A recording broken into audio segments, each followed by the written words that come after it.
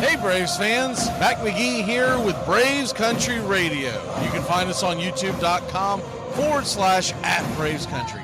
We're bringing you pitch by pitch, play by play of your Atlanta Braves all postseason long. Hear us right here on the radio or find us on YouTube today. You can jump in the chat with all the Braves fans during the game and listen along as the Braves march through Choptober. That's Braves Country Radio, youtube.com/@Braves Country.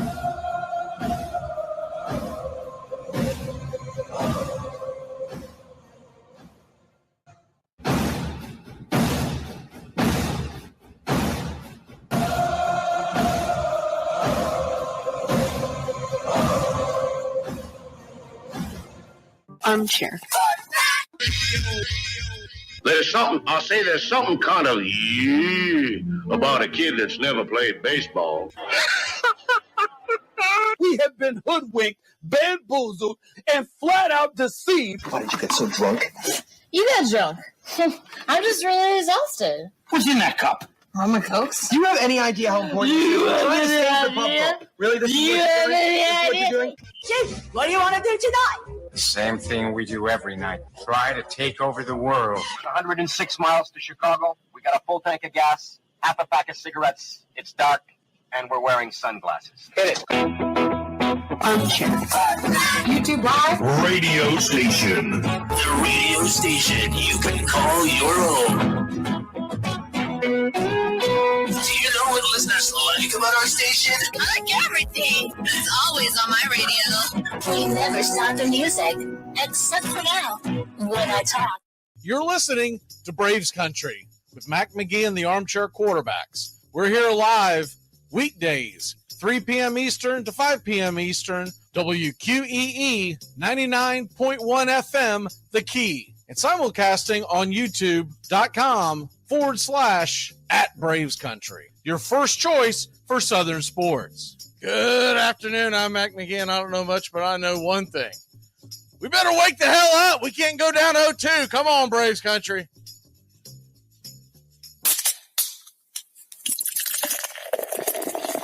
Armchair. Community Access Channel.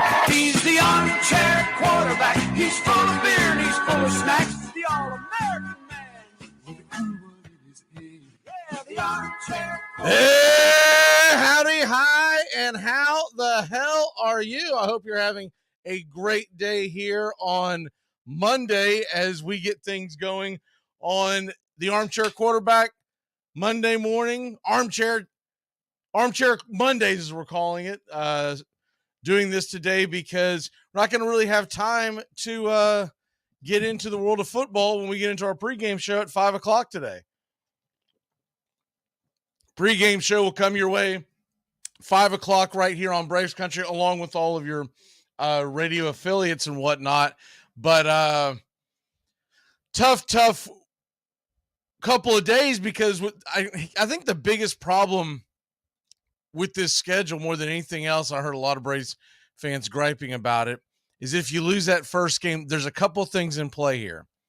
Number one, your opponent kind of gets an evened up advantage on the fact that they're getting an extra day off.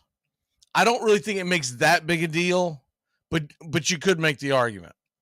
So Phillies get an extra day off, which means Zach Wheeler is going to be on plenty of rest now.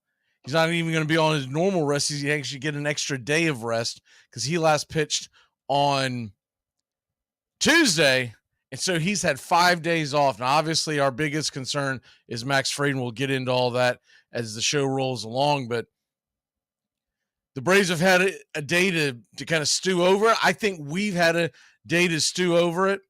I don't know about y'all, but I am nervous because, hell, the last thing you want to do is go down 0-2 heading to Philly, because then, although you wouldn't call it necessarily a must-win today, because they don't have to win today, because if they don't win, you're still talking about you'd still be one game away from elimination. But let's be honest, this feels like a must-win. This absolutely feels like a must-win, and I don't believe that you can go into Philadelphia down 0-2 and think any different. You can't go in and go, yeah, we'll be fine. We'll have Bryce Elder on the mound on game 3, and that'll work out well. And then we'll have Strider going game 4, and that'll work out well. We'll come back, we'll win. Now, if you want to win this series, this is where it begins. This is absolutely where it begins. And I'm at a point now where I don't even want to see.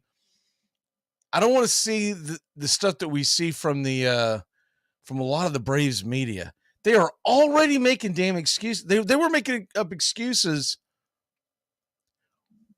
at the very beginning of this series before it ever started, talking about how Phillies are coming in hot, and the Braves are doing this, and they haven't had a chance to play. It's too many damn excuses. It's too many damn excuses. There's got to come a point in time where you say, enough. The rubber needs to hit the road. Everybody needs to get out there and play the game that they know. And I do believe they will. I think they're going to bounce back today. But like I said, we'll get more into that as the show rolls along, because we do want to start off with the world of the National Football League. Last night, if you missed that game, you missed nothing. What an ass whipping that was. I mean, my God. I'm going to go ahead and say right now, San Francisco, we talked about this a few weeks ago, or maybe it was last week, that if they had their choice, San Francisco would start the playoffs today because they're the best team in the NFL. It's not even particularly close. They are the best team in the NFL. They manhandled the Cowboys, who are a pretty darn good football team. San Francisco just looks like a well-oiled machine. The question is going to be, outside of that, okay, if you can keep this team rolling and you can keep this team undefeated, now obviously I'm not talking about undefeated for the entire season. I'm talking about just in general. Just keep them rolling. Just keep them from getting the little annoying bugaboo losses, right? The ones you're like, oh man, why did we lose that game? We should have won that. That was a disaster. Right now, if you look at the National Football League and you look at, especially in the NFC, it's a 2-horse race. Now, I know injuries and a lot of things can change that, but right now, it's a 2-horse race. It's San Francisco, it's Philadelphia, and then it's the rest. You can make the argument for Detroit. Detroit did beat Kansas City in Kansas City, and I don't want to skip past that because that's pretty darn important in the grand scheme of all that. But even with that being said, I'm going to give you the Power 5 in the NFL that I believe to be true going right now in the National Football League. Number 1, I'm sorry, but it's San Francisco, and it's everybody else below them. Everybody else below them. Because they went to the Super Bowl last year, because they're undefeated, I'm going to put Philadelphia there. But this is not the Philadelphia team of last year. They've had a pretty easy schedule so far. But all in all, Philadelphia belongs at number 2 until they get a loss. The number 3 team, now you don't have any other undefeated teams, but the number 3 team, I know they lost last week, and I get it, but you got to put the Miami Dolphins there. The Miami Dolphins were not impressive in Buffalo, but they are 4-1 atop the AFC. The number 4 team to me is the Kansas City Chiefs. Kansas City lost that first game at home. They've had a pretty easy road as well, but they are 4-1. You know, they've won 4 in a row, so you can't take that away from them. They have a 48-point differential. Not as impressive as Buffalo, but basically Buffalo, they either play really well or they go out there and spit the bit like they did yesterday against Jacksonville. I will say this for Buffalo. They'll be back in the top 5 very, very soon. I don't think they traveled well. They look like they were half asleep. And I know you got all these excuses from folks that said, well, you know, you can't, or not excuses, but pregame look ahead when they were saying Buffalo shouldn't be affected. It's only 6.5 hour difference between Orchard Park and London, England, where they were playing yesterday. That's not really the point. First of all, they're playing at 9:30 in the morning. That's a big difference. Jacksonville, that was their second week there. I do believe that gave them an advantage. I believe you're going to see Jacksonville doing this more often. anytime they get a chance to play 2 games over the pond. Shad Khan's going to do it. The owner of the Jaguars, he's going to do it. And he's going to take the advantage of getting fans to get behind his brand over there. And I think you're going to see the Jaguars do this a lot where they go, you know what, we'll play 2, but we want to play them back-to-back. And they got a decided advantage in that second game. The first game, maybe not. Maybe the first game it's even Steven, and you hope if you're Jacksonville that first game you play is against as an inferior team. But you don't mind taking on the Buffalo Bills. They looked half asleep. Jacksonville looked terrible in the red zone, but they looked better than they did the week before. So they can clean some things up. Jacksonville's lurking. Don't sleep on them. We're going to get into all the teams here in a second, but I did want to give you my number 5 team in the NFL. I think I'm going to go with, at this point, I think you have to go with the Detroit Lions. I know they weren't tested yesterday, and I get that, but all in all, the Detroit Lions, to me, look like a team that, they went out yesterday. I heard Dan Campbell say it. They went out yesterday against an inferior team and still laid the wood to them. They didn't and I think what he's referring to is not only Lions teams, but a lot of teams in the NFL. You're playing what's arguably the worst team in the NFL. They come into your house, you're not that excited, and they still went out there and played a very good football game. So to me, you got to put Detroit there.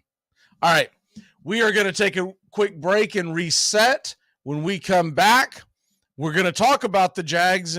We're going to talk about the Titans-Colts game. Going to get into some Choptober talk with the Atlanta Braves and other things going around the NFL. Plus, college football. We're going to give you the Armchair Top 10 today. And come on now. It's Braves-Phillies Game 2, and we've got to get going. There is no tomorrow. You cannot say, well, they played us a good game. We'll get back at it. No. You got to pull out all the stops tonight, Snicker. I feel like you got outmanaged a little bit in Game 1, though I think a lot of it just came to – I do think things fell into Rob Thompson's lap. But Game 2, Fried on the mound, first sign of problems. You got to go get them. This is an all-or-nothing game.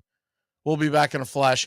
You have to – I'm sorry, but when you're down 0-1 in your own building and you're about to go on the road, you have to treat this like a Game 7. We'll be back in a flash. Armchair Mondays, Braves, NFL, college football. Let's get it. Hey, Braves fans. Mac McGee here with Braves Country Radio. You can find us on youtube.com/@BravesCountry. We're bringing you pitch by pitch, play by play of your Atlanta Braves all postseason long. Hear us right here on the radio or find us on YouTube today. You can jump in the chat with all the Braves fans during the game. Listen along as the Braves march through Choptober. That's Braves Country Radio, youtube.com/@BravesCountry.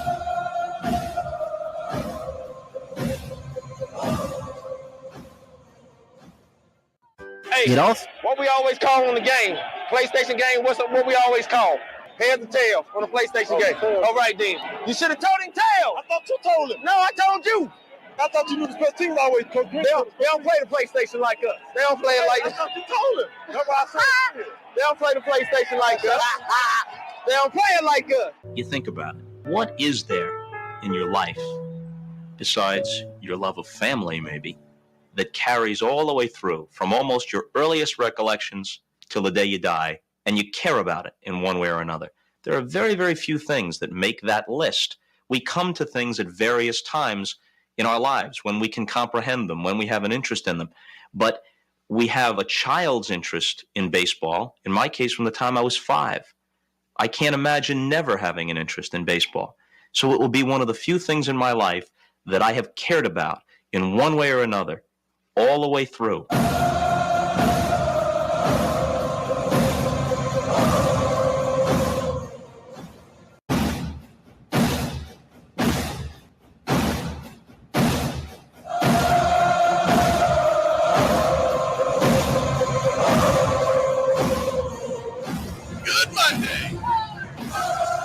right, let's get it rolling. We gave you our Power 5. If you missed it just a second ago, as we're just starting to get shared to different outlets. Long story short, San Fran, Philly grabbed the number 1 and number 2 spots. Number 3, I had the Miami Dolphins. Number 4, and I really think those 3 are easy 1, 2, 3s. Number 4, I had Kansas City, and I think that's an easy number 4. And then number 5 right now to me are the Detroit Lions. But let's get into some of the games, some of the actions from yesterday, as really a lot of things going on as the Jaguars, the Bills, London. I think most fans hope to wake up to a shootout, and though it ended up being 25-20, if you watch that game like I did, it was eh. I'll tell you one thing that is impressive, though. 61,000 were in that stadium at 99% capacity. And that's, look, I don't care how you shake it out. I know it's the NFL, and you're probably wondering, well, why the hell is it not a sellout? Doesn't matter. It doesn't matter. 99% capacity for Jags Bills in London is pretty darn impressive. And one of the funnest parts about that is watching the fans from both sides of it.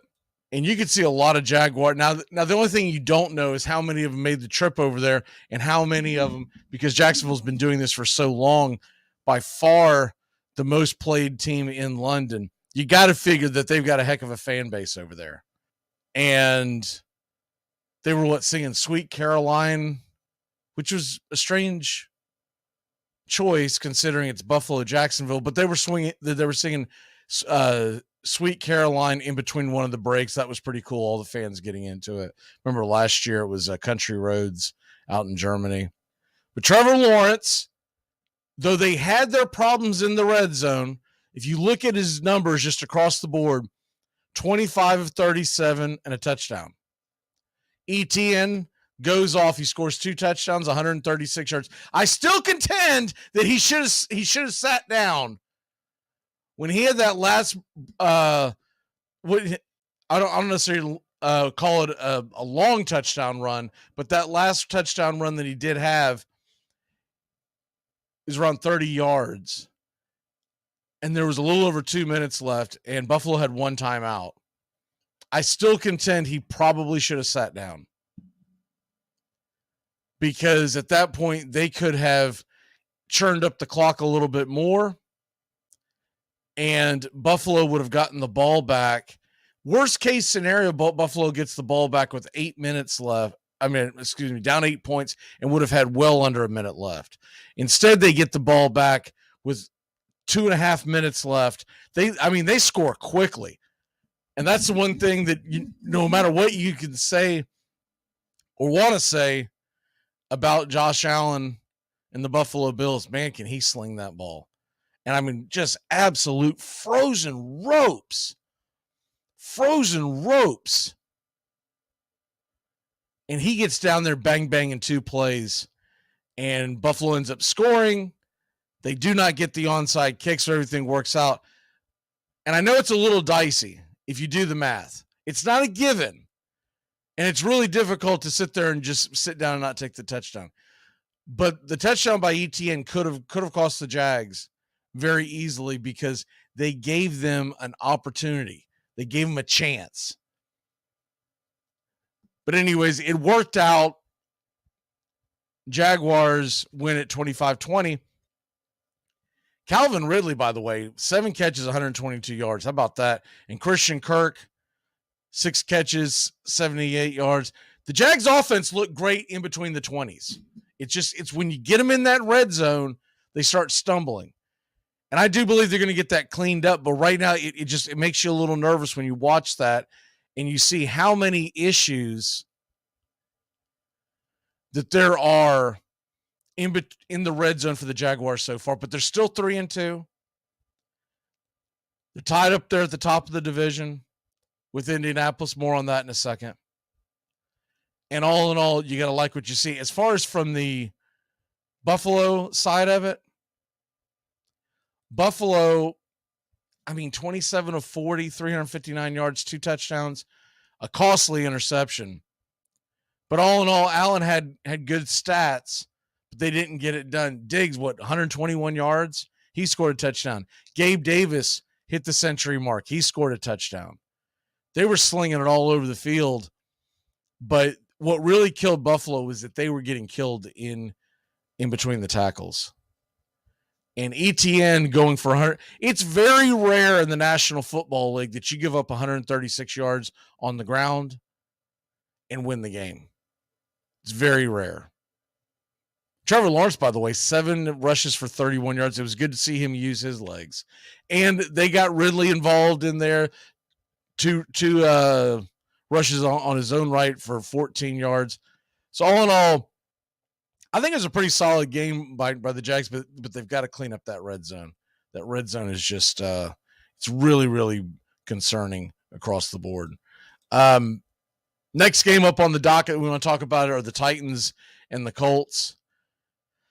And this is what I kind of expected it to be. Indianapolis wins an ugly game. They're at home. I, in turn, believe Tennessee's going to hold serve and win an ugly game in Tennessee. When these two teams get together, they kind of slug it around. You are concerned if you're a Colts fan because, once again, and this is becoming a habit or a trend, I guess I should say, Anthony Richardson out of the game again. And they're saying now that Anthony Richardson is going to be out for several weeks, a month or more. And that is a big-time problem if you're the Colts going forward. Not as big of a problem as it could be because you do have Gardner Minshew, who I would rank up there possibly top 2 or 3 backups in all the NFL. But here's the question. If they stumble the next few weeks and aren't looking that good, the Colts could possibly trade off Minshew and punt to next year. So Minshew's got to get W's. Minshew's got to get W's to keep the Colts relevant so that the front office doesn't start looking at, all right, we've got something a lot of teams want. But Gardner Minshew, 11 of 14, 155 yards. It's what you expect from Gardner. Efficient numbers against a bad secondary, but he's not a big play guy. He's not quite dink and dunk, but he's going to take his 8-yard outs. He's going to look for the 7-yard ends, just enough to move the chains and keep it going. Zach Moss, man, did he have a game. And that was surprising because Tennessee's been really good against the run, but they got scorched on the inside. Mainly, I'm going to leave it up. Look, I know a lot of people are going to point to the linebacker play, and rightfully so, but they're just not holding their own on the line, or they didn't hold their own on the line yesterday to free up those linebackers. They had enormous holes. Went back and watched the condensed replay this morning before the show, and man, they were just absolutely gashing them. Jonathan Taylor did play, for those of y'all who may have missed that. And we talked about this in the fantasy football side of it on Saturday. I didn't expect him to get a lot of touches. He didn't get 6 carries. The guy had not played in a long, long time. He looked pretty good considering.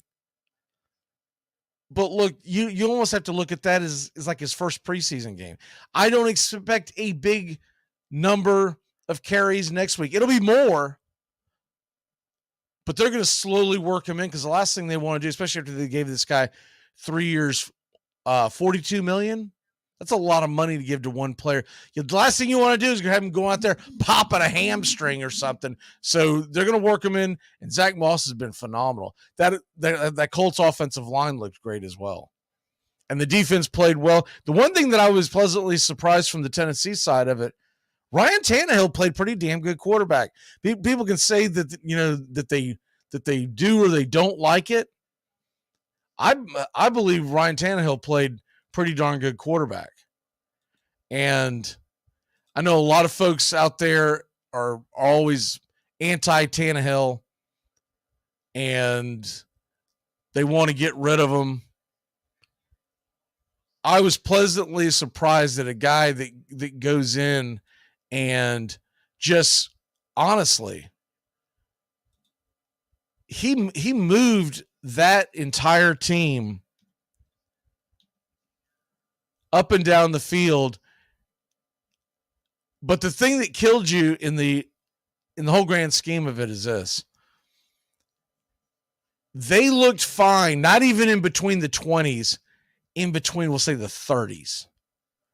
Because once they started getting closer and closer to the goal line, they couldn't make it work. And I'll tell you something else. Later in the game, it was 20-16. Or I'm sorry, it was 17-16 or 17-13 at the time, excuse me. 17-13 at the time. And we go out there and we watch them get down to a fourth. It was about 2 yards, a little less than 2. And they went for the field goal. And this was in the fourth quarter. And I felt like that was a huge, huge gaffe on the side of the Titans. When you're down by 4 on the road, I want to say there was 8 minutes left. It was right there in that neighborhood. And I get it that they'd had some difficulties moving the ball in the red zone, but you're down there. I think what Vrabel was wanting to do, because let's be honest. They've got a secret weapon in Nick Folk. Nick Folk is just phenomenal. He's got the longest streak in the NFL of made field goals. But you can't just field goal them to death. And for the Tennessee Titan fans who have been out there for a while, for me, what it felt like the days of Jeff Fisher, where they were always playing not to lose, so they would just get in field goal range, chip away, chip away, chip away. If you don't get that first down, Indianapolis has it deep in their own territory. You get the stop, you're going to get the ball again in good position to maybe, and then once again, it'll be four down territory. I didn't like the idea of going in there and kicking the field goal, because what you're really setting up is, and it's what happened. Indianapolis ended up with a long, grinding, I want to say it was about a 5-6 minute drive that pretty much put the game away.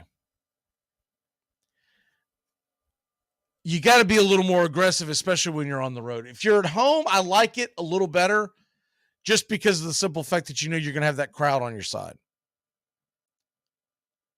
But when you're on the road, you got to go for it. It's a touchdown. It's 2 yards.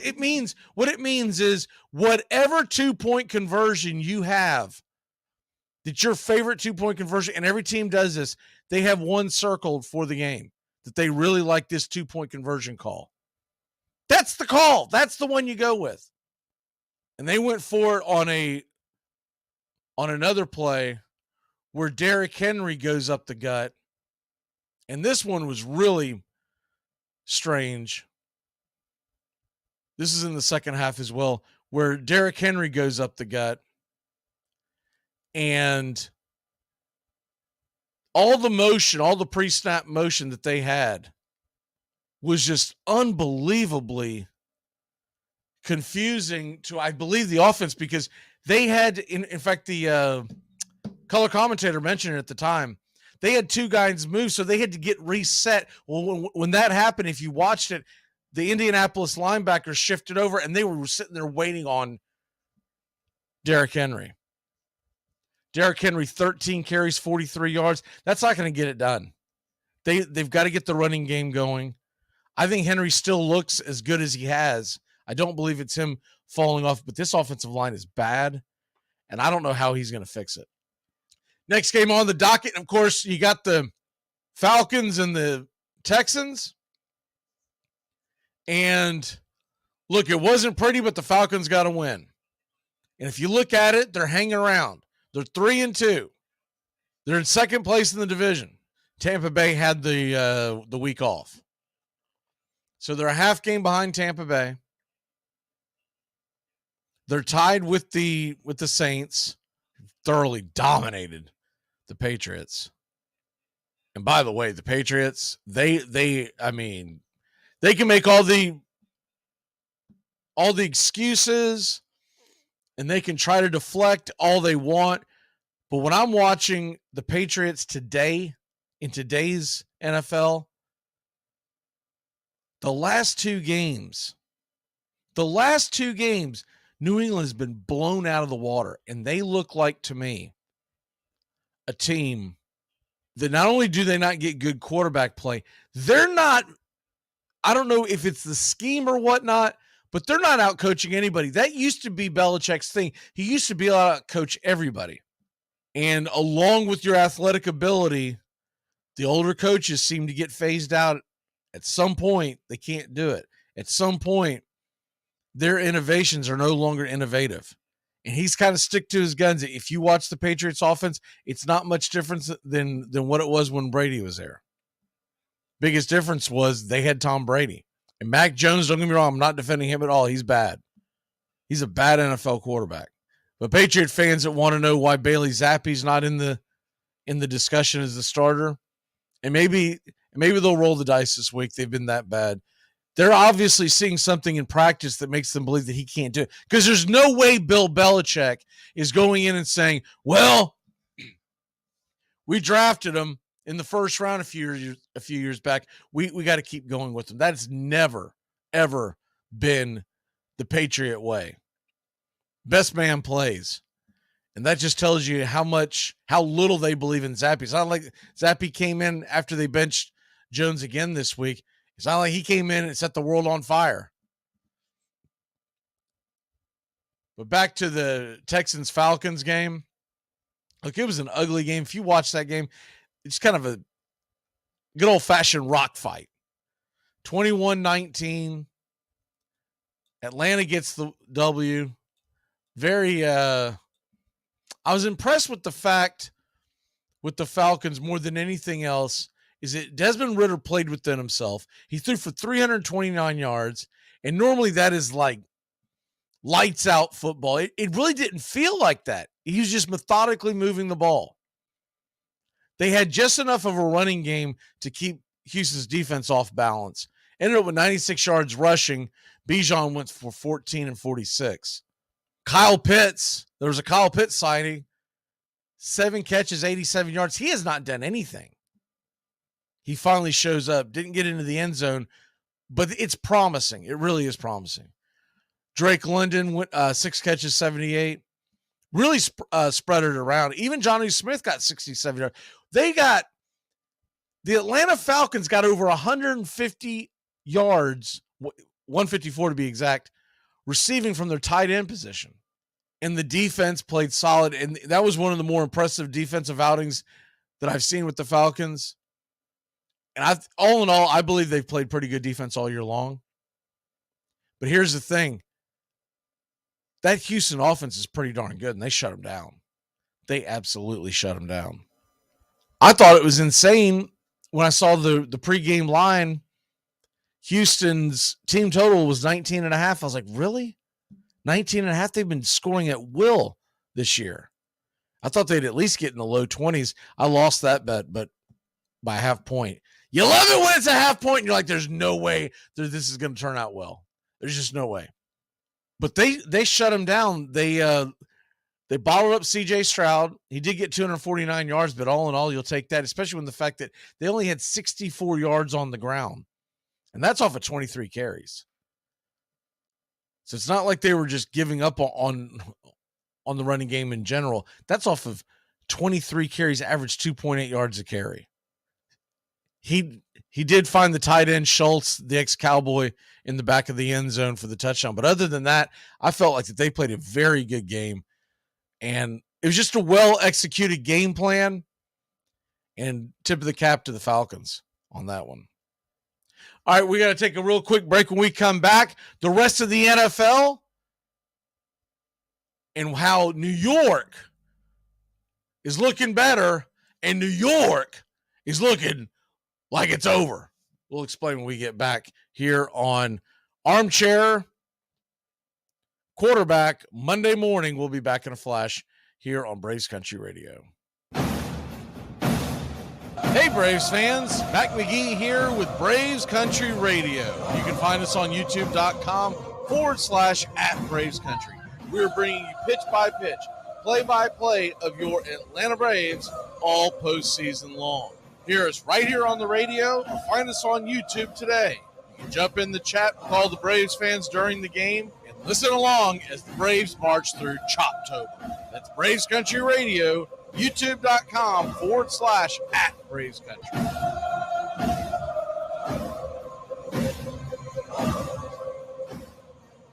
Armchair.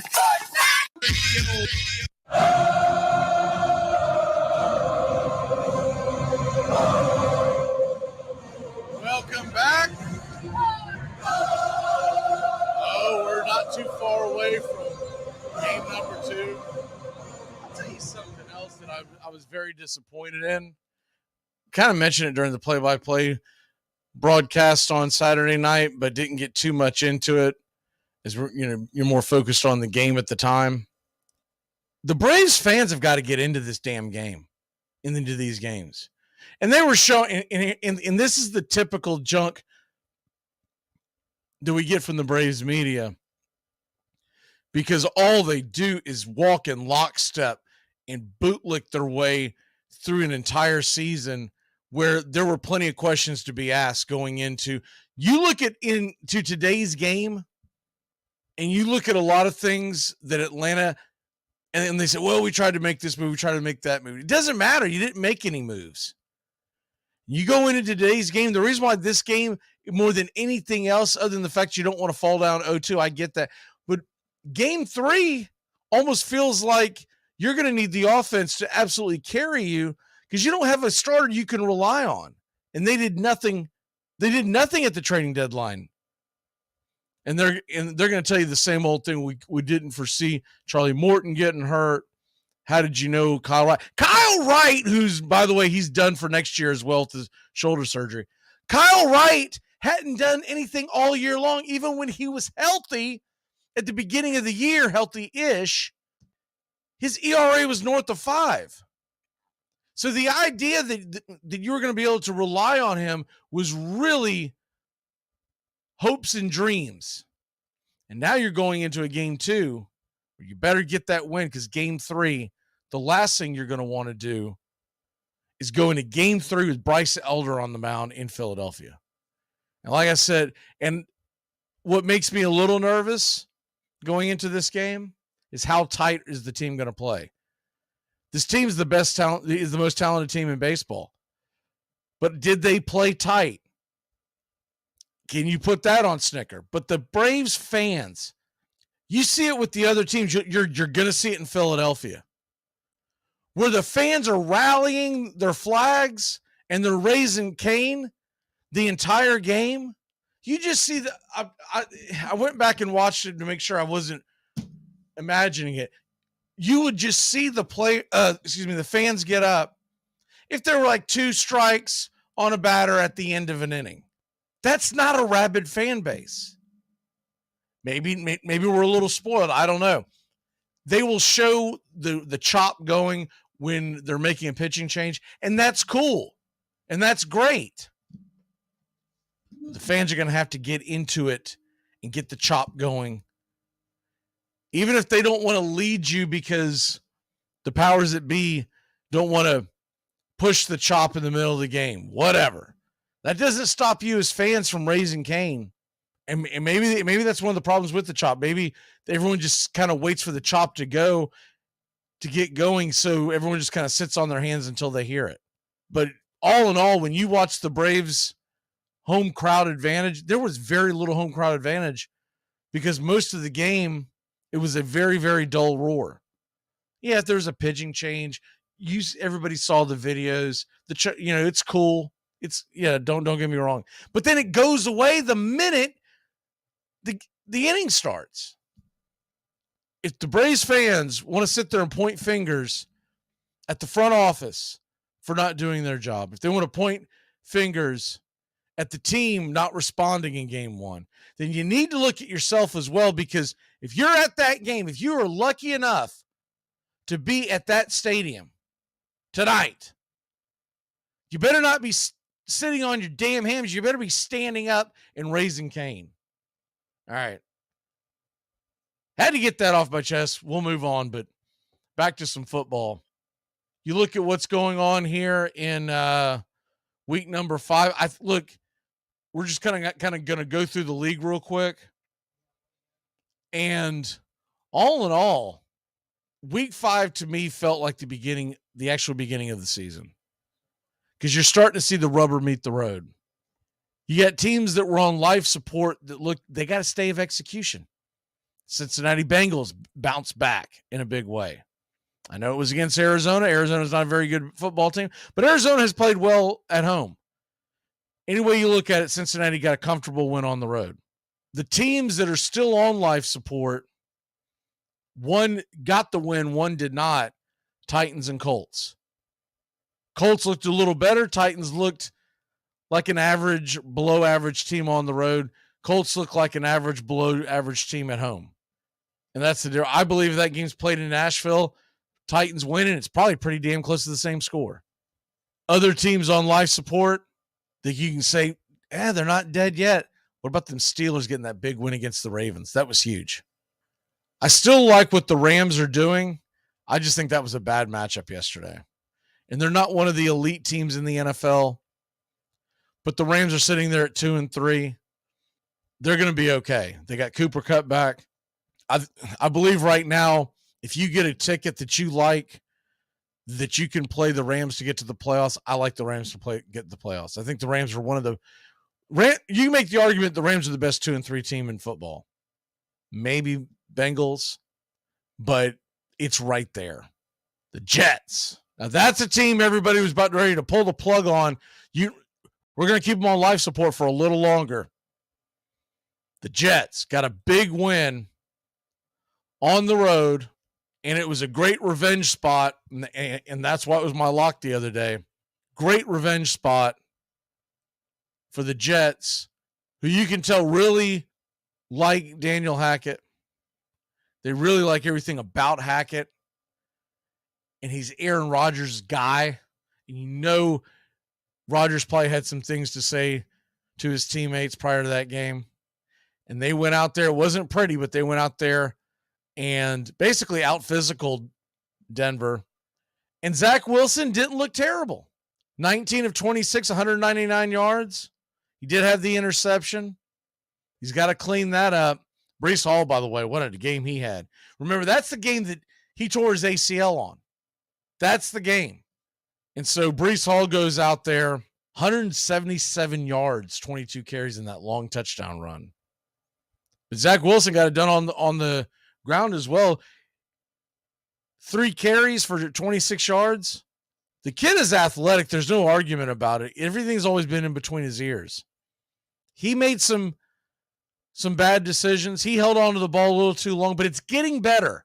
You're starting to see it get better. Starting to see him turn a page. He hasn't quite turned that corner yet, but he's coming up to that corner. Whereas week 2, week 3, it looked like that corner was far, far away. It wasn't a dynamic game, but it was a solid game, and it was a game that they desperately needed. You didn't want to go to 1-4, not with Zach Wilson as your quarterback, because you know you're going to have some inconsistencies. And that is the last thing that you would need, especially considering the fact this Sunday, 4:25, they get the Eagles at home. That's going to be rough. Then they hit the bye week. They're going to come out of that bye week against the Giants. That's very winnable. They're going to be at home against the Chargers. Chargers are another team that's meh. That's very winnable. They're at Vegas. That's very winnable. If you get good quarterback play, solid. He doesn't have to be great, just solid. That defense is good enough to keep you in games. They're going to have a rough stretch where they got to play Buffalo and Miami back-to-back, but then they're at home against Atlanta, at home against Houston. They got a home date coming up at the end of the season. Listen to the last 3 games that they have. They're at home against Washington, at Cleveland, and at New England. And though Cleveland is tough. They're very New York Jet-like in the fact that their offense is not going to put up a lot of points to run you out of the building. There's a possibility that the Jets, if you look at the way their schedule's laid up, they could possibly win 4 or 5 of their last 6. The game I give them no chance of winning is at Miami on December 17th. They're going to get blown out of the water. But that's okay. At New England is your final game. New England will have packed it in by then. Jets are a sneaky pick to still get in that playoff picture. And once you get in the playoffs with that defense, you never know what could happen. I still don't think they're a team with Zach Wilson at the helm. They don't have a real shot of making a deep run in the playoffs unless he really steps up his game. But as of right now, that's not what's going on.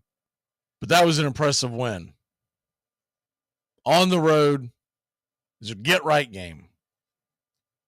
You can start pulling the plug on a few teams in the NFL. And I jotted them down. I like what Arizona's doing all in all, but their playoff hopes are in the tank now. They really needed that win. They're sitting at 1-4 now. It's going to be a long season. And there's a chance that they get Kyle Murray back in a few weeks. That's not necessarily going to make them any better. Last time we saw Kyle Murray, he wasn't very good. He wasn't a very good quarterback. He got hurt. And just because he's got a big contract, you think to yourself, hey, if they can hang around, da-da-da-da. Kyle Murray never deserved the contract that he got.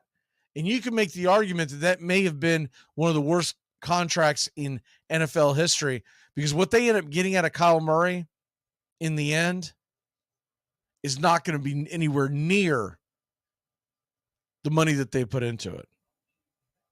Another team you can pull the plug on, Minnesota Vikings. That was it. They had one last chance. They're going to beat some teams they shouldn't beat. They're going to keep it interesting, keep it close. Remember the beginning of the season? Doing all the preseason predictions, and one of my predictions was that Minnesota was going to be a bad football team because they were 11-1 in one-score games last year, and that was going to turn. You very rarely win one-score football games at that rate, at that clip. And now the tables have turned. This year, they are now, with that loss yesterday, 0-4 in one-score games. That's assuming that you don't count an 8-point victory at Carolina one-score game, because it really isn't. You need the touchdown and the 2-point conversion. They're 0-4. They lost by a touchdown yesterday to Kansas City. Yeah, that's a moral victory, but what does that get you in the NFL? They lost by 4 at home against the Chargers. We all know how that game played out. They still got the loss. They were competitive late against Philadelphia, still got the loss. The first game of the season, laid an egg at home against Tampa Bay. Tampa Bay is not as awful as everyone thought they were going to be. They're still not as good as a 3-1 record. The point is, Minnesota's season got off to a bad start, losing a game at home against Tampa Bay that you have to win. And that, to me, that was the beginning of the end for the Minnesota Vikings. You can pull the plug on there. Pull the plug on Denver. Denver's done. Denver is done. And they've already started making trades. Sean Payton's going to point to the future. He's not going to worry about year one because he knows as much money as they gave him, his job is safe for at least 2 to 3 years. Denver's done. They're 1-4. There's no shot in hell of them catching the division, with the Chiefs being top of the division. And they're not getting an AFC wild card. There's no way. New England, done. New England, my God. What an absolutely awful performance. And, usually there's a correction. And that's why the line was so low. Usually there's a correction. When a team loses 38-3 at Dallas, you're like, all right, that's okay. We're still going to bounce back. We're at home against the Saints. Saints haven't been that. 34-0. So they have lost the last 2 weeks. They have lost 72-3. In the NFL, that's unacceptable. Any other coach in the National Football League, his seat would be scorching hot, but because it's Bill Belichick and all the stuff that he's done in the past, no one's even talking about it. But if you're a Patriots fan, and I'm sure there's a lot of Patriots fans that are going to say he earned the right to stink this late in his career because he was so great. I get that. I can't even argue against that. But you just better buckle up because it's going to be a bumpy ride. And the Giants, they're done. Giants show absolutely no life. The Giants are 1-4. They're not catching Philadelphia for the division, that's for sure. And you can put any thoughts that they had of possibly getting hot and making a run at the wild card, it's over. That offense looked terrible yesterday. If it wasn't for that pick six, that game would have been an absolute blowout. Didn't shock anybody. Miami looks really good, but it would have been a blowout. So there you have the NFL. We're going to take a quick break. When we come back, college football, Armchair Top 10. Let's get it. And the Braves, Phillies, tonight. Monday night edition of MLB postseason. And thank God, because that Monday night football game's a stinker. Raiders, Chargers, Raiders, Packers. I was going to go over it, but honestly, I think it's such a dud of a game. I'll put it this way. I think Green Bay is probably going to squeak out a win because the Raiders no longer have a home field advantage. Them playing in Las Vegas might have been good for everybody's pocketbook, but it's terrible if you actually play for the team or pull for the team because everybody, and Packer fans travel. Everybody looks at it as a great opportunity to go see their team in Las Vegas. College football next. We'll be back in a flash here on Armchair Quarterback Mondays, Braves Country Radio. Hey, Braves fans. Mac McGee here with Braves Country Radio. You can find us on youtube.com/@Braves Country. We're bringing you pitch by pitch, play by play of your Atlanta Braves all postseason long. Hear us right here on the radio or find us on YouTube today. You can jump in the chat with all the Braves fans during the game and listen along as the Braves march through Choptober. That's Braves Country Radio, youtube.com/@Braves Country.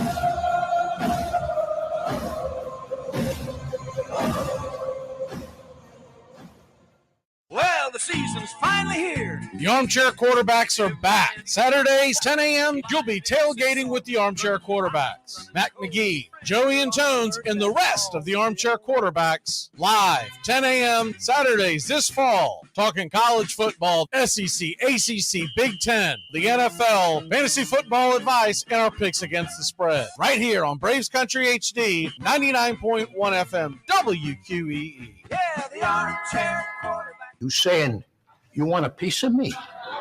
I can drop you like a bag of dirt. You want a piece of me? You got it! Ryan Sandberg stepping in to lead it off against Danny Cox. Sandberg walked his first time.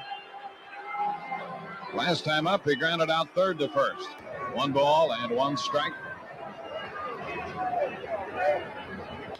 Swung on, fly ball, left center field. That sends Coleman back, and that ball is gone. Home run for Ryan Sandberg. He hit it into the basket, and that gets the Cubs on the scoreboard with their first hit of the afternoon. Ryan Sandberg's first home run of the year. Denton True Young was an ungainly, out-of-place farm boy when he came to the Cleveland Spiders in 1890. Even his teammates took to calling him Cy, short for Cyrus, because he seemed so countrified. But Cy Young held the Chicago White Stockings to just 3 hits to win his first game, and then went on to win 510 more before he was through, a record never even approached by any other pitcher. You're listening to Braves Country Baseball on Braves Country HD.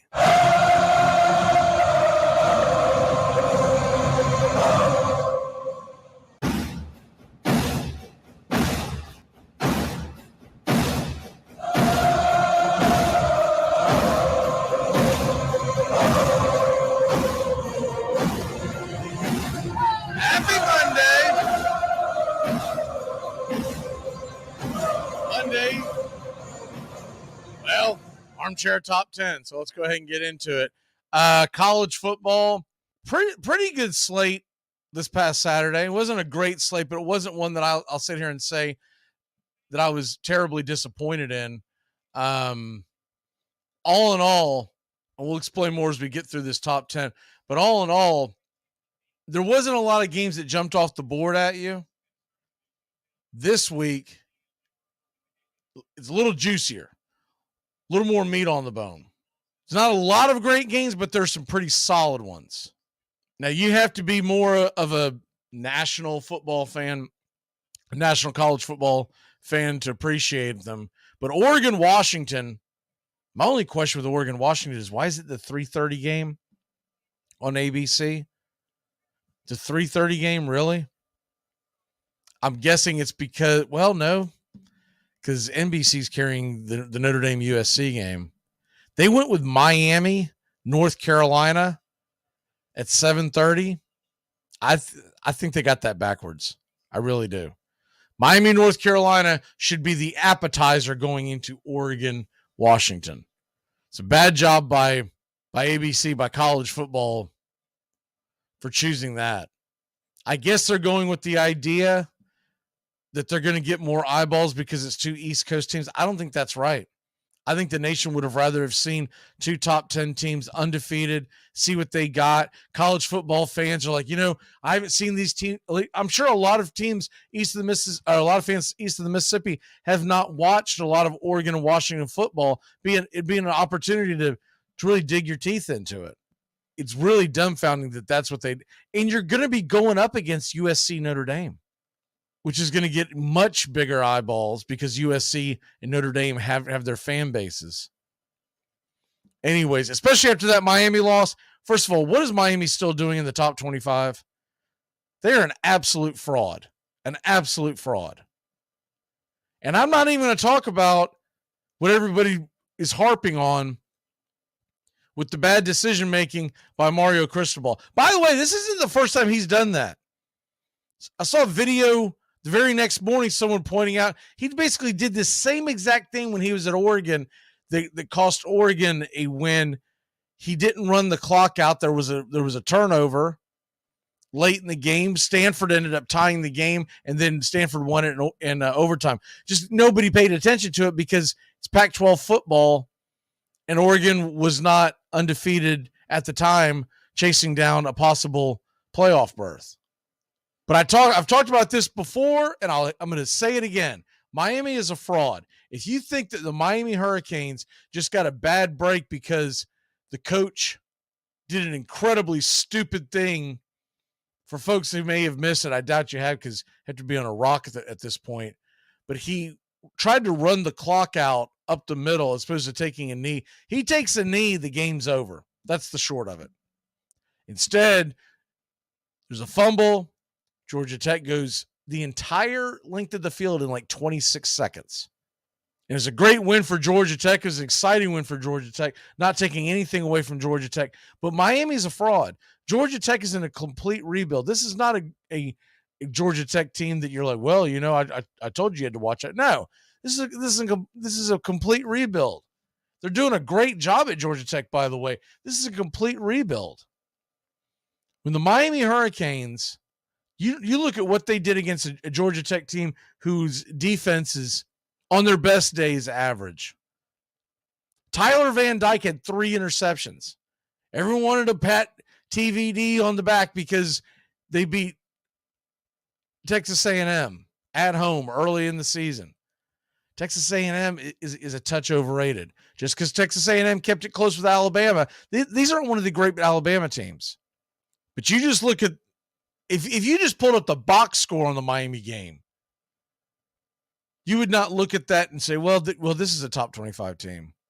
The one win against A&M, they are living off of that one.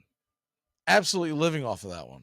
Miami of Ohio, Bethune-Cookman, Temple, those are your wins outside a home game against A&M.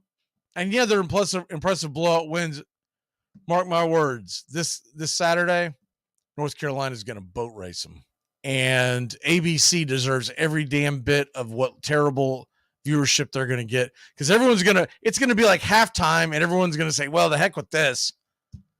And they're going to be locked into the Notre Dame Southern Cal game. Which, by the way, I know Notre Dame lost another game. Louisville's a good team, and they were on the road. I talked about it. That was my one big thing, walk off on Saturday. I hit the nail on the head with that. It was a looky-loo game. Notre Dame was coming off of a tough game at Duke, a physical game. They're going to be on the road again with a looky-loo ahead to the big game against USC. And once again, these are 20, 21-year-old kids, 19-year-old kids, 18-year-old kids. And to keep kids motivated and focused week after week after week is a very tough thing to do. Notre Dame's had a tough schedule. I'll call it now, they are going to take down Southern Cal. Southern Cal's defense is awful. All right, Armchair Top 10, let's get into it. Number 10 in the land, I'm going to put Louisville up there. How do you not put Louisville up there? Louisville, look, if they're not as good as we are seeing right now, it'll all get worked out in the wash. Louisville has a favorable schedule after that Notre Dame game, but they'll still have to play in the ACC championship. Give me Louisville. They're at Pittsburgh next. They should win that game. Once again, Louisville's going to have to be careful. This is uncharted territory for the Louisville Cardinals. Cardinal is at Stanford. The Cardinals are undefeated, and they're in my top 10. I know a lot of folks are probably like, they're number 14 on the ESPN poll. I'll pull up the AP poll too, as I always do, to compare the two. But the Louisville, where are they at on the? I think they're right. They're 14th as well in the AP poll. Louisville is a solid football team. They may not be able to run the table to get to the ACC title game, but what kind of juice would that have if you had an undefeated Florida State versus an undefeated Louisville team going into the ACC championship game? How fun would that be? Jeff Brom's doing some good things there. The number 9 team in the land. Give me the North Carolina Tar Heels. They're impressive. Every game they get just a little better. They are impressive. And we'll be able to see what they can make happen here this Saturday. They should blow Miami out. Miami is not a very good team. By the way, AP poll, North Carolina, number 12. I think that's a touch. They should not be below Alabama. They should not be below Southern Cal. Spoiler alert, Southern Cal did not make my top 10. I get it. They're undefeated. I get it. They got to win. They won ugly. This is week after week after week that we see Southern Cal barely get through these games. Against bad Arizona's not a good football team, y'all. And they put over 40 on Southern Cal. And if you watch that game and you took the records away, you would have thought these were two very evenly matched teams. Number 8 team in the land. Give me the Oklahoma Sooners. Very impressive win. Texas falls out of my top 10. They won't be out long. Teams will lose in front. They'll jump back in. But give me the Oklahoma Sooners. They're number 9 in the AP poll. I don't think it's fair to have teams like North Carolina and Louisville who have had solid wins and are undefeated to be below these guys. But that's a brand issue is all that is. Number 7, give me the Penn State Nittany Lions. They've played cupcakes, but they've been impressive. They had the big win over Iowa. Iowa turned out to be not a very good team, but still it was a dominant performance. All in all, Penn State has not been tested, but Penn State has an opportunity a week from Saturday against Ohio State. This week it's another cupcake city. It's UMass. The problem with Penn State is this, and I have been impressed by them.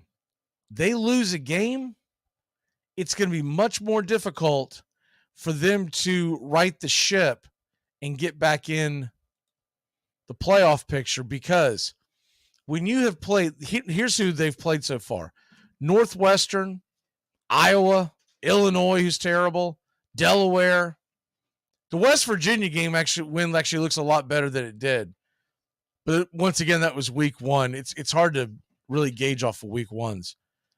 But here's the rest of their schedule. They've got at Ohio State October 21st. That's it. Until November 11th, they play Michigan. Yeah, they go to Maryland, but Maryland's not that good of a team. We saw that. Maryland was an undefeated team that hadn't played anybody. Very, very Big Ten-like. I mean, Big Ten, they're going to have to adjust because with the other teams coming in the expanded playoffs, you're going to have to start putting bigger boys on your schedule, teams like Penn State, teams like Michigan, because you want the opportunity to set yourself apart. Let's say this is next year. Let's say Penn State loses 2 games and they're clamoring we should be one of the top 12 teams in the country. Should you? Let's say the 2 games they lose are Ohio State and Michigan. Then what is your bell cow win? You don't have a bell cow win. So it's going to be a very big game for Penn State at Ohio State. Looking forward to that a week from Saturday. But at the same token, they lose that game, they probably can get back in it with the Michigan victory over Michigan. But they have to hope Michigan runs the table, because if Michigan starts getting into Michigan's played nobody. If Michigan gets into the teeth of their schedule and they drop an important game here or there, then a win over Michigan doesn't do you as much good.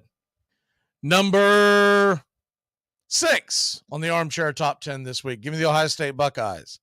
Buckeyes methodically beat down, and I know it's not a game that everybody's going to jump up and down about, but I thought Ohio State looked pretty solid.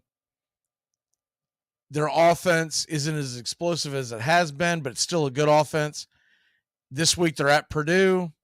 Could be a looky-loo game, at a road game, an early kickoff, but Ohio State gets number 6. I know they're number 3 in the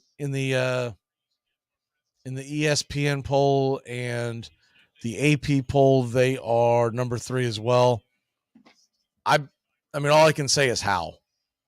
They've got the one victory. It was an ugly win over Notre Dame. That's it. They haven't played anybody else. Number 5. And I don't mind putting them up this high because they're going to face my number 4. Number 5 is Washington. Number 4 is Oregon. They're going to face off this weekend. Someone's knocking someone off the list. And unless it's like a very tight win, a 1-point win, kind of something like that, the loser's probably falling out of my top 10. Probably not staying out of my top 10, but probably falling out of my top 10. So right now I've got Oregon 4, Washington 5. I'm just been a little more impressed with Oregon. Washington is the home team this week, so keep an eye on that. Number 3 in the country, Florida State. Thoroughly dominated Virginia Tech. Virginia Tech's not a great team. Florida State's got 2 bell cow wins already, and you can't take that away. They dominated LSU team who just went into Missouri. And look, more and more I'm impressed with that Florida State defense than anything else. When I see what LSU is doing to Southeastern Conference defenses and shredding them, that Florida State defense, they shut down Clemson. That didn't jump out at me as much because Clemson had the terrible turnover game against Duke, so you didn't know what to make of it. Clemson's offense is pretty darn good. That Florida State defense earns them the number 3 spot. Can't put them above Michigan at number 2. You just can't do it. Michigan has thoroughly dominated and impressed week after week after week. I know it's been Cupcake City, and I get that part of it, but they have dominated. They're going to get another cupcake this week. Michigan's at home against Indiana, who is terrible this year. But even with that being said, They are blowing teams out of the water. You put the East Carolina and UNLV and Bowling Green game aside, because who the hell are they? Which they blew them out. They beat Rutgers at home 31-7, very methodical win. They tore up the floor with Nebraska 45-7 on the road, and then Saturday night in Minnesota, a game that you could see Michigan possibly just kind of stumbling through. Never thought they would ever at any rate before that game think that they could lose the game, but you didn't if they were going to cover the spread. I kind of stayed away from it. 52-10. They've got 3 more cupcakes. They are Cupcake City. They're just like Penn State.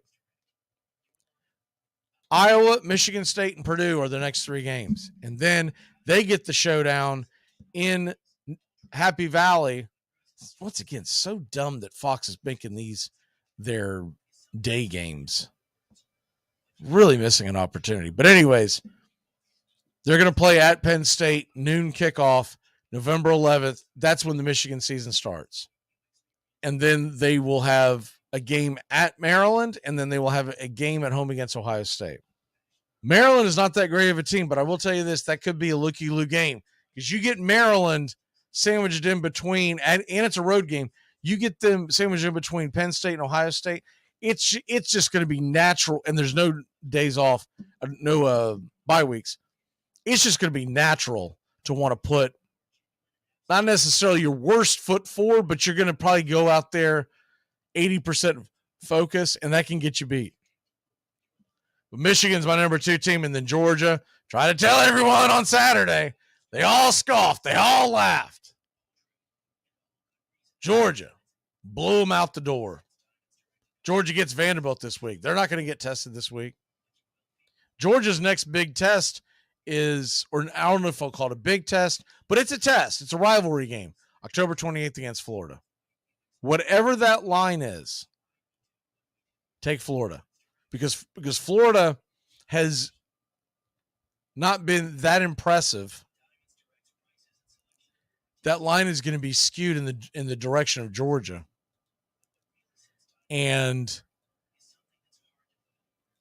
I'm never one to tell you to take an early bet, mainly because I don't like them, because you can't predict injuries. But I think Florida is going to be a 17 to 20 point underdog in that game. And I do think they'll cover the spread. I don't think they have a chance of beating Georgia, but I do think they're going to cover the spread. Florida is playing at South Carolina this weekend. Then they have a week off to prepare for Georgia. If Florida loses that game at South Carolina, that Georgia-Florida line is going to be huge. It's going to be in the 20s. And remember, once again, you can have the Red River rivalry. That is the best college football atmosphere as far as neutral site college football game. That's it. It's the Florida-Georgia game. And I know there's been talk about getting rid of it in Jacksonville and playing home and home. I'm telling you, Florida fans, I'm telling you, Georgia fans, you don't want to do that. Because you do that, someone else is going to come in and take the seat at the table. Because Jacksonville will definitely go out and find someone to replace you. And it'll be a big look. I could see them doing like Florida State, Miami every year in Jacksonville, right? You don't want it. You want to keep that as your baby. It's very, very impressive. It's an impressive atmosphere. Georgia's going to win that game. Don't get me wrong. But at the same token, I don't believe you're going to see Georgia beat Florida by like 5-6 touchdowns. I don't think it's going to be that kind of game. But Georgia was very impressive. Once again, they beat the brakes off of Kentucky. We talked about this on Saturday, and I got scoffed at. Everyone just believing that Kentucky, because this is what happens with fans. They believe everything they see, and you can't do that. because it's matchups. And the number one matchup that I did not like about the the Georgia-Kentucky game was Kentucky was not going to be able to pass the ball. They don't have much of a passing game. They manhandled Florida. They were not going to be able to do that against Georgia. They got absolutely dominated in the trenches, and the game was over before it began. And that was an impressive win by Georgia. I get it. Kentucky loses that, and people go scoff and say, oh, Kentucky. But Friday afternoon, Saturday morning, everybody say, watch out for Kentucky. They really beat down a very good Florida team. No, they didn't. Florida's not a very good football team. Florida's very one-dimensional. Kentucky did a great job of shutting down that one dimension, and that's what Georgia did to Kentucky. So Georgia's the number one team in the land. You can hate on it all you want. I can just tell you this. Georgia, though they haven't played the greatest slate yet, it's starting to heat up a tick. They're a team that, as the season wears on, just like Michigan, you're going to see them get tested a little, and then we'll really see what they have. But you look at the rest of the Georgia schedule, even if they don't run the table, they're going to the playoffs. I don't know if they can absorb 2 losses, because if you continue to have a lot of undefeated teams out there, that would be tough. But even a 1 loss, the only games that they have to really be concerned with is the neutral site Florida game. And at one point, I would have thought Tennessee, because it's in Knoxville and the fan bases don't like each other. It's going to be a very raucous atmosphere. I just don't think Tennessee's got what it takes to pull off the upset this year. So it means that Georgia would have to get upset at home by either Missouri or Ole Miss. I don't realistically see that happening. Honestly, I think the most daunting game on their, not counting the SEC championship game, the most daunting game on their schedule, it might be the Florida game, because it's at a neutral site on a team that could beat them. Tennessee would have to have a huge turnover margin to pull that off. So there you have that. All right, let's take a quick break. When we come back, we're going to put a wrap on this puppy and talk about the Major League Baseball playoffs, which are rolling along. Braves, Phillies tonight, 6:07 first pitch. Hey, Braves fans. Mac McGee here with Braves Country Radio. You can find us on youtube.com/@BravesCountry. We're bringing you pitch by pitch, play-by-play of your Atlanta Braves all postseason long. Hear us right here on the radio or find us on YouTube today. You can jump in the chat with all the Braves fans during the game and listen along as the Braves march through Choptober. That's Braves Country Radio, youtube.com/@BravesCountry.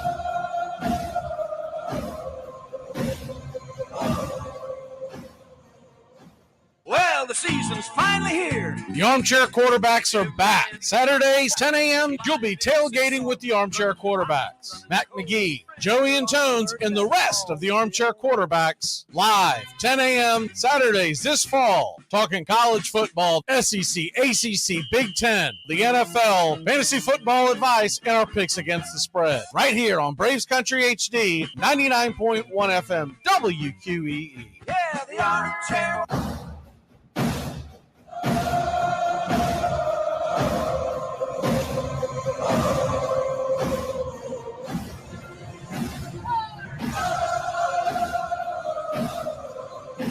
Welcome back. Time to talk a little lines real quick. Braves are minus 162 today at home against the Phillies. We know we don't make those calls as our locks unless it's minus 150 or lower. Dodgers are minus 168 if you parlay them.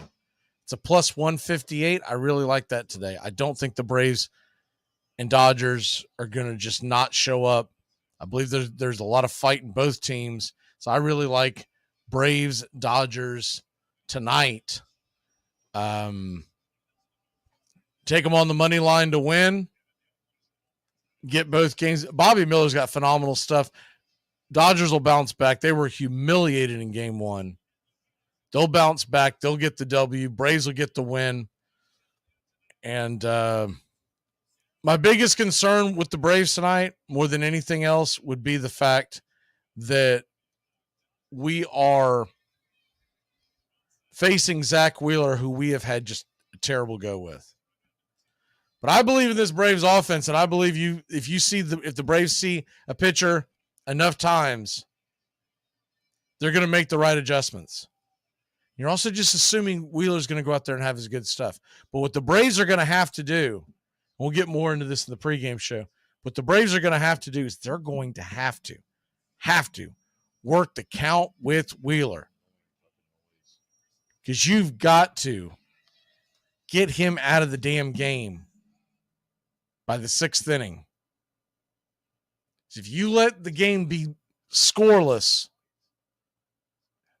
down by 1, tied, what have you, and you get in the very back of that Philly bullpen, they've got a pretty darn good bullpen. But it's that middle part of the Philly bullpen where the Braves have the advantage. They've got to knock Wheeler out. Got to. What's going to be a daunting task in this series more than anything else is unless the Braves rattle off 3 games in a row, they're going to have to beat Zach Wheeler in all likelihood twice to win this series, and that is going to be tough. That's why game 1 was so important. Strider pitched a good game. Anyone on Strider is an idiot. Strider pitched a good game. To keep that Philly offense where he kept them was monumental. Braves offense just didn't show up. I don't believe the Braves offense is going to get shut down 2 games in a row. Give me the Braves. And once again, the Dodgers, I know Zach Gallen is on the mound for Arizona, and he's a good pitcher. The Dodgers will score some runs tonight. All right, real quick at the other lines.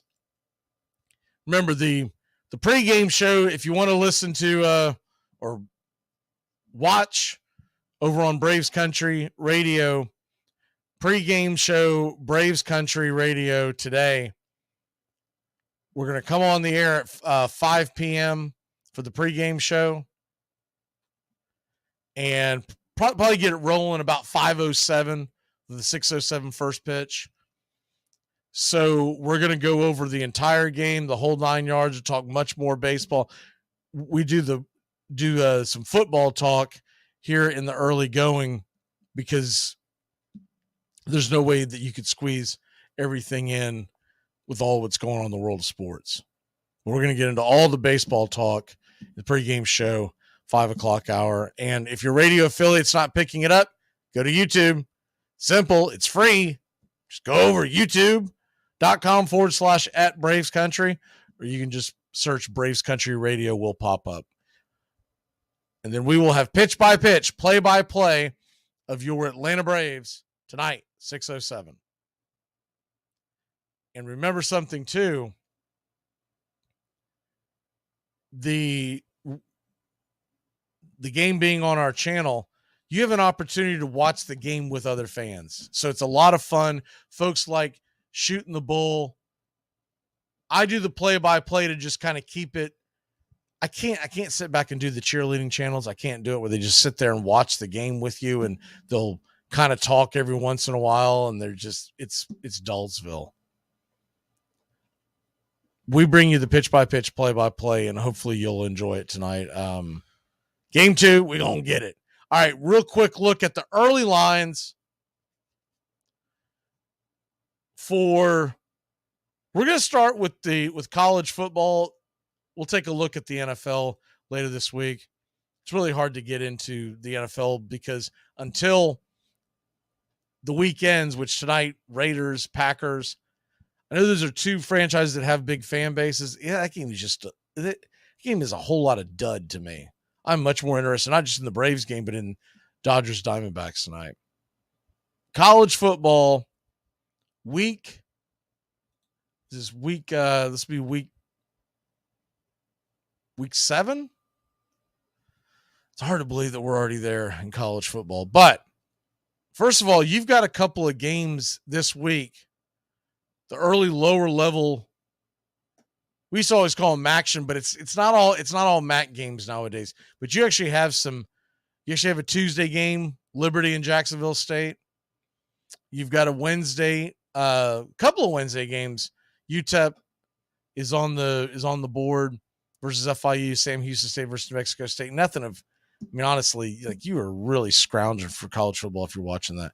West Virginia, Houston, Thursday night could be fun. That line right now is -2.5. I would tend to think more than anything that I like in this game is the under at 52.5. West Virginia, you have not watched them play. They play physical defense and they slow the ball down. They don't throw the ball a whole hell of a lot. So the clock tends to wind down quickly in West Virginia games. You got another game on Thursday night, SMU ECU, East Carolina. They're getting 11 at home. I'm more apt to take the over in that one if I'm going to take it, 50.5. And then on Friday night, this will be another one of these games where everyone's going to talk about how great of a team Dion has. Colorado's at home against Stanford. Stanford's awful. It's a 12-point line. Colorado, I think, will probably blow them out of the water because Colorado's going to try to put as many points on the board, style points. So if you're up late on Friday night, have at it. I cannot convince myself to watch that game. It is going to be snore city for me. Saturday, you got some interesting games. We're just going to hit a few before we have to jam. The Georgia's given up 31.5 to Vanderbilt. I don't know if that line's big enough.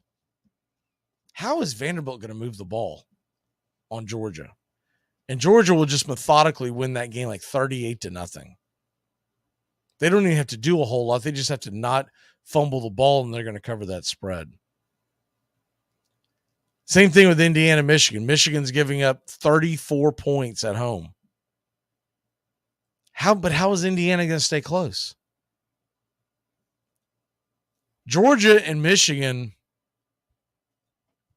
just basically tune-up games early on. Later in the day, talked about this earlier, the looky-loo. Does Ohio State cover the 20 points?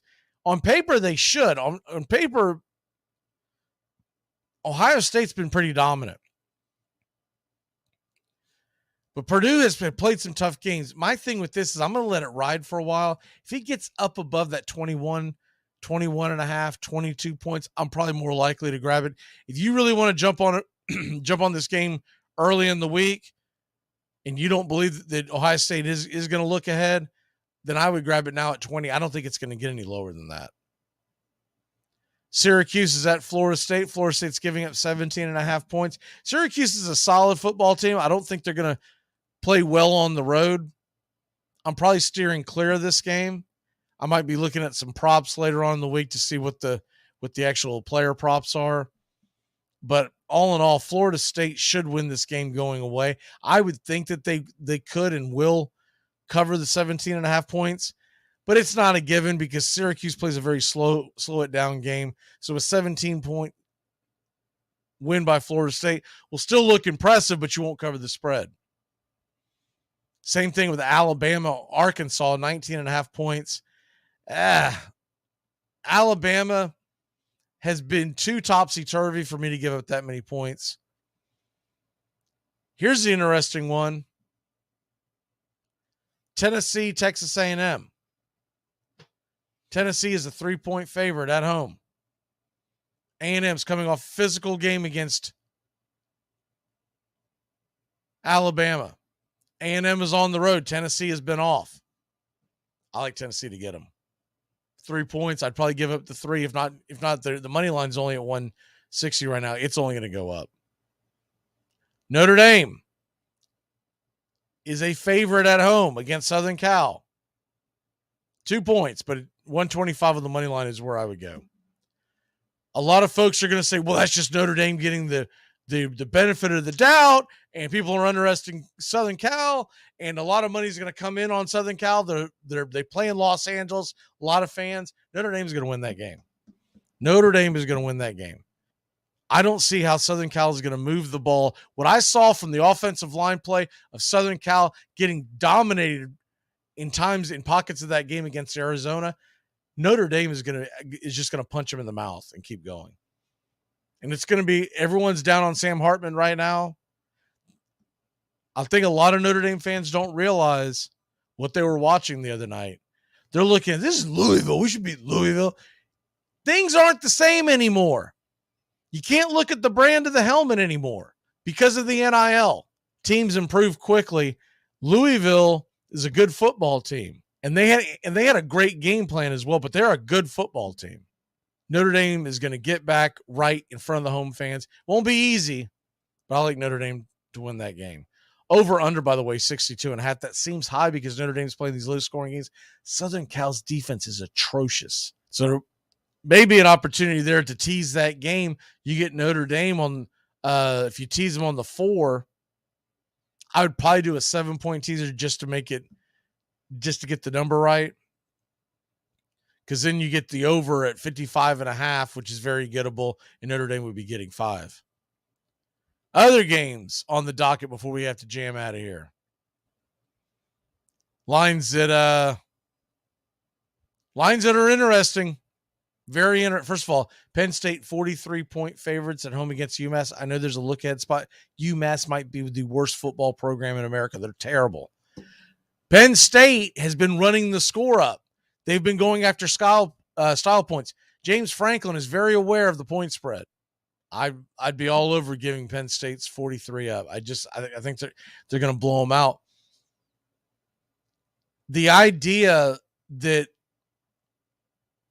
Massachusetts, by the way, right now, the way it plays out, they're over under. They're probably going to knock it down a half point to 13.5, but their over under team total is about 14 because the over under is 57. Penn State's 43-point favorite. You do the math. 14 points is what they're expecting from UMass. UMass isn't scoring 14 points.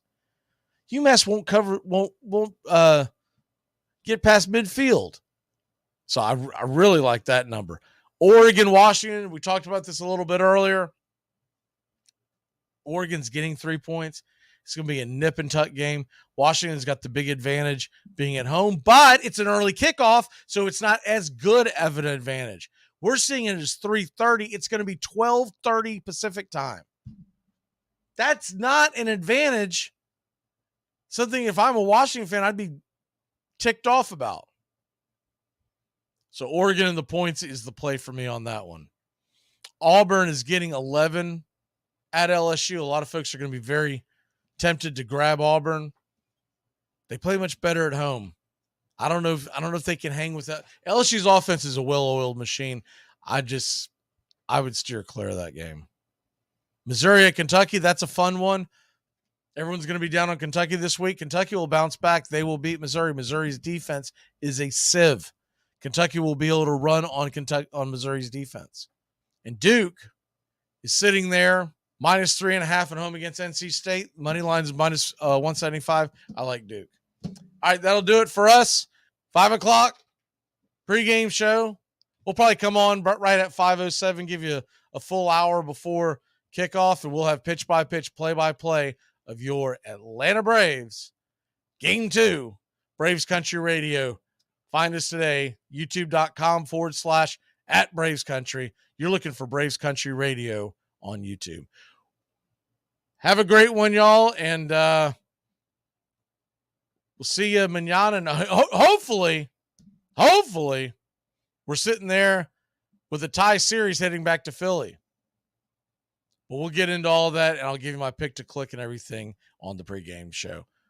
Goodbye.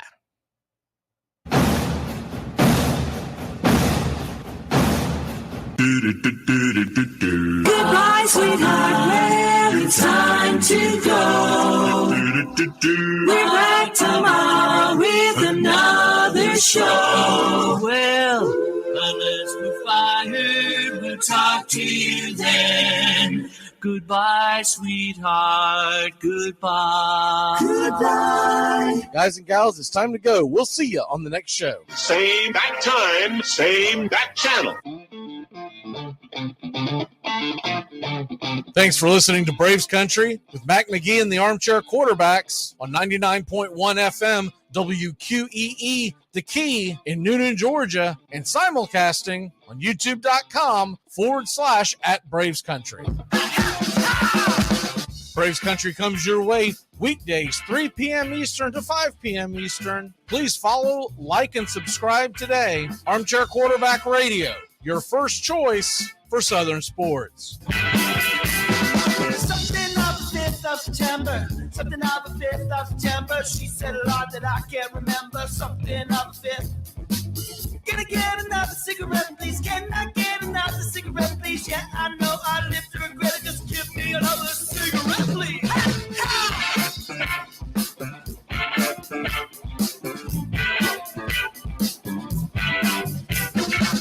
Can I get another cigarette, please? Hey, Braves fans. Mac McGee here with Braves Country Radio. You can find us on youtube.com/@Braves Country. We're bringing you pitch by pitch, play by play of your Atlanta Braves all postseason long. Hear us right here on the radio or find us on YouTube today. You can jump in the chat with all the Braves fans during the game and listen along as the Braves march through Choptober. That's Braves Country Radio, youtube.com/@Braves Country.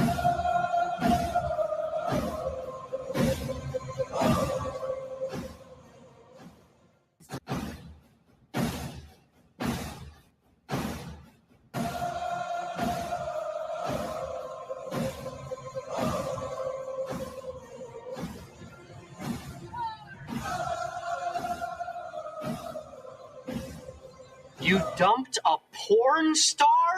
Friendship over! We live in a world now that welcomes and nurtures the screwball in all of us. Time to get a little nutty. Treat yourself to Screwball Peanut Butter Whiskey, a smooth flavor that combines two of America's favorites, peanut butter and American whiskey. So no more social awkwardness. Time to embrace who you truly are. Get out there and make friends. And be sure it starts with Screwball Peanut Butter Whiskey. It's available nearly everywhere. Infinium Spirits. Please enjoy responsibly. When someone asks you if you're a god, you say yes. Lager, the beer that brought the forest down. I drive an exotic imported sports car. I eat exotic foreign food like frankfurters and pizza. But when it comes to numbing my mind, I'm a patriot. I drink the beer that brought the forest down. I'm a lager man. And with the new 80-bottle trunk pack, you've got enough for the evening. Hey, it's happy hour somewhere. Lager brings out the patriot in you. 1786. A fine day. Play ball in the campus, but am beaten, for I miss catching and striking the ball. Princeton College. Children have hit balls with bats as long as there have been children. But baseball's most direct ancestors were two British games.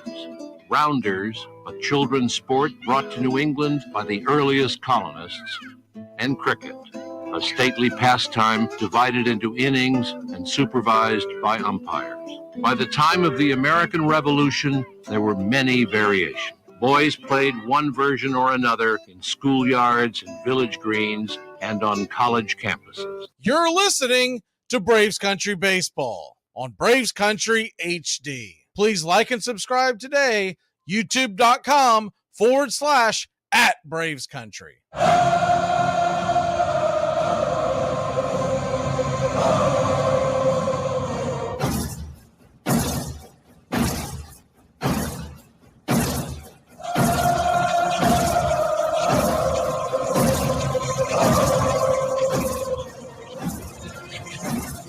Braves Country today. We're talking Southern sports. We go live to 5 weekdays right here on WQEE. Braves Country today, Southern sports talk with the voice of Braves Country baseball, Mac McGee. Joined every day from sports analysts from all over Braves Country, talking college football, the NFL, Major League Baseball, and what's trending in the world of sports. Braves Country today. We go live to 5 weekdays right here on WQEE.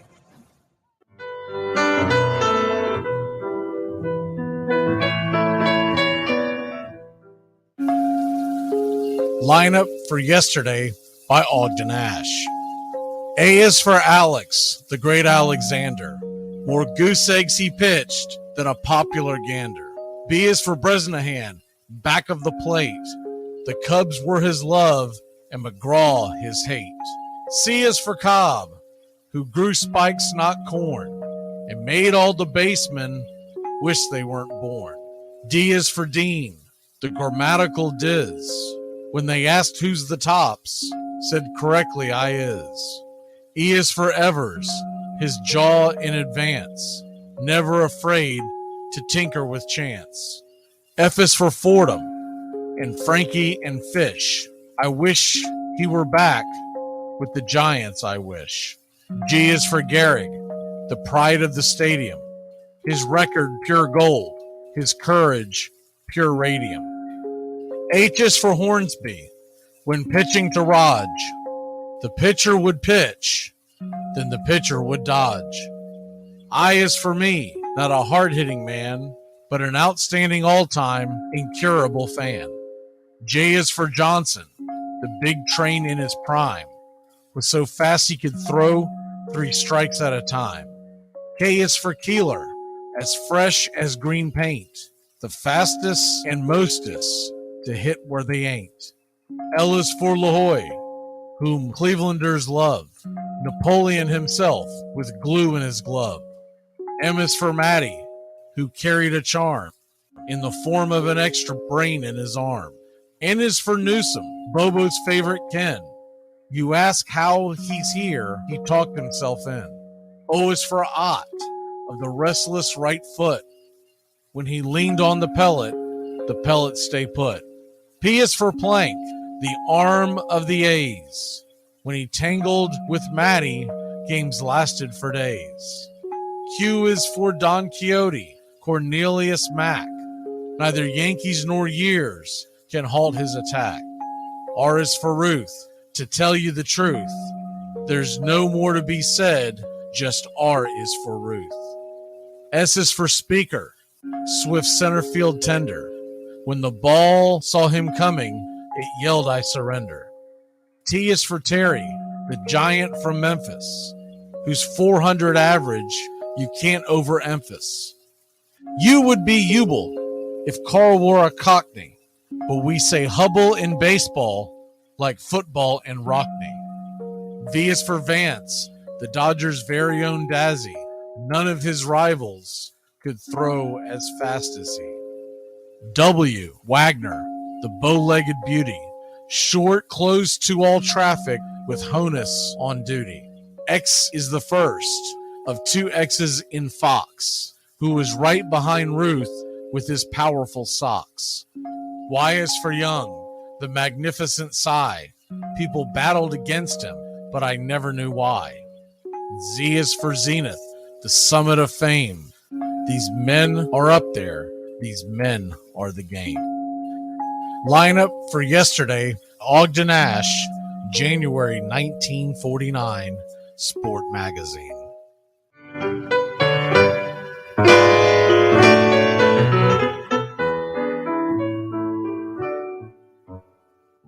Armchair presents the world's first star in your own radio commercial.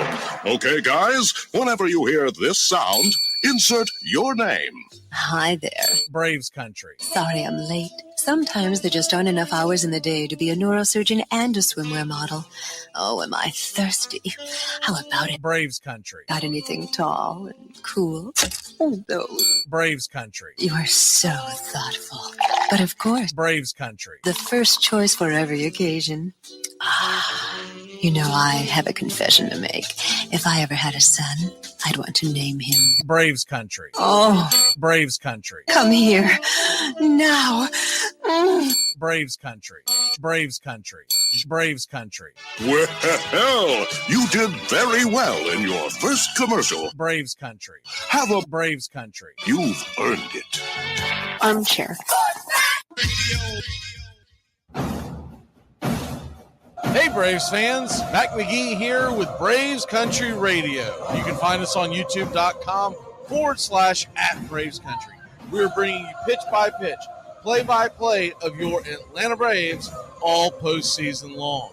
Hear us right here on the radio or find us on YouTube today. You can jump in the chat with all the Braves fans during the game and Listen along as the Braves march through Choptober. That's Braves Country Radio, youtube.com/@Braves Country.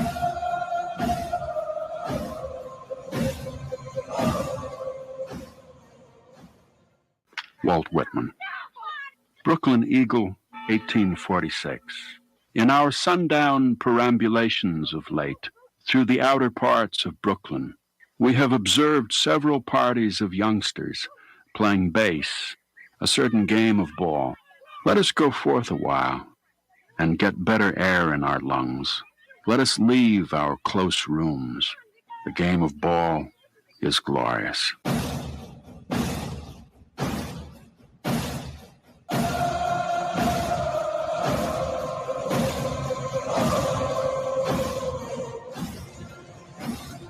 You're in Braves country.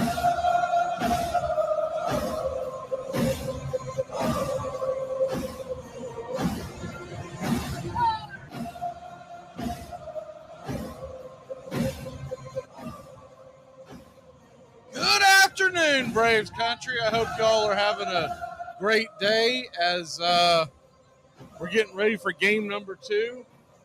And I'm pulling out the big guns. Got the rally cap on. I don't normally wear this hat except during the playoffs, and I don't normally wear this hat unless we are behind in a series facing elimination, that kind of thing. I keep it over here by my mic set the whole 9 yards, along with my lucky glasses. They got the red, white, and blue for the Atlanta Braves.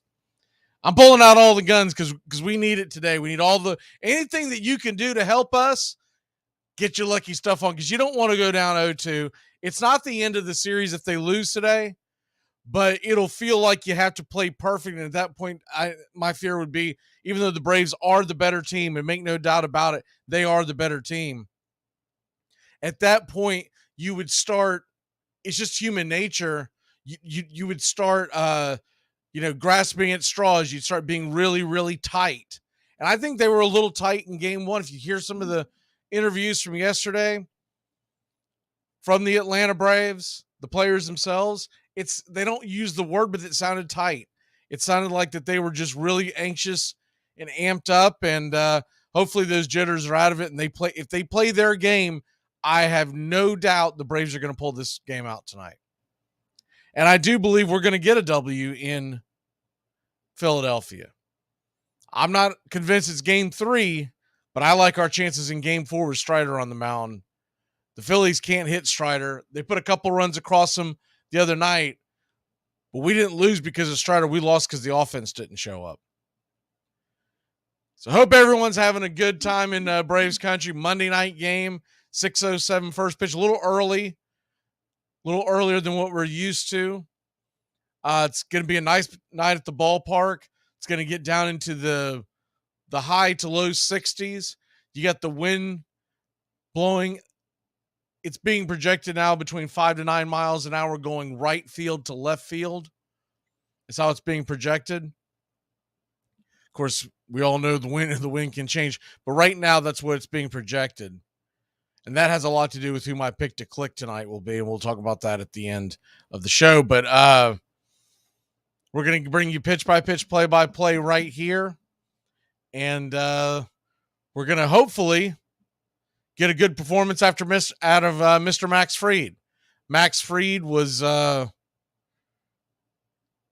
cleared. He's ready to go. He's the game 2 starter. We know he's had the issues with the blister. It's one of the most maddening injuries that any of us deal with as a sports fan, because you just can't fathom why they can't pitch with a blister. But it is really difficult, and it's to the point of painful. And if the pain is that bad, they're not going to be able to focus. And if they're not focusing, that ball's going to hang over the plate. So hopefully everything is good to go on that. If not, to hell with trying to work this out and figure things out. You got to go get them. You got to go get them. You got to be aggressive. You have to go get them, and I mean go get them quickly. This has got to be a game where the Atlanta Braves are treating it like Game 7 of the World Series. You can't let things breathe. You don't have that luxury because you're not up 1-0. You're not up 2-0. You have to be extremely aggressive, and it's a short series. Now, because it's a short series, just like any sport, but especially baseball, these series can turn on a dime. And I expect that tonight with the Braves get the W. I wouldn't say pressure goes back onto Philadelphia, but they're going to feel like they have to hold serve at home. They do not want to come back to Atlanta for Game 5. And Game 3 started. The Braves are going to wait until after tonight to announce it. A lot of it's going to have to do with who did they have to use in today's game. I believe it's going to be A.J. Smith-Shawver.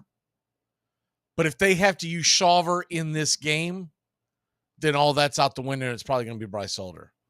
If it's not Shawver, then I think it's going to be a combination of, let's see, kind of like what you saw Philly do with Ranger Suarez, get him through a couple of innings, 3 innings, maybe 4. And that's pushing it against the Philly offense. I'm talking about once through the lineup, and then come in and bring Shawver. And let Shawver go through once through the lineup. And by that time, you're probably in the 4th or 5th inning. And then you can be really aggressive knowing that you've got Spencer Strider pitching the next day. Here's some fun stats. Atlanta Braves coming into tonight. I know everyone thinks the sky is falling.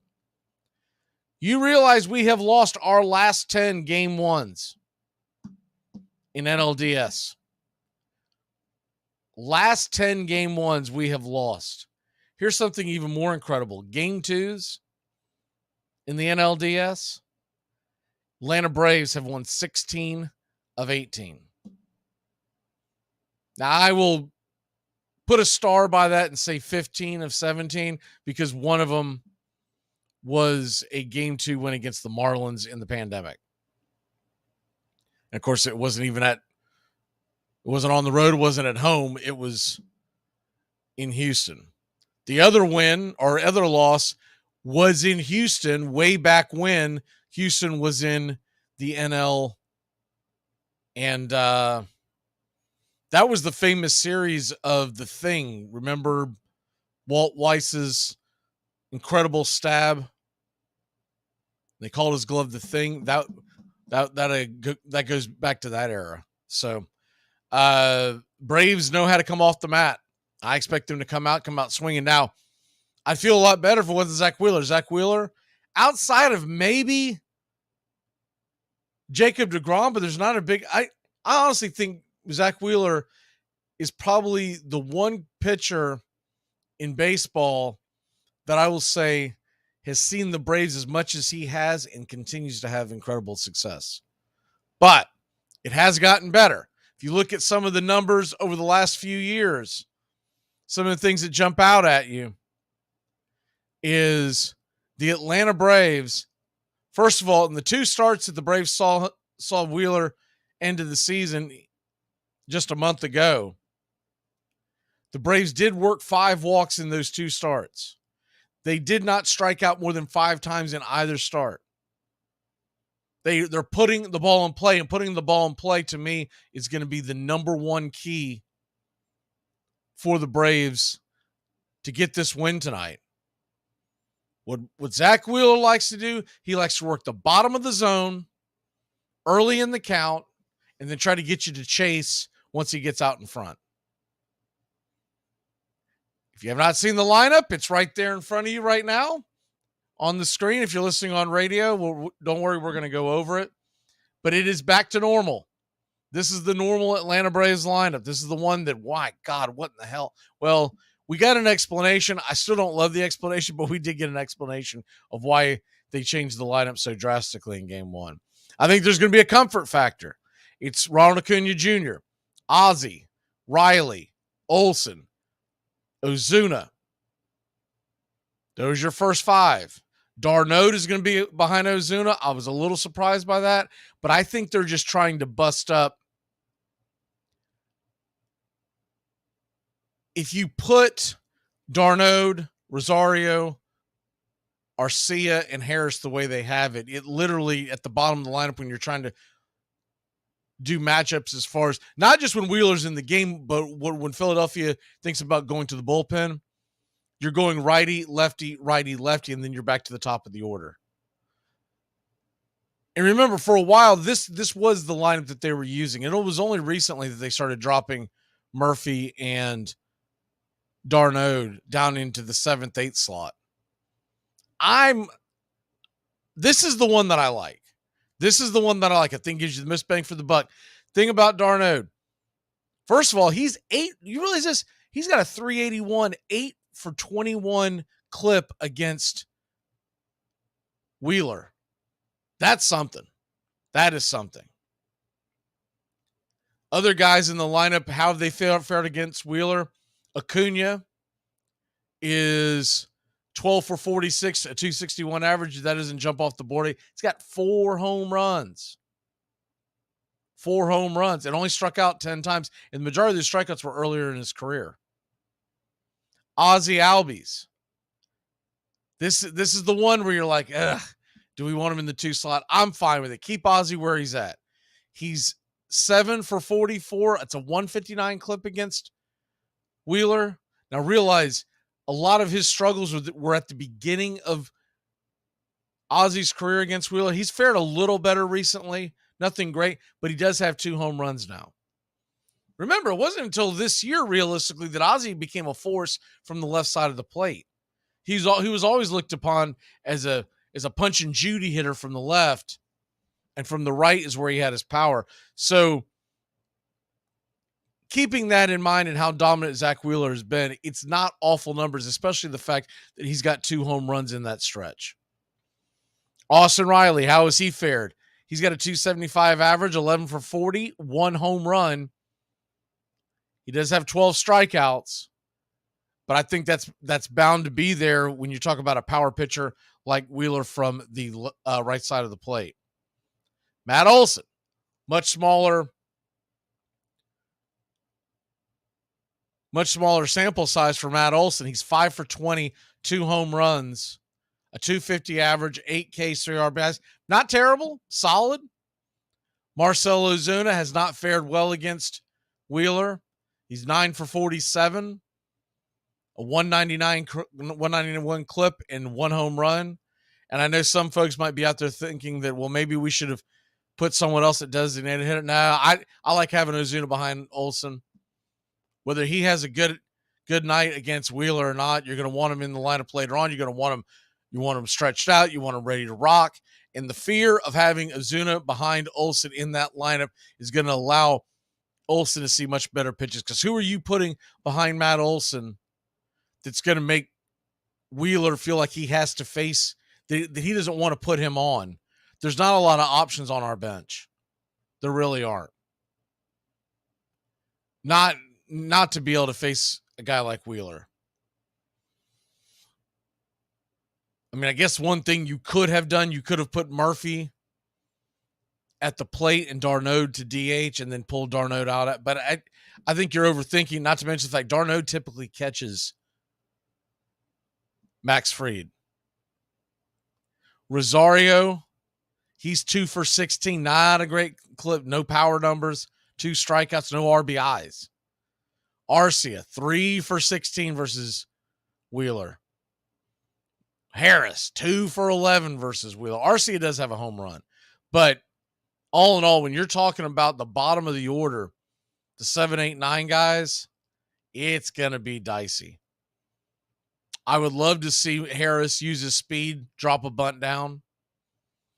I would love to see Rosario stay within himself and not go for the high cheese. They're going to get him to chase the high cheese. That's going to be the goal.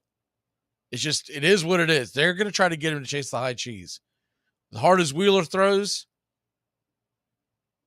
they're going to try to get him to go after it. He's got to be disciplined enough to stay off that high fastball. Now, what about the other side of it? Max Fried versus these Phillies. He's had very good numbers against Schwarber. Lefty-lefty matchup. Not surprising, but it is surprising because Schwarber's a very good hitter. Schwarber has 1 home run and 23 at-bats, 10 strikeouts, and a 130 average. Trey Turner has had the most success. He is 14 of 35. .400 average, 1 home run. So we're going to have to keep an eye on that. Bohm, 5 for 20, a .250 average, 5 strikeouts. Bryce Harper, solid. Not like Bryce Harper numbers when you're like, uh-oh, watch out, but very good numbers if you're anyone else not named Bryce Harper, essentially. He's 9 for 30, 2 home runs. He has struck out 10 times, but that's pretty darn good considering he's going up against a tough left-hander like Fried. JT Realmuto, he's got good numbers. 350 average, not surprising. 3 home runs, 9 RBI. He has struck out 11 times in 40 at-bats. Castellanos, it's going to be the meat of the order that's going to be really dangerous for Fried to navigate. Castellanos, I remember this last time we faced the Phillies with Fried. He is just unbelievable. 8 for 13, and I get it. He's righty, lefty. I get all that. But Max Fried's a hell of a pitcher. He is 8 for 13 lifetime. A .615 average, a home run, 2 RBI. And Stott is 1 for 7, so you like that. Pache and Rojas, there's really not enough of a sample size. Pache's 0 for 2, and Rojas is 1 for 2. Would have shown enough say, first Harris needs to stop chasing junk pitches and get on base. Yeah, that's the thing. And I would love to see him drop a bunt down, even if it doesn't get on. I'm talking about that first pitch, right? First pitch, it gets in the zone. Even if it doesn't get it down, even if it goes foul, it's going to bring the third baseman in. And they're playing him on a shift anyways. They've yet to not face Harris and not put a shift on him all year long. So with all that being said, if he can give them the fear of the bunt with his speed, and for that matter, Ozzie too, with his terrible numbers, you give them the fear of that bunt, they're gonna bring that third baseman in, and then it's gonna have a trickle down effect because the shortstop, who's basically playing up the middle, just to the left of the second base bag, he's gonna have to scoot over and cover more area because the third baseman is so far in. These guys, I know they know it because I know it's not like these guys don't know the game, right? This is their life. But they get heat of the moment, and it's also the preparation leading up to the game. But these guys like Michael Harris and Ozzie, guys with speed, even Acuna for that matter, though I don't think you'll ever convince Acuna. If you add a bunt being dropped down, just the fear of it, you don't have to actually do it. Just show it and then pull the bat back. Once, we'll say twice a game. You don't have to do it once every at bat, just twice a game. You're going to put it. It's going to put everyone, and then you do have to drop bunts from time to time, but it is going to absolutely put someone on their heels defensively because they're not going to know how to play you. You know, if a guy like Olsen drops a bunt down, you're going to be scratching your head. But then again, he can probably easily just walk down to first base because they're playing him so far back. But Eddie Rosario's another guy for that matter. You used to look at a 2 for 16 against a guy. We know Eddie hasn't been known to drop bunts, but man, I'd be willing to at least think about it. But we are the better team. We just didn't play well offensively in game one, and also give Philly some credit. They made some great defensive stops. That stop by Trey Turner, that's a game changer if that ball gets under his glove. They had a great game. But I'm willing to bet that the Braves are going to show up and do their thing tonight. I think the bats are going to come alive. We've done a better job of eating pitches and getting on base versus Wheeler the last few times we've seen him. With that being said, if we can go out there and put some pressure on him, he's going to run. They're going to run him out of the game because Rob Thompson is very, very aggressive. And that's fine because the more he shows these relief pitchers, the more it's going to pay off in the end, in the back end of the series.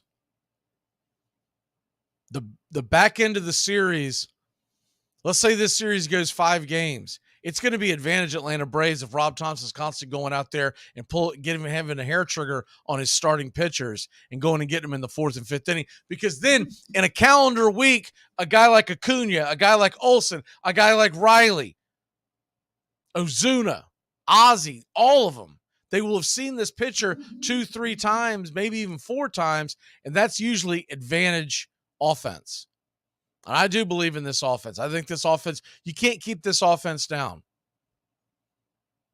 I don't think we're going to have seen an offensive explosion tonight.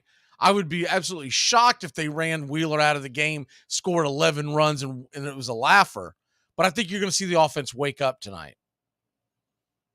And Atlanta scores runs in Philadelphia. It's not like there's this big looming, what are we going to do? What are we going to do? You know, there's some Braves fans out there that act as though we should, for some reason, be worried about the Phillies, like there's some looming bully. You realize the Philadelphia Phillies, they've won 2 damn World Series in their entire existence. 1980 and 2000, was it 8? 2000? Yeah, 2008. 2. They've been playing baseball, Philadelphia Phillies, since 1883. They had never done anything until Tim McGraw's dad got the final out in 1980 against the Royals. I think people think that this is like, oh man, watch out, the Braves are just going to be doomed. No, it's the Phillies that always choke. Don't be scared. That Philly DNA is going to come through.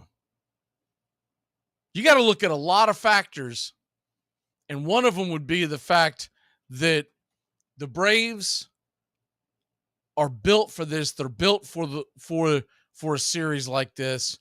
We're going to be okay. We've won 4 World Series and 16 total world titles. We had 12 world titles before they ever created the World Series. We've got 22 pennants. Phillies, I think, have 8. I'm pretty sure that's the number. I jotted it down somewhere, but I can't find it now. 8 since 1883. What? 8? That's like someone standing around like they're bragging about Vanderbilt football. What the hell are we talking about? 2 World Series in 140 years of baseball. They've won 2 championships. Come on, we're going to get the Phillies. I ain't scared. If you're scared, say you're scared. And it's even more, just jumps out at me more that they've only got 8 pennants in 140 years. 8. Because World Series, a lot of this stuff, there is some, I'm not going to call it luck, but getting hot factor. But my God, you'd think in 140 years you'd fall backwards into more than 2 World Series championships, two championships, and have more than just, I mean, come on. What are we talking about? 8 pennants? You know why the Phillies never won all those other pennants? Because they were getting their butts kicked by the Atlanta Braves. Butts kicked by the Atlanta Braves. And the Braves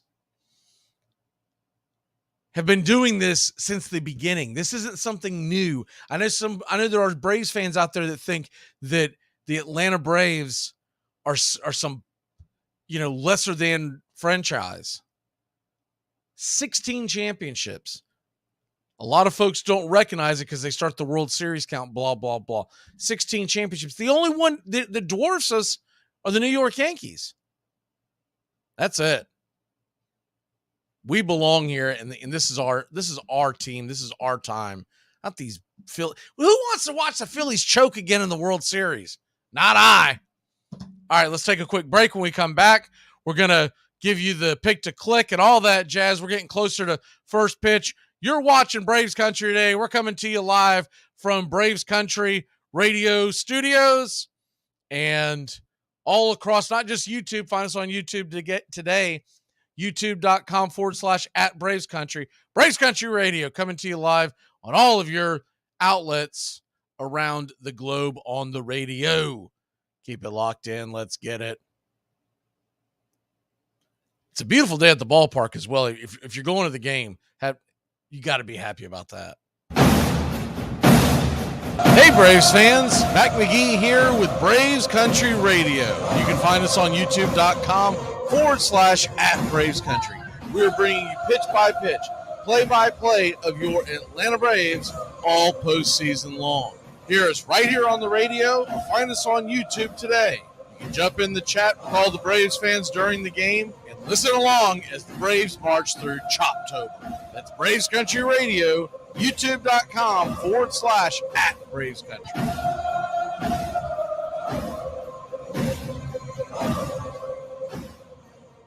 It's the best in sports and entertainment, and get locked in and locked down with Rhino Radio Penitentiary, 7 a.m. to 10 a.m. with your host, me, Ryan O'Neill, each and every morning, right here with the best in sports and entertainment, all the way from professional sports to college sports to River Dragons hockey and everything in between, including some of the very best local and national guests. It's the Rhino Radio Penitentiary, 7 a.m. to 10 a.m. Monday through Fridays, right here on 99.1 FM WQEE. Are you looking for a reliable dental practice that not only cares about your teeth, but is friendly to work with? How about one that offers great deals and new patient promotions?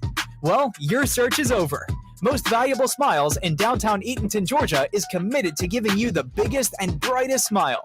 Right now, get a $99 new patient special, including x-rays and exam. Maybe you're looking for veneers. Most Valuable Smiles veneer special includes one free veneer with every 5 purchased. Or get that bright white smile you've always wanted by taking advantage of an exclusive $100 off Zoom whitening treatment when you book today. And don't forget that 2022 is almost over. That means most insurance policies will reset by the new year, and to avoid losing that extra money, you need to use it or lose it.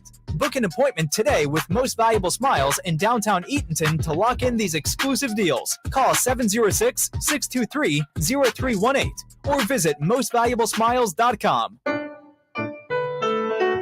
Hey, Braves Country. Braves Country HD is bringing you Braves Country Baseball. Braves Country comes to you every Tuesday night and Friday night and 2 bonus games every week. Hi, I'm Mac McGee. We'll be bringing you play-by-play, pitch-by-pitch of your Atlanta Braves. It's free to listen. Please like and subscribe. YouTube.com/@Braves Country. Braves Country Baseball for the fans, by the fans. Here's good news. There's still a need for hundreds of thousands of cybersecurity professionals in the U.S. right now. And My Computer Career is training people to help meet the demand. No IT experience? No problem. Take the free career evaluation today. Start your new life as an IT pro in as little as 4 months. Grants covering up to 53% of the cost are available to those who qualify. It's not rocket science. It's mycomputercareer.edu. Enjoy sun-drenched days, epic stays, and plenty of room to roam in Greater Fort Lauderdale. Our hotels, attractions, and restaurants have taken the Visit Lauderdale's Safe and Clean pledge, so you can relax and explore with confidence. When you're ready for that well-deserved staycation, our 23 miles of golden beaches await. Find wide-open spaces to hike, bike, kayak, and paddleboard. Visit your favorite attractions, then dine out in style in dining rooms or al fresco on waterfront patios. Learn more at sunny.org. Braves Country today. We're talking Southern sports. We go live 3 to 5 weekdays right here on WQEE. Braves Country today, Southern sports talk with the voice of Braves Country baseball, Mac McGee. Joined every day from sports analysts from all over Braves Country, talking college football, the NFL, Major League Baseball, and what's trending in the world of sports. Braves Country today. We go live 3 to 5 weekdays right here on WQEE. It all starts with just one thing. When recycling, rinse out jars and cans, and avoid recycling wax paper or paper soiled with food. This will reduce recycling contamination. Find tips and more at onethingus.com.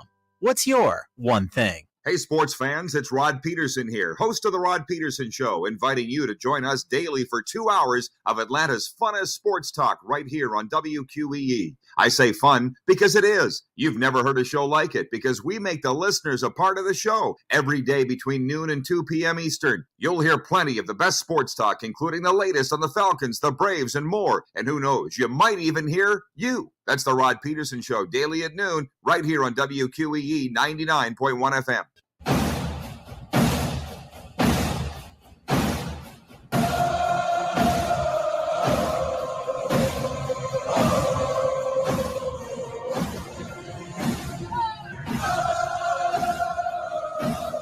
Welcome back. Braves, Phillies tonight. What are we? Just under a half hour away. 6:07 first pitch. We're going to have pitch-by-pitch, play-by-play here for the Atlanta Braves. I got my lucky gear on. I hope y'all do too. I mean, I went all the way down. Not only did I grab the cap that I normally wear if we drop a game in a series, playoff series. I don't waste it on regular season. You don't want to mess up the mojo. But this is the exact same gear I wore during the World Series. Same jersey, same ball cap, even down to the, you probably can't see it, but it's a red, white, and blue thing that holds my eyeglasses for Braves colors. I always say that I'm just a little stitious. I'm not superstitious. I don't know. I'm starting to think I may be superstitious, especially when it comes to the Braves, especially when it comes to a lot of that stuff. But none of that's going to matter if we're out there swinging at air and not getting it done. So tonight, I'm just hoping that we end up with some kind of situation where the Braves get out to an early lead, can settle down Mr. Max Fried, get everybody rolling. I think one of the keys, when I look at the keys to the game tonight, along with the Braves getting off to a good offensive start, because I'm telling you, all it's going to take is one ball smoked into the gap, and the guys are going to feed off each other. But there's two main things that I want to see tonight. A, I want to see Max Fried be Max Fried. Go out there, that bulldog mentality that we all know he has. You know, we all know he only weighs about 102 pounds, but I wouldn't want to fight him in an alley at night. I can tell you right now. I feel like a shiv would come out of nowhere from Max Fried. He's got that bulldog mentality, and that's what you want. That's what you want. You want that in your ace. I know some people were taken back by it. I loved the fact that the other night Spencer Strider was getting into it with Kranitz. Who knows what he was getting into about, but I think the gist of it was he wasn't ready to come out. I'm sure Kranitz is the go-between between him and Snicker, basically saying, look, it's not my decision. I would have left you in. He's saying all the right things to him, right? But realistically, you want that in your starting pitcher. You want them pissed off. Because not only do you want that long term, but I believe next time that he is on the mound, we're probably going to get a situation where Spencer Strider is going to be even more focused, if that's possible, because he pitched a great game the other night. He pitched an absolute gem. Yeah, he gave up a couple of runs, but come on. Philadelphia's top 3, top 5 offense in baseball. I mean, if you're ranking the offenses in baseball, off the jump, 3 of them are still alive in the National League. Braves, Dodgers, Phillies. Or Braves, Phillies, Dodgers, however you want to rank them. I go a little more Braves, Dodgers, Phillies just because the Dodgers lineup's a little longer. But it's not by much. I mean, it's minuscule. Baltimore's got a good lineup, but they're kids, and you're talking about postseason, and you're talking about not being able to. I mean, they have not shown up in their Texas series at all. But really, what's killed them, and it's why when we did the preseason projections, or excuse me, the postseason projections, the reason why I did not take Baltimore to get very far in the playoffs is because of that starting pitching. It's terrible. And they're going to have a lot of excuses. I get that, but it's bad. It's really bad. So, anywho, back to the rest of the story. Let's get into it. The Braves,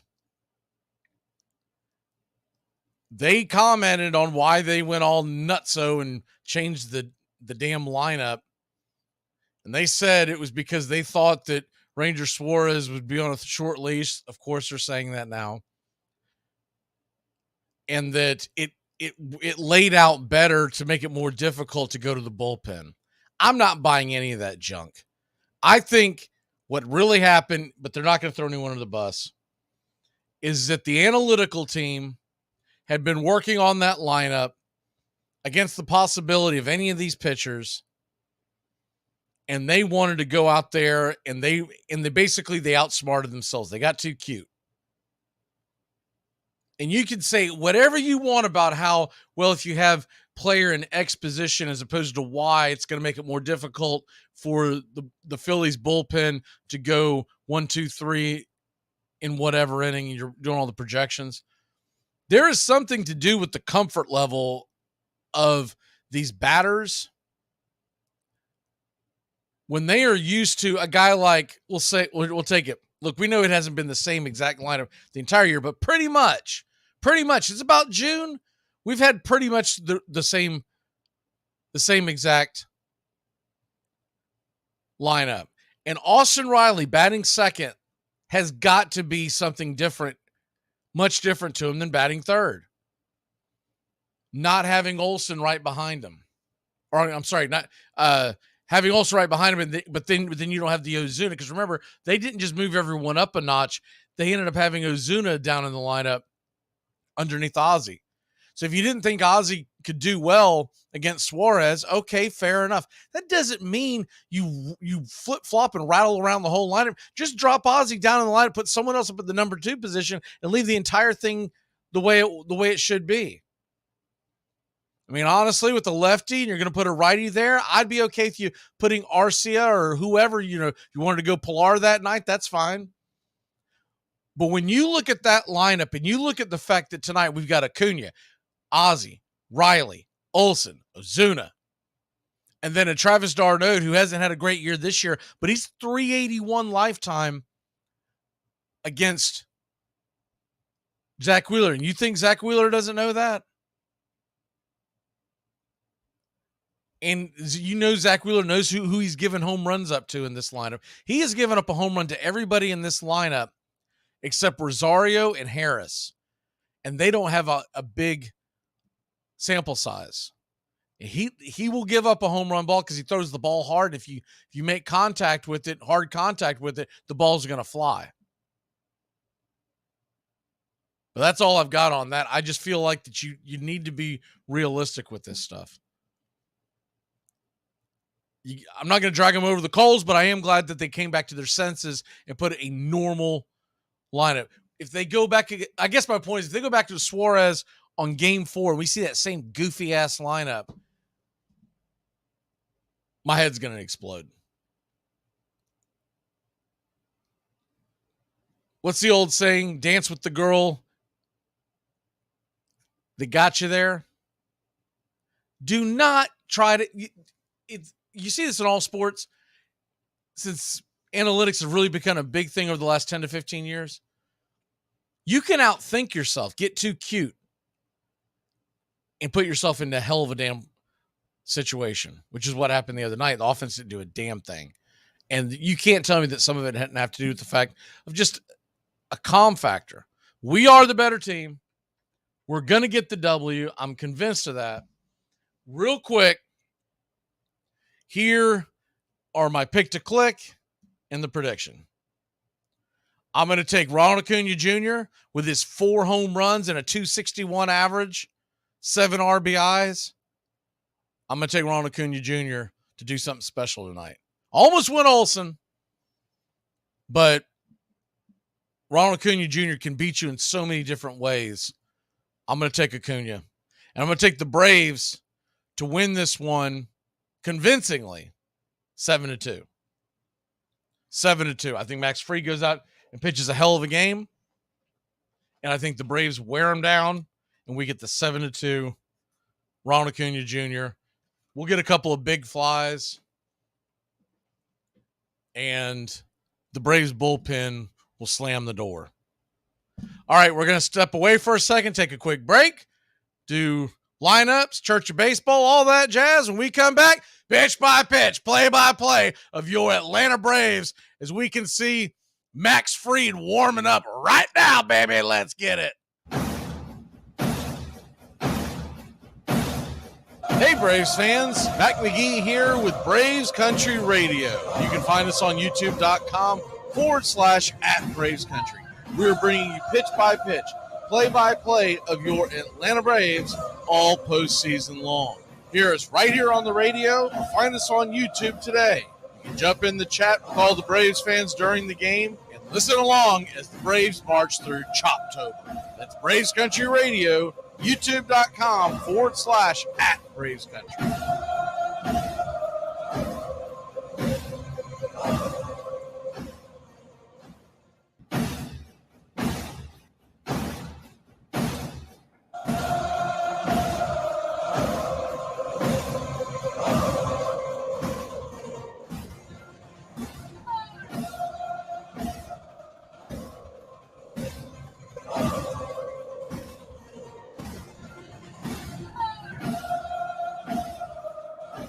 He only has 3 rings. Braves Country Today. We're talking Southern sports.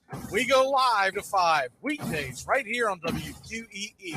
Braves Country Today, Southern sports talk with the voice of Braves Country Baseball, Mac McGee. Joined every day from sports analysts from all over Braves Country, talking college football, the NFL, Major League Baseball, and what's trending in the world of sports. Braves Country Today. We go live to 5 weekdays right here on WQEE.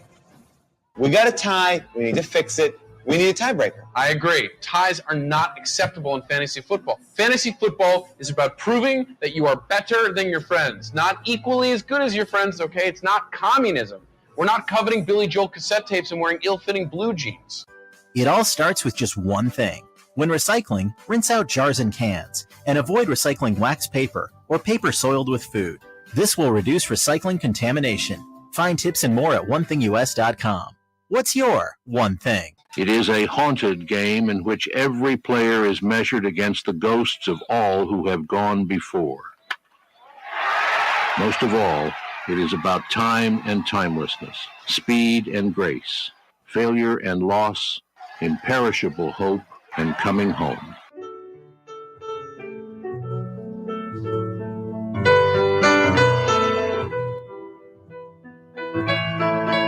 Casey at the Bat by Ernest Lawrence Thayer.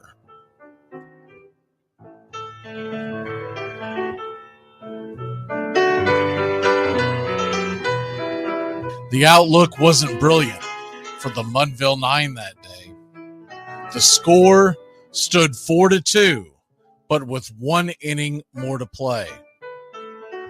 And when Cooney died at first and Barrows did the same, a pall-like silence fell upon the patrons of the game.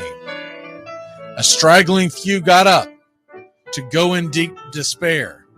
The rest clung to the hope which springs eternal in the human breast.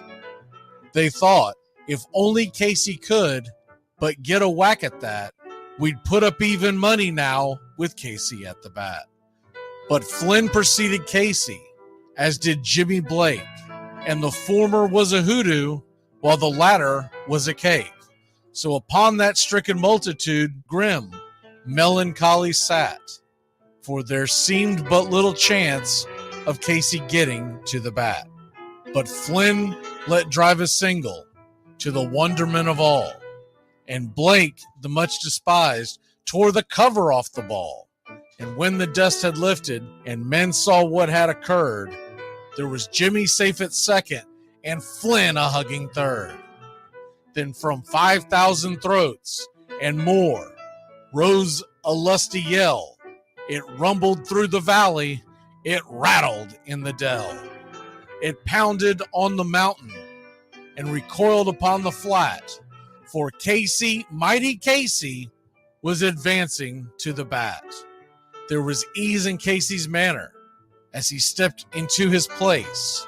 There was pride in Casey's bearing, and a smile lit Casey's face. And when responding to the cheers, he lightly doffed his hat. No stranger in the crowd could doubt 'twas Casey at the bat. 10,000 eyes were on him as he rubbed his hands with dirt. 5,000 tongues applauded when he wiped them on his shirt. Then while the writhing pitcher ground the ball into his hip, defiance flashed in Casey's eye, a sneer curled Casey's lip.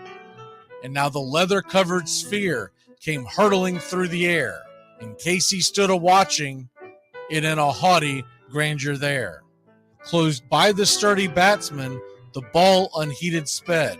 That ain't my style, said Casey. Strike one, the umpire said.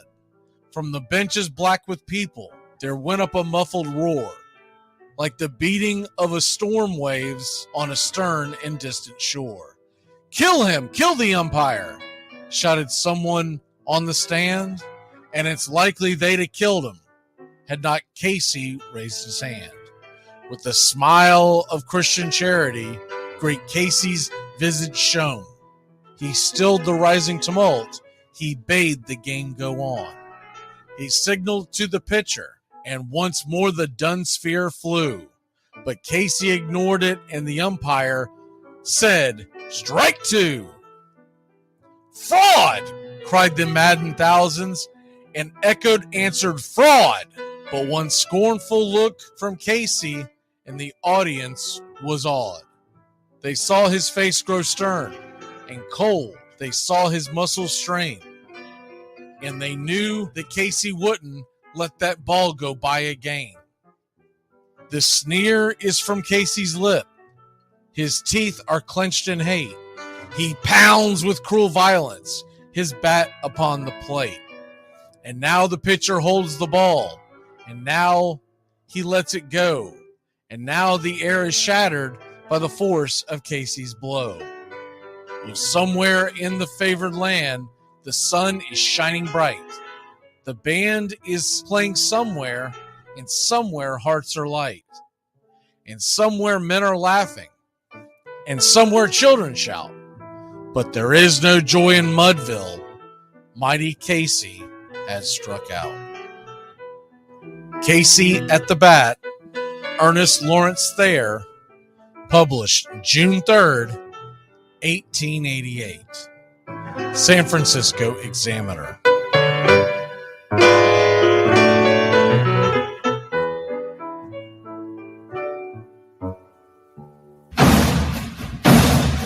Hey Braves fans, Mac McGee here with Braves Country Radio.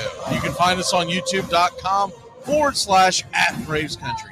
We're bringing you pitch by pitch, play by play of your Atlanta Braves all postseason long. Hear us right here on the radio or find us on YouTube today. You can jump in the chat with all the Braves fans during the game and listen along as the Braves march through Choptober. That's Braves Country Radio, youtube.com/@Braves Country.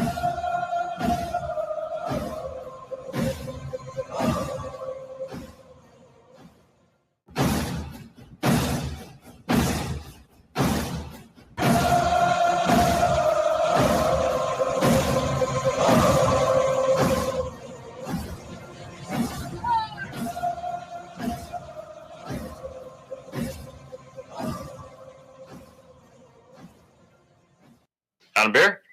7 o'clock in the morning. Scotch? You can't drink like me. You can't smoke like me. So don't try and be like me. Let's party together. There's something kind of about a kid that's never played baseball. If baseball is about caring, about loyalty and rivalry. Baerga is 0 for 3. Left center field. Grissom on the run. The team of the 90s has its world championship. There's a very peaceful thing. It was created and played in pastures and meadows. There's grass, there's outdoors, there's everything that people thought was American and feel about America. You get in a ballpark, and it's the wonder of walking through that dark tunnel and seeing a huge open space where men play the little boy's game.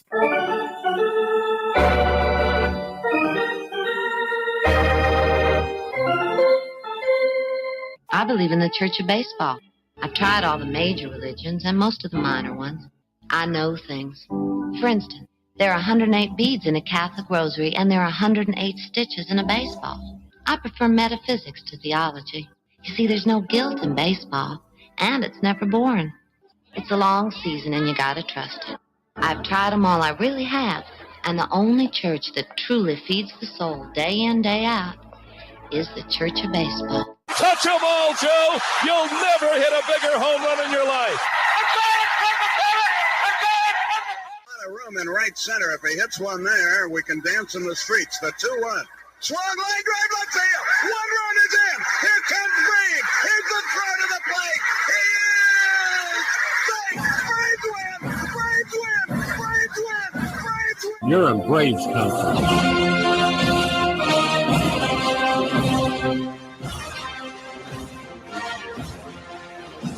We're down to one strike here. Gurriel, the last hope for the Houston Astros.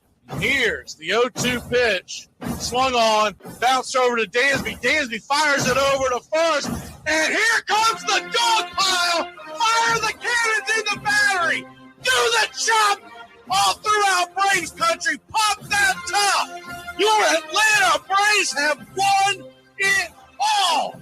Oh, say can you see by the dawn's early light what so proudly we hailed at the twilight's last gleaming, whose what stripes and bright stars through the perilous fight o'er the ramparts we once were so gallantly streaming, and the rocket's red glare of those bursting in air gave proof through the night that our flag was still there.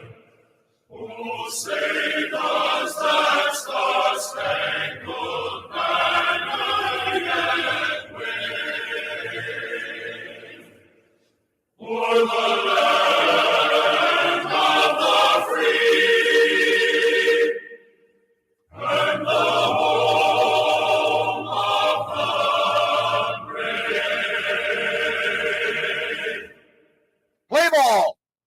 Hey, howdy, hi, and how the hell are you? Pull up an armchair, girls and boys, and join us for Braves Country Baseball. We are live, and the scene is Truist Park in Atlanta, Georgia, where we're set to bring you pitch-by-pitch, play-by-play of your Atlanta Braves. Hi, I'm Matt McGee.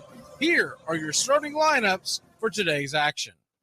On the mound for the Philadelphia Phillies, it's Zach Wheeler. Comes in with a 13-6 record in the regular season, a 3.61 ERA, 212 strikeouts, and 192 innings, 20 home runs given up, 39 walks allowed, and a 1.08 whip. He will be going head-to-head with Max Fried of your Atlanta Braves. Mad Max is 8-1 with a 2.55 ERA, a 1.13 whip, 77 2/3 innings pitched, and 80 strikeouts. 7 home runs given up, 18 walks allowed. Leading off and playing right field for your Atlanta Braves, it's Ronald Acuna Jr. 41 home runs on the year, 106 RBI, 73 stolen bases, batting .337. Ozzie Albies batting second, playing second. 33 home runs, 109 RBI, 13 stolen bases, batting .280. Austin Riley batting third, playing third. 37 home runs, 97 RBI, 3 stolen bases, batting .281. Matt Olson, your cleanup hitter, playing first base with 54 home runs, 139 RBI, 1 stolen base, batting .283. And Marcell Ozuna, the designated hitter, 40 home runs, 100 RBI, 274 average. Travis d'Arnaud is behind home plate calling the game for Max Fried. He has 11 home runs, 39 RBI, a 225 average. Eddie Rosario in left field with 21 home runs, 74 RBI, 3 stolen bases, batting .255. Orlando Arcia batting 8th and playing short, 17 homers, 65 RBI, 1 stolen base, batting .264. Michael Harris II will be patrolling center field for your Atlanta Braves and batting 9th. He has 18 home runs, 57 RBI, 20 stolen bases, batting .293. Calling balls and strikes behind home plate today, it is Ben May. First base umpire, Mark Carlson. Second base will be manned by David Rackley, and down the third base line, it's Chris Guccione. Left field will be patrolled by Ramon De Jesus, and right field, Brian Onoro will be camped down there. Game time temperatures expected in the low 70s, dipping into the high 60s by the end of the night. We're in Truist Park in Atlanta, Georgia, that holds 41,149, and we're expecting a sellout capacity crowd. Philadelphia leads the series 1-0 of a 5-game set. Game 3 and 4 scheduled to be in Philadelphia if necessary. Game 5, the deciding game of the series, would be Saturday night right back here in Truist Park. Well, it's about that time. Grab you a cold one. Find you an armchair. It's Braves, Phillies, Bravos looking to even up the series before we head north. Get your game face on, Braves country.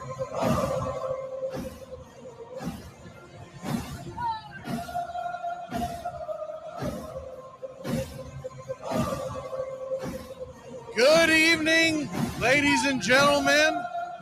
You are listening live, and we are here in Truist Park, Atlanta, Georgia, as your Atlanta Braves are set to take on the Philadelphia Phillies. It is baseball time in Braves country. Atlanta Braves will be wearing their home whites, Braves across the chest, tomahawk underneath. Red lettering, red tomahawk, red numerals on the back. The names in Navy on the back. The Navy ball cap with the red bill. And the white A, the classic look for your Atlanta Braves. Philadelphia Phillies are in their home grays. Phillies across the chest in the red ball caps. While we have a second here, before we get going, let's go ahead and do a little roll call. Get this bus moving. Stop. Come back. Too late. Roll call! Yeah, roll call! You're in Braves country. Good evening to everybody in the chat. If we miss you, just jump back in over there and say hi. Good evening to everyone. So far, we got Keith, Robert, Underwater, Rob, Isaac, Chad. Saw Jameson in there earlier. Isaac and Robert, we already got. Scrolling back through the comments. Daniel, AY, show enough. Saw Brian and Coppercat in there earlier. And Garrett, Goat, Brandon. Anyone else we might have forgot? Pushing buttons. There we go. Thought I saw pushing buttons in there earlier. And it is just about game time. Schwarber doing his final warm-up swings as Max Fried's doing his final warm-up tosses.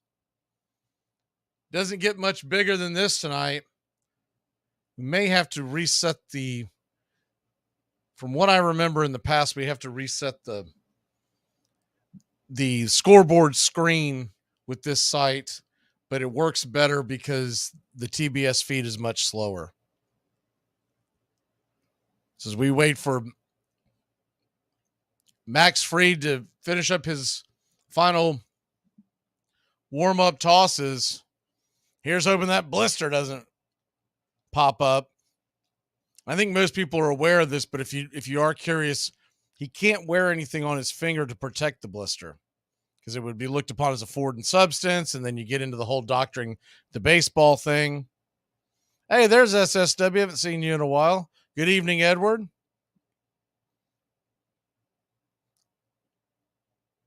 We are getting set. Cool night here in Atlanta, and it is baseball time in Braves country. Max Fried comes set, turns, kicks and deals, and it is a sinker down and away for a ball. It's 1-0. Here we go.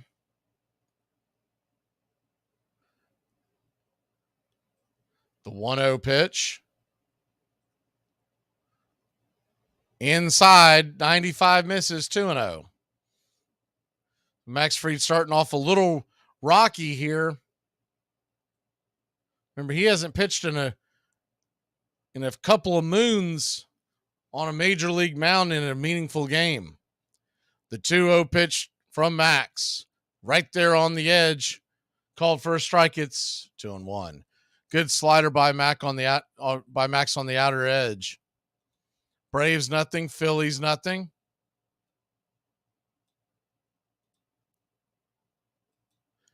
The pitch on the way, check swing, fouls it back out of play over the third base dugout. So a 2-2 count. Braves fans are getting on their feet. Maybe they're getting that memo. I mean, honestly, the Braves fans were kind of quiet the other night. I'd like to see them get up and start raising some cane early on. The 2-2 pitch. Fried comes set. Looks into Darnode. Lefty-lefty matchup. Pitch on the way. Caught! No, whoa! That pitch was right there for a strike, and they gave it to him. It's 3-2. I got ahead of myself. That pitch was sitting right there on the strike. You got to give Fried that pitch. That is a ridiculous call by Ben May. The 3-2 pitch on the way. Swung on, pops it up, high in the sky, deep into left field, going back on the track, making the catch at the wall is Eddie Rosario for out number 1. So all in all, it didn't cost the Braves anything other than the extra pitch. But a few more feet in that blown call by Ben May would have been the difference between an out and a 1-0 lead. Hope we don't get another terrible umpire like we got the other night. If y'all missed game 1, home plate umpire Brian Honora was absolutely pitiful. First pitch on the way from Max Fried to Trey Turner. We talked about how good Turner's been over his career versus Max. He has roasted him. Curveball there for a strike. It's 0-1. Lefty-righty matchup. The 0-1. Down and in. Did he go around? First base umpire. He said he did. First base umpire Mark Carlton. He may have just been making up for that terrible. I'm not sure if he went around, but that kind of evens up that terrible call by May behind home plate. So an 0-2 count. Fans are on their feet again.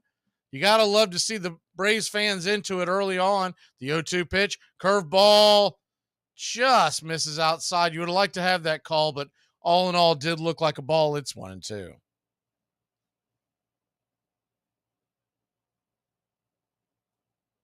The 1-2. Fried comes set, looks in, lets her fly. Swung on, grounded, foul over towards the Phillies' third base dugout. So a 1-2 count.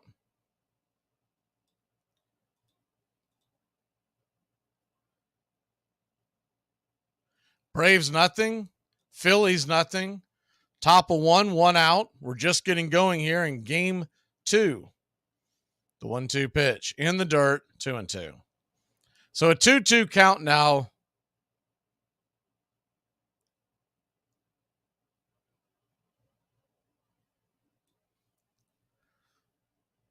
Fried looks into Darnode. The 2-2 pitch. Swung on, and that ball is laced into center field, down for a base hit. Harris cuts it off, fires it into second. He's going to be just behind Turner. He's got a 1-out double, and Turner once again continues to own Max Fried. Just kind of stuck the bat out there and poked it in between left and center. Braves were playing Trey Turner to pull. Really a good hit by Turner all in all. That really wasn't one of those ones that you can hang that on Max. That was just a good swing and a good hit. So Philly's already got one in scoring position. The first pitch on the way, swung on, and that ball's dripped into center field. Turner had a slow go of it getting off there, but he rallied up and he'll cross the plate, and the Phillies are up 1-0. And just like that, Philadelphia up on top. Alec Boehm swung at the first pitch he saw and just got it over the outstretched glove of a leaping Orlando Arcia. So 1 on, 1 out. And that'll bring Bryce Harper to the plate. He just got that over the head of Arcia. If Arcia is playing a foot or two back, he might have been able to grab that one. Turner had to wait, but he's so fast, and the Braves were playing so deep on Boehm that he had plenty of time to score. Lefty-lefty matchup. Bryce Harper takes a first swing at the first pitch. Slider off the edge. It's 0-1. Philly 1, Braves nothing. Top of the first inning. Would have loved to have seen a clean inning, but Max Fried's got to settle back down. The 0-1 pitch down and away. Curveball misses. It's 1-1.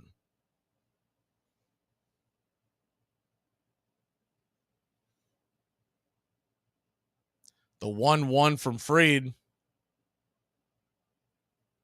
At 15 pitches so far here in the inning. The 1-1 swing and a miss. It's 1-2. Looked like the sweeper took a little bit off of that one.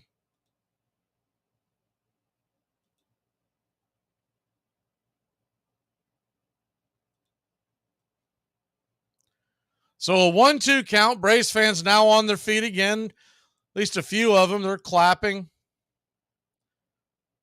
The 1-2 pitch on the way. Swing and a miss. Strike 3. How about that? Let's get it. 2 outs. Big strikeout of Bryce Harper, and there's 2 away. He dropped that teardrop curveball under the hands of Harper. Harper was way out in front of that one. JT Real Muto stands in. He is another batter that's having a very good success over Max Fried. First pitch on the way is a curveball down and away. It's 1-0. And you can't really pitch around JT because Castellanos has had the best of all. He's hitting .615 with a home run lifetime versus Max Fried. The 1-0 from Max. Right there on the outer edge. Called for a wide strike 1. It's 1-1. You can tell JT didn't like it, but he's not going to complain a whole lot. He wants those same calls when he's up behind the plate. The 1-1 pitch, swing and a miss. It's 1-2. They had an error on the screen a second ago at 2-0, but it was 1-1. They've now corrected it. It's 1-2 if you're looking on your television screen. If you're listening to the radio and you want to jump in and into the chat, we're on youtube.com/@BravesCountry. The 1-2 pitch swung on and hit over to right field, down for a base hit. Hit it in between Olsen and Ozzie, and it scooted through for a 2-out single. Kind of an excuse me swing, a lucky hit. Sometimes when you're seeing a guy well, the luck goes your way. Ball almost got Boehm. Boehm had to jump over it. Man, was that actually he had to stutter step. That was close getting his right foot. It did miss him, but just barely. First pitch on the way to Castellanos is down and in for a ball. It's 1-0.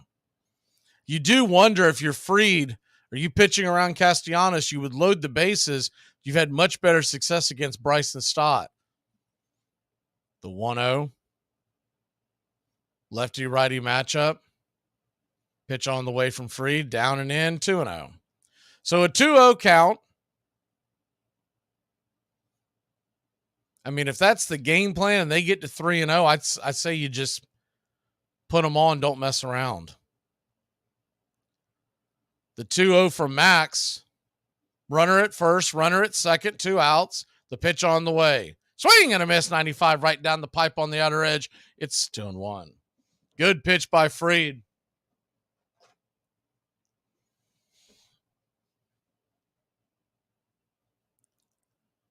Max Fried at 24 pitches already in this inning. The 2-1. Max comes set, lets her go. Swung on, that ball is rifled into left field. That's going to get down for a base hit. Rosario's got it, comes up throwing. It gets into the infield. So it's a single, but nobody scores as Rosario played it off the hop and got it in. Wasn't a great throw, but it was a fast enough throw back into the infield that Bohm didn't have time to go second to home. Another ball that was just outside over the outstretched glove of Orlando Arcia. He's playing about as far back as you can play. Still have reasonable chance of making plays if they're not hit hard. So bases are loaded. Kranitz is out there to talk to Max Fried. Got to settle him down a little bit. He's had good success against Stott. After Stott, it's Pache and Rojas, who've only faced Max a total of 4 times. You just don't want this to unravel. Stott has had some big hits. He had the grand slam against the Miami Marlins.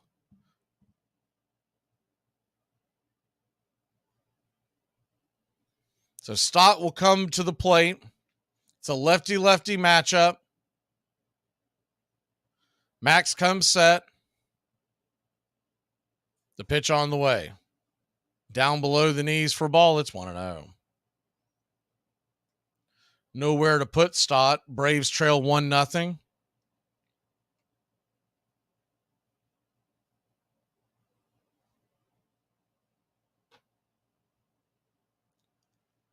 The 1-0 pitch. Up top misses, 2-0. So he's going sweeper. Nibbling once again. We've seen this a lot with D'Arnaud behind the plate. He does not want to give in, but sometimes it really unravels and turns into big innings because of it. The 2-0 pitch. Another sweeper, ball 3. So literally going at nibbling against Stott, a lefty matchup that he has dominated. Now there's nowhere to put him. Bases loaded, the 3-0 count. Will he have the green light? Max Fried kicks and fires. Fastball, outer edge. He was taken all the way. It's 3-1. So a 3-1 count. Big pitch for Fried. Braves trail 1-0. You don't want it to get much further than this. The pitch on the way. Lefty-lefty matchup. Southpaw delivers, swung on, hit hard on the ground. Good stab by Olsen. He's going to grab it, flip it. Fried's covering the bag, and that'll end the inning. So all in all, it could have been a heck of a lot worse. We'll be back in a flash here on Braves Country. The Braves will grab the bats. My mama always told me I could be whatever I wanted, so I became a problem. I mean, honestly, who'd have thought they would have banned you from every escape room game in Tennessee just because you're too good at it? What? Don't put me in a room made of drywall and tell me I have to escape. I'm getting the fat of that 5 to Sparta kick all the way home. I ain't got time for no puzzles. What puzzles me is the admission fee I paid to get in here is not going to cover the amount of drywall I'm about to up. What the fiend you're calling me police to what? Bring me the key to the city for setting a high score? 30 seconds flat, I'm out that promise you. Armchair. It all starts with just one thing. When recycling, rinse out jars and cans, and avoid recycling wax paper or paper soiled with food. This will reduce recycling contamination. Find tips and more at onethingus.com. What's your one thing? Jaden has $1 bill, 1 quarter, and 2 pennies. How much money does he have? Jaden broke. On Monday night, April 8th, At home in Atlanta, Aaron faced Al Downing of the Los Angeles Dodgers. His mother and father were watching from the stands. Henry Aaron in the second inning walked and scored. He's sitting on 7-14. Here's the pitch by Downing. Swinging. There's a drive into left center field. That ball is going to be out of here. It's gone. It's 7-15. There's a new home run champion of all time, and it's Henry Aaron. Monday night, April the 8th, 1974.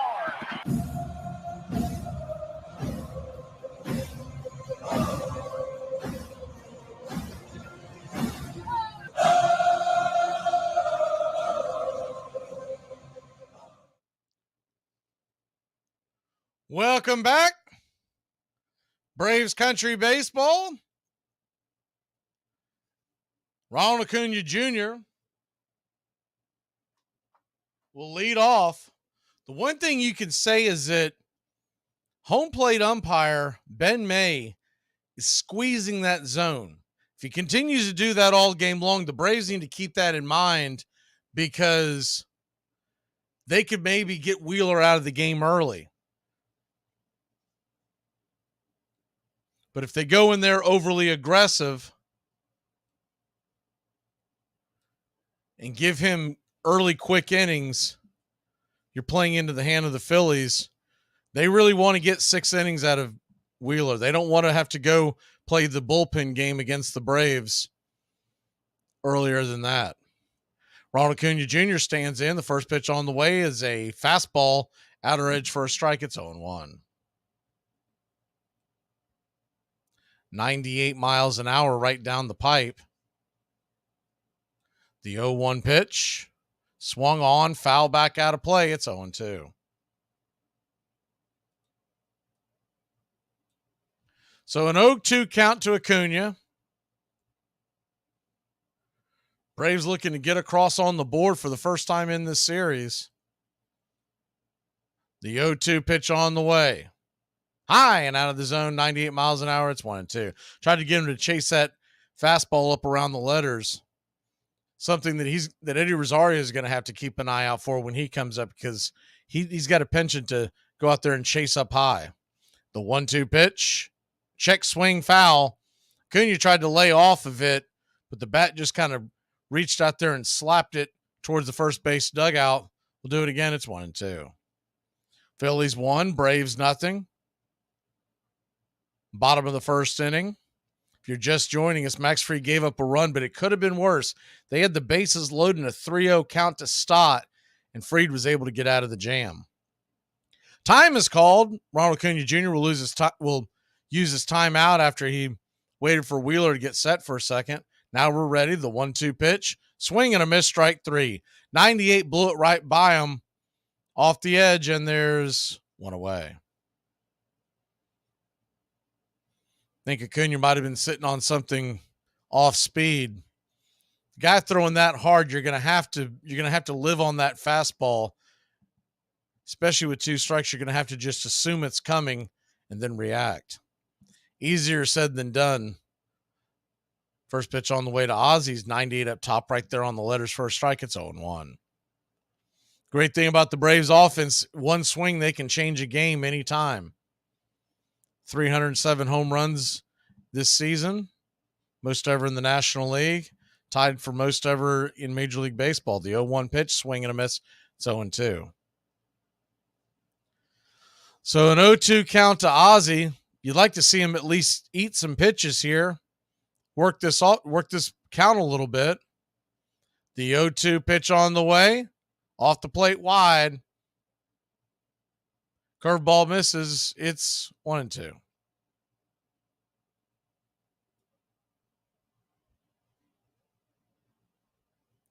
So a 1-2 count to Ozzy. Wheeler comes set. Swing and a miss. 97 right by him up top. 2 away. 2 up, 2 down. 2 strikeouts by Wheeler. Not the ideal start that you want. But Austin Riley now comes to the plate. Riley's had pretty good numbers against Wheeler. First pitch on the way to Riley. Righty-righty matchup. Curveball misses inside. It's 1-0. Austin Riley. Of course, he's one of those guys that can change it in a hurry. 37 home runs on the year. 861 OPS. The 1-0 pitch. Swung on. Rifled foul back out of play. 97 miles an hour right in his kitchen. It's 1-1.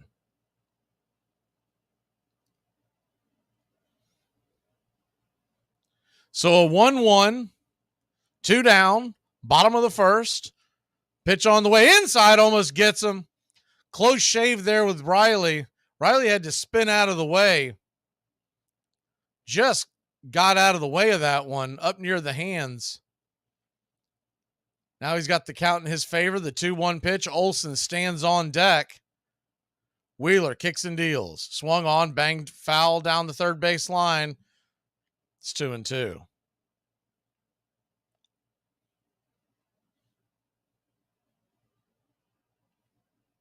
So a 2-2 count to Riley. 2 outs. Nobody on. Wheeler looks in. Lets her fly. Swing and just got a piece of that. Foul tips it out of the glove of JT Realmuto. We'll do it again at 2-2.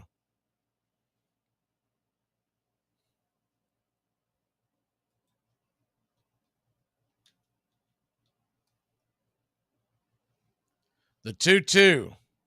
Wheeler lets her go inside. Swung on. Bang foul down the third base line.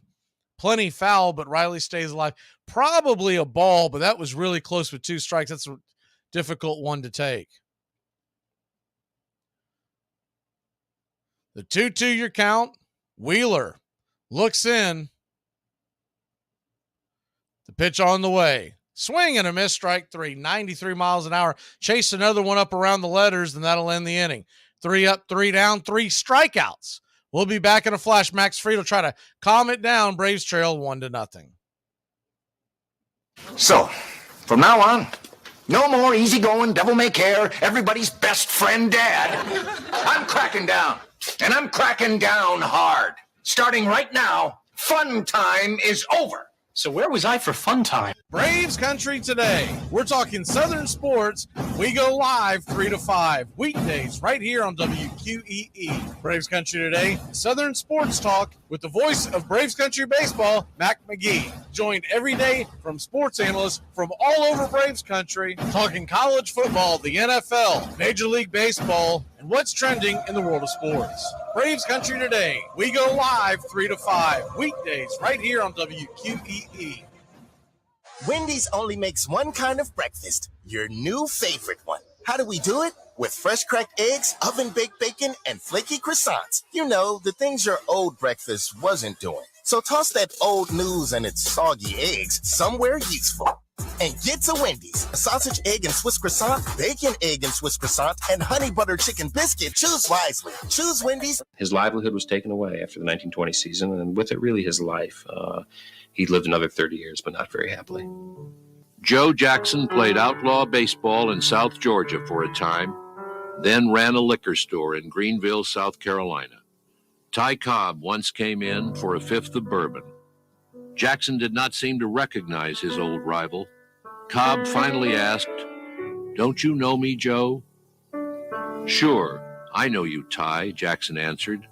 "I just didn't think anyone I used to know up there wanted to recognize me again." You're listening to Braves Country Baseball on Braves Country HD.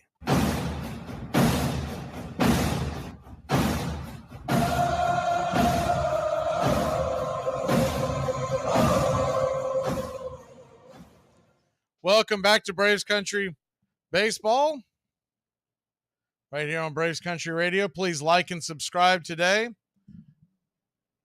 Braves trail this one 1-0. All in all, could be a lot worse. If you're just joining us, Phillies had the bases loaded, and a 3-0 count was Stott at the plate, and Max Fried was able to get out of that jam in the first inning. So all in all, you don't like being down at this point of the game this early, but considering what the alternative was, we'll take it. Max Fried will go back to work. First pitch on the way from Max is a curveball down and away for a ball. It's 1-0. Max threw 30 pitches that inning, so we'll keep an eye on that. Christian Pache, the batter, the former Atlanta Brave, the 1-0 pitch, high and inside, 2-0. Fried struggling to find the zone early on.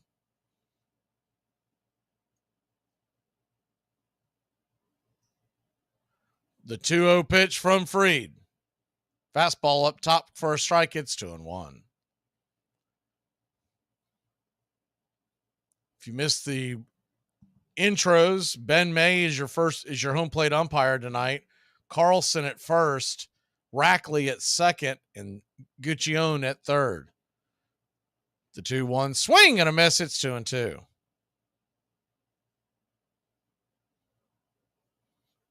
So a 2-2 count to Christian Pache. The number 9 hitter Rojas stands on deck. Schwarber in the hole. The 2-2 swung on, bang foul down towards the third base dugout. We'll do it again. Fried needs to have a shutdown inning here. You'd also like to see him get a fairly economical inning. Like to see him not have to labor much. The best time to face Schwarber is nobody on. The 2-2 pitch. Curveball, swing and a miss. Strike 3. He got him chasing one down around the ankles over the dish, and there's one away. Good pitch by Max.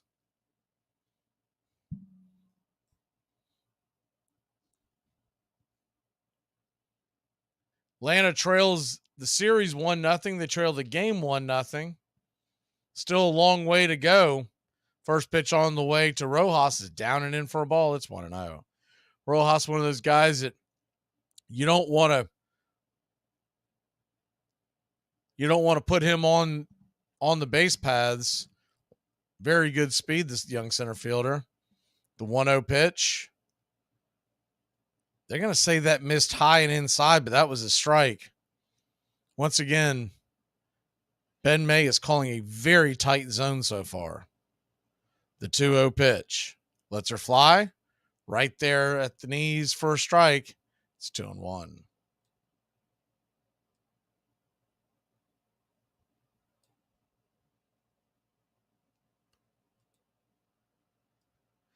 Max Fried comes set. The 2-1 pitch. Up high, 3-1. So a 3-1 count. Last thing he wants to do is walk Pache. The pitch on the way. Misses outside, ball 4. So the light hitting center fielder works the walk, the thing you did not want to have. Max Fried nibbling. It's one of the things that always concerned me when you get Fried and Darnode together. Darnode is not an aggressive calling catcher. He likes to live on the outer edge. And Max Fried, especially coming off the IL, not being aggressive could be his downfall. First pitch on the way from Fried to Schwarber. It's right down the pipe for a strike. It's 0-1. 94 miles an hour. That was right at the knees.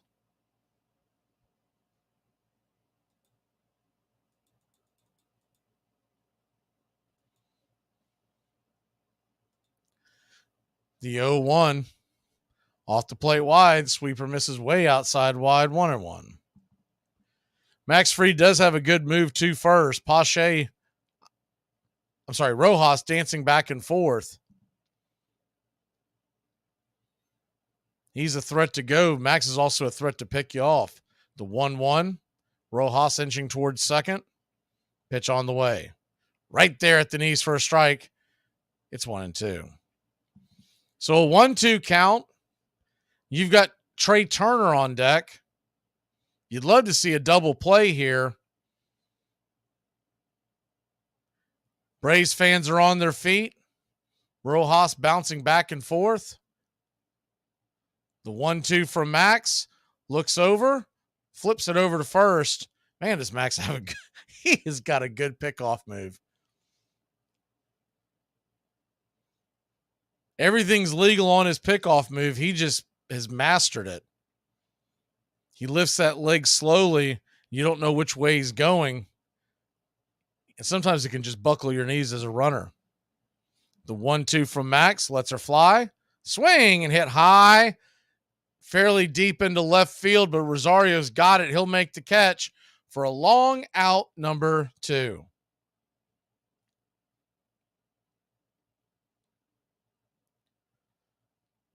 Two down, and now Trey Turner, who has been an absolute thorn in Max Fried's side his entire career,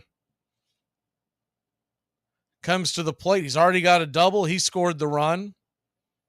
If he can keep it going, it's Bohm and Harper, but there are 2 away. The first pitch on the way. Down and away for a ball. It's 1-0. If you're just joining us, the game got started. Trey Turner hit a 1-out double and then was driven in by a looping single by Bohm in the first inning. Phillies would load the bases as the 1-0 pitch misses well high and out of the zone, 2-0. They would load the bases with Stott at the plate. He had a 3-0 count, took the 3-0 for a strike down the pipe, and then hit a hard grounder to the right side that Olsen was able to corral. The 2-0 pitch, swing and a miss. Got him to chase that one down below the knees. It's 2-1. Nifty pitch there by Max. Looked like his changeup.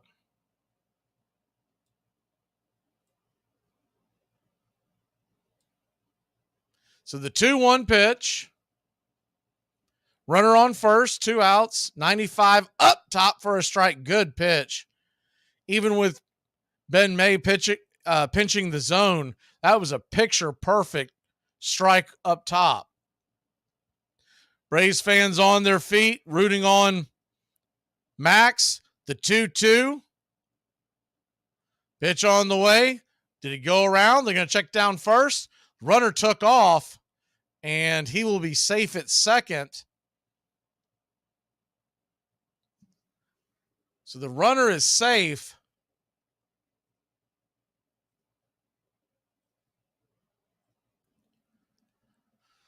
Ball got away. They checked down the first base side, but it looks like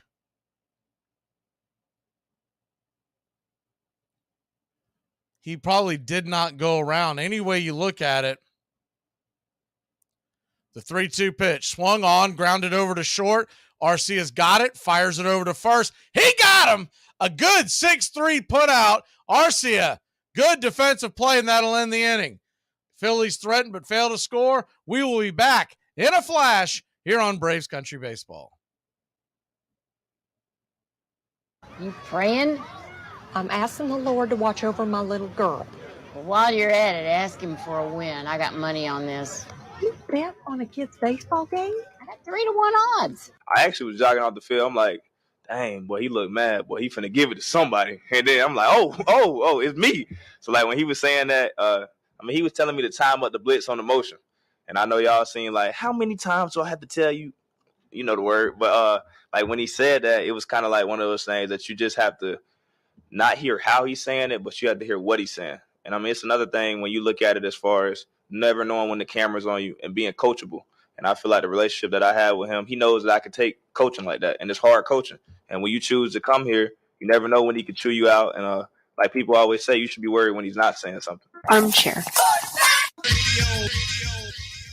Hey, bro, since the 1980s, the average rent price done went up damn near 4 times. And the cost of food done went up like 4 times. Yep, that too. And the cost of every object you could buy with money has also went up 4 times. Yeah, quadruple. That was the plan. And you see, that's fine and all, but the amount of money that we get paid to pay for all that ain't went up that much. What about the American dream? Yeah, sure. See, that was for us, and y'all gonna pay for it today. That makes sense. Yeah, it make a lot of sense, but you don't think that's evil?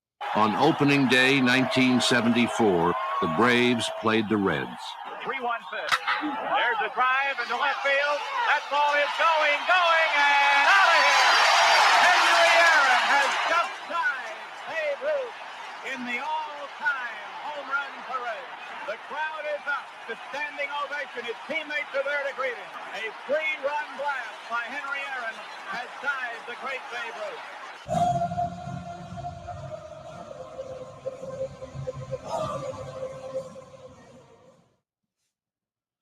Welcome back to Braves Country Baseball. The Atlanta Braves trail this 1-0. Max Fried's kind of danced out of danger if you're just joining us, but all in all, can't have a lot of complaints. Could have been a lot worse. But you definitely would like to see some quick, clean innings coming up. Welcome into everyone in the chat. If you're new, please subscribe. If you're been here a while, you please subscribe weeks ago. Good to see everyone in here. Italy. Lex97 says hi from Italy. Push buttons from Texas. I know we're all over the place. I don't know. I'm not really sure where everybody listens from. I just know that we see them all over the joint.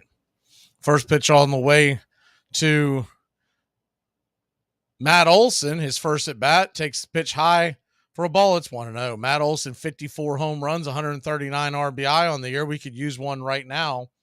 The 1-0 pitch. Down and away. 2-0. So a 2-0 count.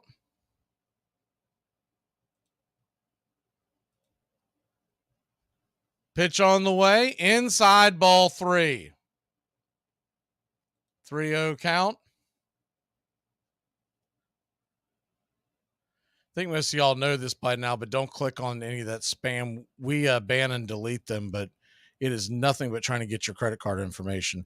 The 3-0 pitch, fastball right there for a strike taken all the way was Olson. It's 3-1. You'd love to see Olson work his way on any way possible. Have Wheeler have to work out of the set. The 3-1 pitch swung on, foul back out of play, fastball. It's 3-2. Now, with 2 strikes, he has been repeatedly going to the fastball about letter high or above, trying to get guys to chase. We'll see if he tries that with Olson or tries to pull the string. It seems like that's their game plan. The 3-2 to Olson. They are set up high. Pitch swung on, lifted, foul down the line. Do it again. It's 3-2.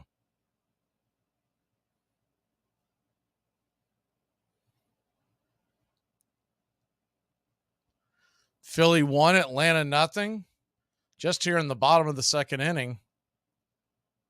The 3-2 pitch on the way. Swung on, grounded over to short. And that's going to be booted by Turner. And it's going to be an error. We'll take it, baby. We got us a base hit. And let's go, Braves country. Your Atlanta Braves. 1 on, nobody out. And the $300 million man kicks one into the dirt. Man, normally one of the better fielding shortstops in baseball. That's a gift that we would gladly take. Maybe to get the Braves going here. And that'll bring Marcell Ozuna to the plate. Marcell Ozuna, righty-righty matchup. Pitch on the way. Fastball swung on. Strike on the outer edge. It's 0-1. Marcell, 0 for 3 in game 1. He did draw a walk. 40 home runs on the year, 100 RBI.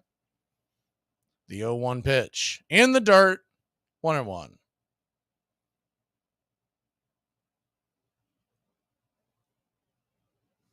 So a 1-1 count.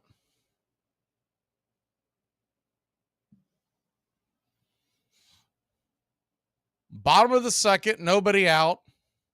Runner on first. Ozuna awaits the pitch on the way. Swing and a miss. Kind of chase curveball down and away. It's 1-2. So Wheeler can now go a number of different ways. Main thing you want to do is stay out of the double play here. Darnode stands on deck. Max Fried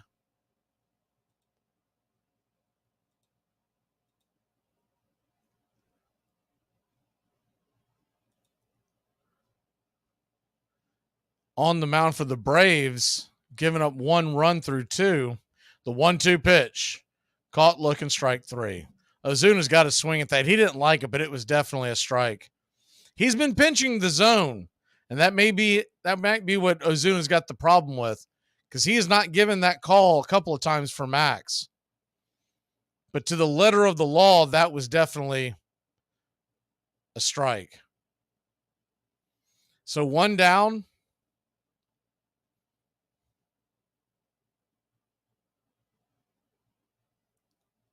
Darnode comes to the plate. First pitch on the way to Darnode is swung on and missed. It's 0-1.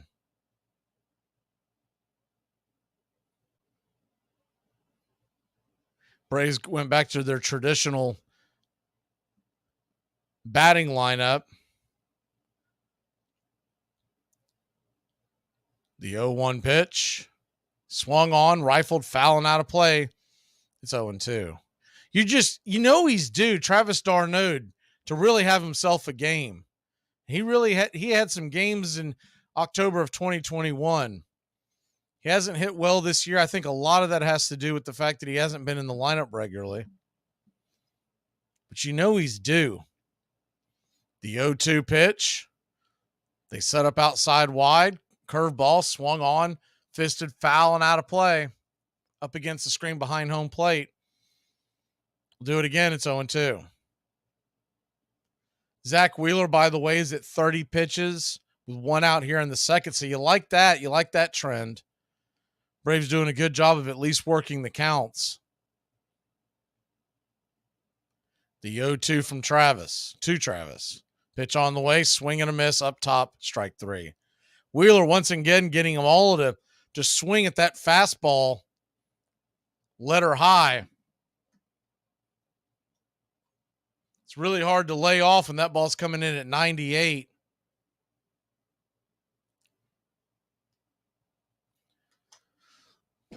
There's nothing you can do with that ball either. If he makes contact with that, it's going to be a can of corn.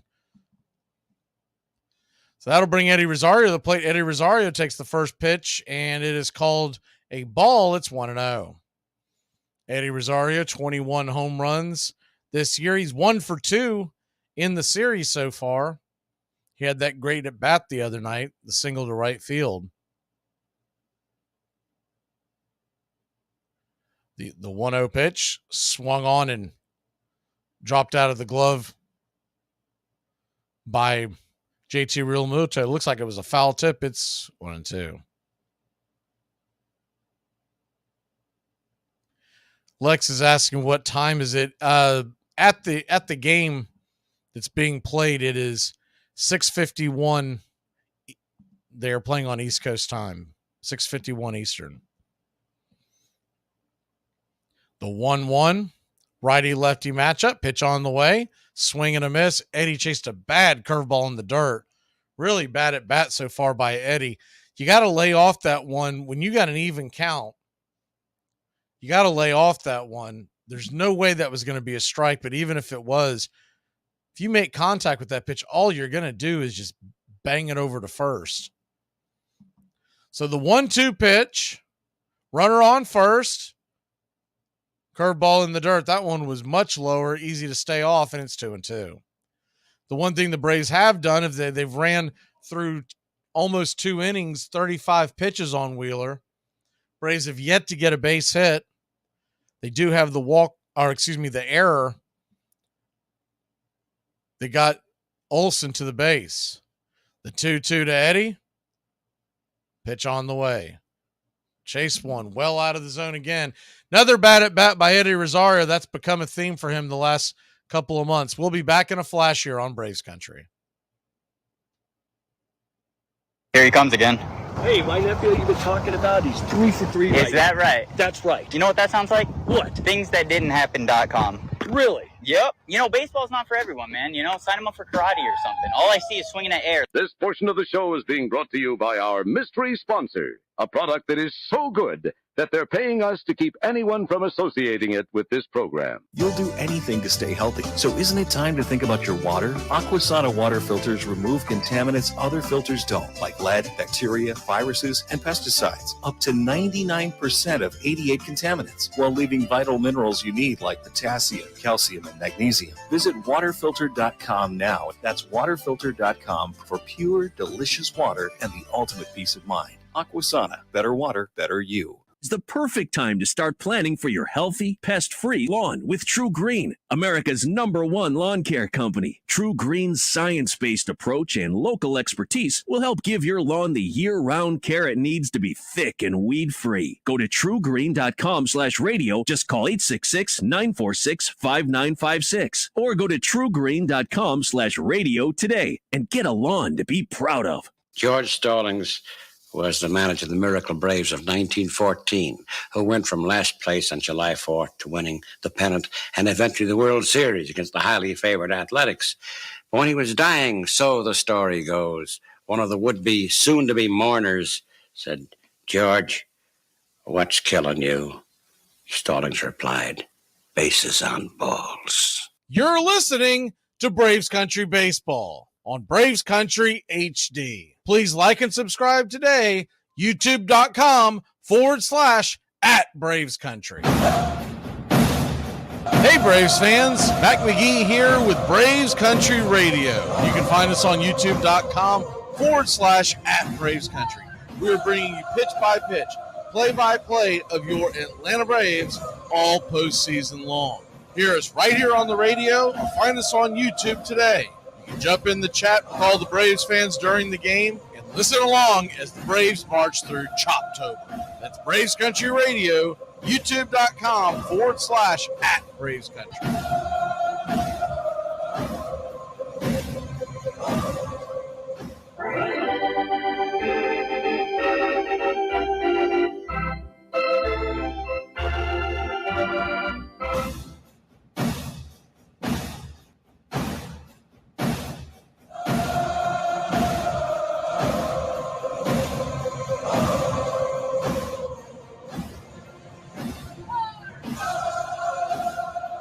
Welcome back to Braves Country Baseball on Braves Country Radio. First pitch on the way to Alec Boehm, down and in. He went around. It's 0-1. Boehm 1-for-1 with an RBI single. The 0-1 pitch drifts off the plate wide, 1-1. Philly leads at 1-0, top of the third inning. Max Fried, high pitch count in his own right. The 1-1 pitch, swing and a miss. It's 1-2. Max is sitting at 54 pitches. Not likely to get out of the fourth or fifth at that rate. The 1-2 pitch, fastball misses high. 2-2. So Fried throwing that same kind of cheese where Wheeler's getting them to chase, but Wheeler throws it just a little harder to lay off. The 2-2 swung on, grounded foul down the third base line. Do it again. All the stops will be pulled out tonight. It's one of the reasons why the Braves didn't commit to who was going to pitch Game 3. You never know. A.J. Smith-Shawver might be asked to come in. The 2-2. Swing and a comebacker to the mound. Max has it, flips it over to first. A 1-3 put out for out number 1. 1 down. Bryce Harper comes to the plate. JT Realmuto on deck.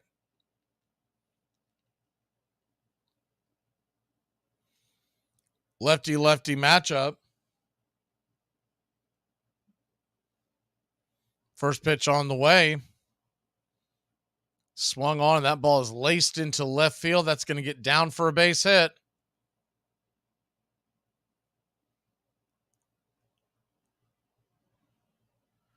And a 1 on, 1 out.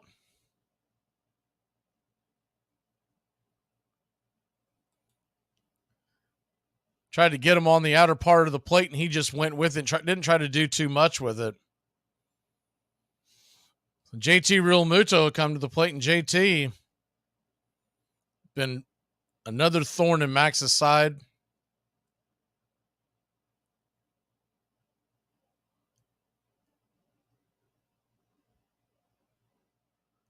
Max steps off the rubber for a second.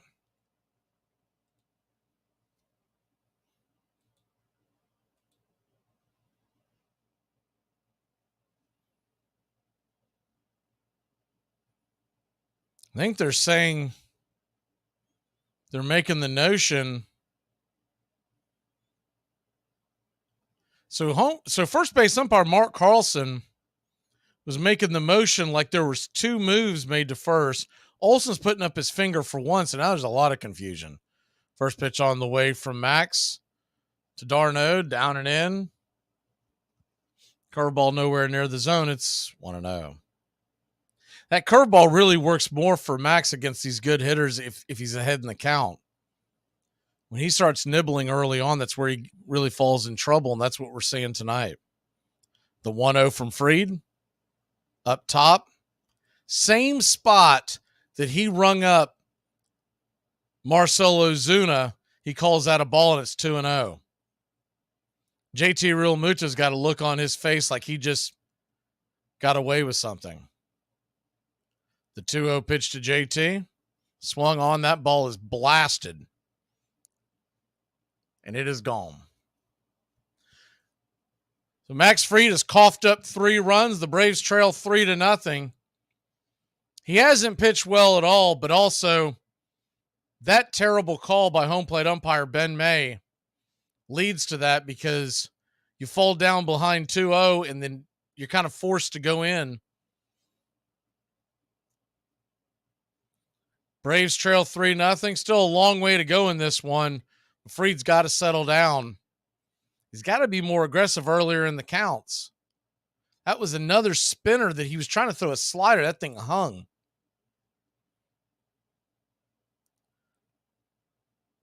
I don't know what goes through the mind of d'Arnaud when he calls these games, but he's just so.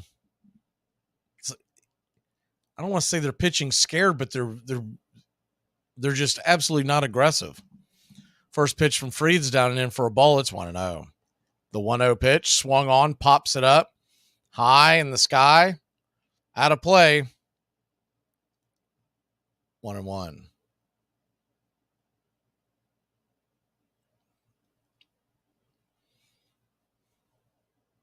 So a 1-1 count.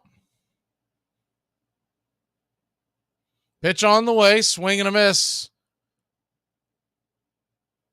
1-2.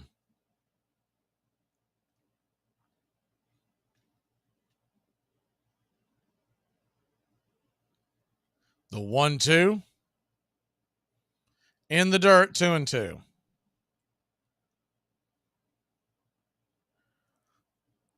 And they tend to be more passive on the mound when Travis d'Arnaud is behind the dish than Murphy. Murphy tends to call a very aggressive game. The 2-2 pitch. Down below the knees, 3-2. So a 3-2 count. Once again, he was up, and now he starts nibbling again, and now he's worked himself into problems. Max Fried, at this point, I think you got to go get him. The 3-2 pitch, nowhere near the zone, ball 4. So Max Fried has coughed up 3 runs on 2 1/3 inning. He's at 67 pitches. Braves are sitting on their hands. I think, just trying to read what Snickers said, I think he finally gave the go-ahead to get someone warmed up, but that should have already been, Kranitz just got on the phone, but that should have already been a thing. Talked about this early in the game. At the pregame show, early in the pregame show. His first pitch on the way from Max to Bryson Stott is off the plate, called for a wide strike. It's 0-1. You got to treat this like a game 7. You can't nibble. And when you have a pitcher out there who's pitching, let's just call it, he was pitching scared. You got to go get him. The 0-1 pitch off the plate wide, 1-1. We all remember the great start that he had in 2021, Game 6 against Houston. But if you remember prior to that, Max Fried was a problem in the postseason. He got bombed in LA. He didn't pitch well his first outing against Houston. The 1-1 pitch banged off the plate. It's 1-2. We all kind of forgot it, pushed it aside because he stepped up big in that game 6, but this is the kind of stuff that we saw in Los Angeles. So 1-2 count. Lefty-lefty matchup. Runner on first, 1 out. The pitch on the way. Down and away. Nibbling again. It's 2-2.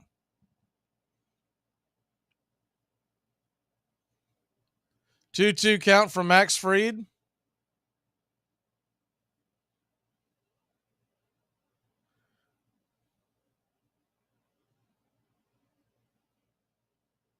Fried looks in.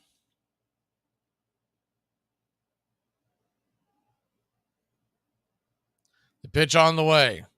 Right there, caught, looking, strike 3. So a good pitch by Max. Got the teardrop right there at the bottom of the kneecaps on the outer edge. And they're still away. Max Fried now at 72 pitches. I can't see a scenario where he comes out for the 4th inning. The last thing you want to do, as poorly as he's pitching, is have him see this lineup a 3rd time through. That'll bring Pache to the plate. Pache takes the first pitch down low for a ball. It's 1-0.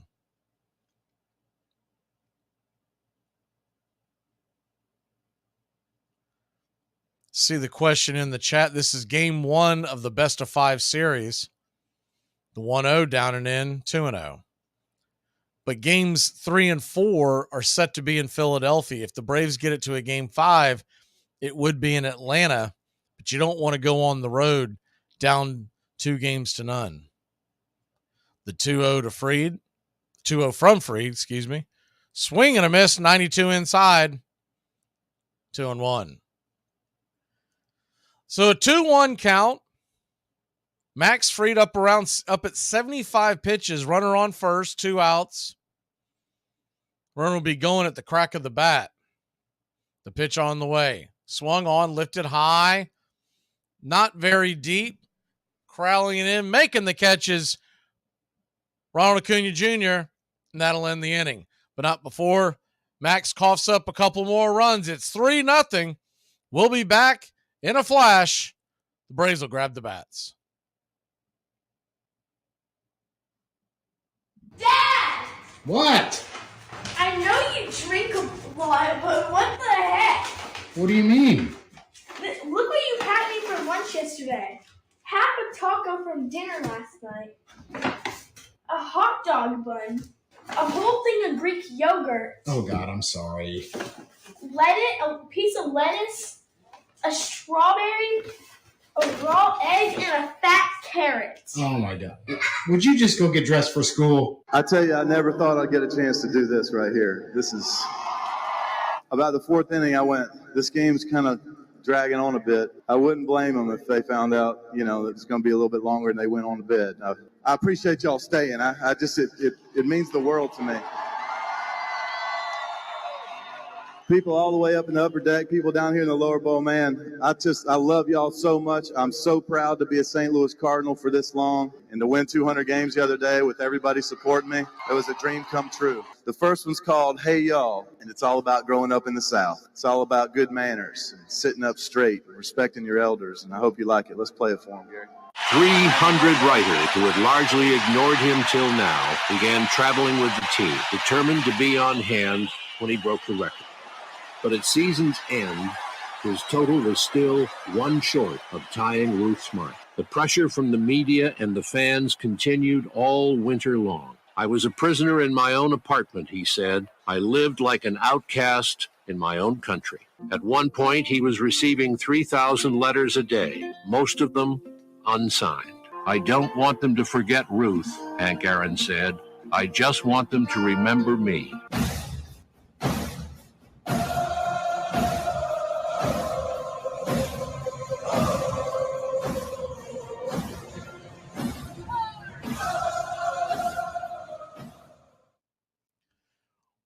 Welcome back to Braves Country Baseball here on Braves Country Radio.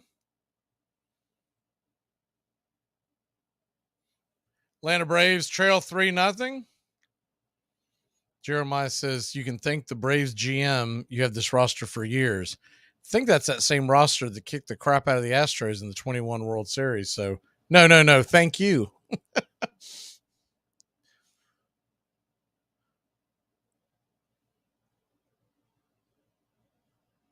You know the Astros want the Phillies to win. They want no part of the Atlanta Braves. Zach Wheeler will go back to work. First pitch on the way from Wheeler to Orlando Arcia is down low for a strike. It's 0-1.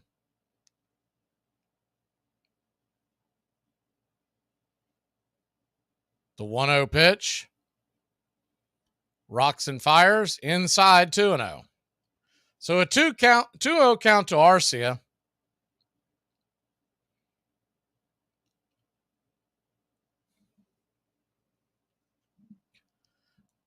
Wheeler turns, kicks and deals. Swung on, bang foul down the third base line, 2-1.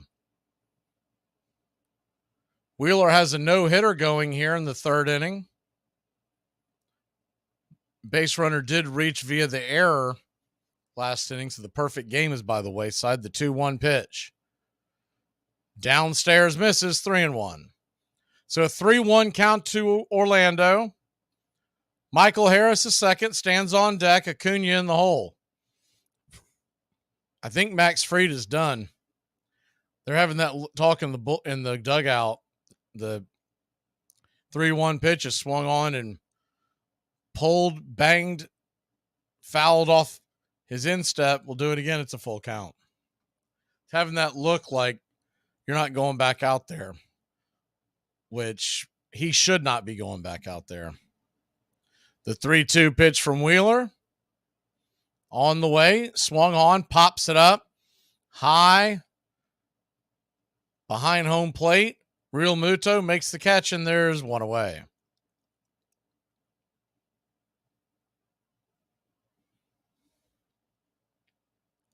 So one down. Michael Harris, the second, comes to the plate.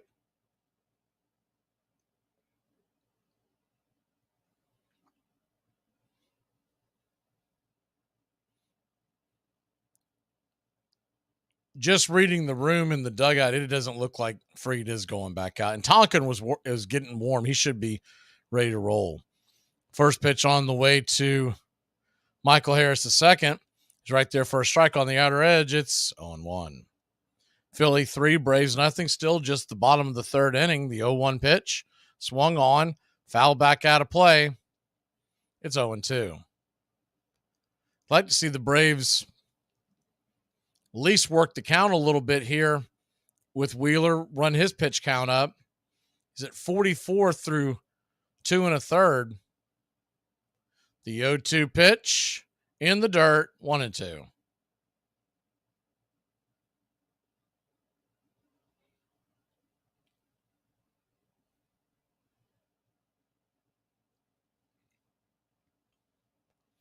So the 1-2 count.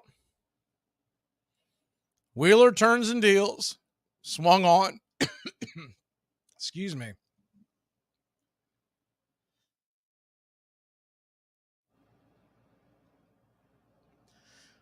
Bangs it foul off the plate. We'll do it again at 1-2.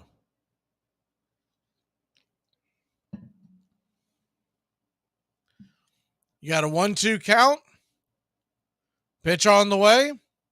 Outside wide, 2-2.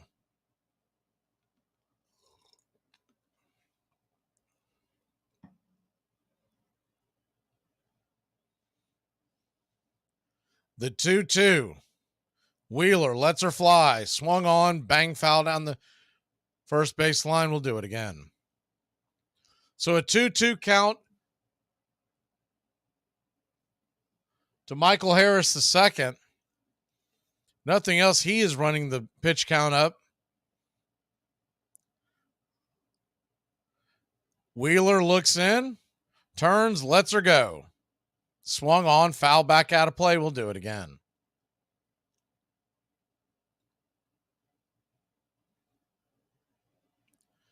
Two count.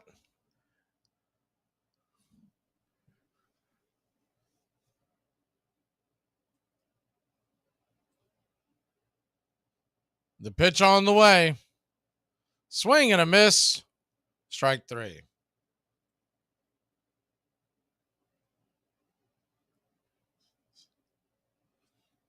Ronald Acuna Jr. will come to the plate. Atlanta Braves still looking for their first hit. Zach Wheeler pitching a no-hitter so far. 2 down here in the bottom of the 3rd. Ronald Acuna Jr. stands in. The first pitch on the way. Swung on, pops it up. Very first pitch. Gave away another at bat. And another bad at bat by Ronald Acuna Jr.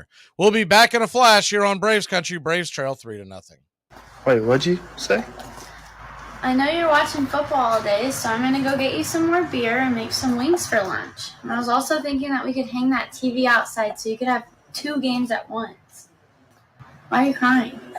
It's just the first time that you've said that you've loved me in a while. You're listening to Braves Country Baseball. Please like and subscribe today. YouTube.com/@Braves Country. Where are you from? What? Where are you from? What you talking about? Where are you from? You know where I'm from. The folks want to know. Oh, you're doing a question? Yeah. Come talk to these folks. All right, I'll tell them. We are from West Georgia, near the Alabama line. We're a little bit classy and a little bit trashy. I probably have some family members that have dual roles. Do you know what that means? A cousin, maybe an uncle. Yep. I just had one locked up because they were mixing up chemicals in their motorhome. Look how she's looking at me. Don't be hating on your family. Armchair. We lost because my guys, my colleagues didn't stand up with me. And I can't make any excuse for them. Had we shown any amount of solidarity, if the superstars had stood up and said, we're with Curt Flood, if the superstars had walked into the courtroom in New York and made their presence known, I think that the owners would have gotten the message very clearly, given me a chance to win that. Curt Flood never played Major League Baseball again.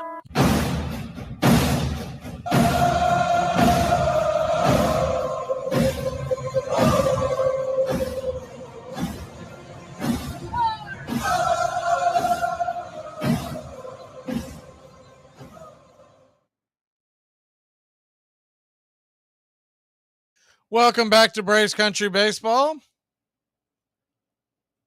3-0 your score heading to the top of the 4th inning.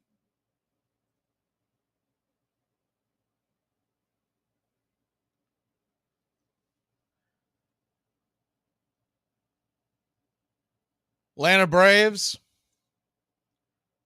really have not gotten going yet in this series. And I don't think all these extra days off are helping anybody. They threw up a pretty interesting stat across the board, just showing how futile the teams have been in game ones after these breaks. I mean, we saw it, even a terrible team like Minnesota took it to the Astros the other night. First pitch on the way to the number 9 hitter Rojas is swung on, bang, foul down the line. It's 0-1.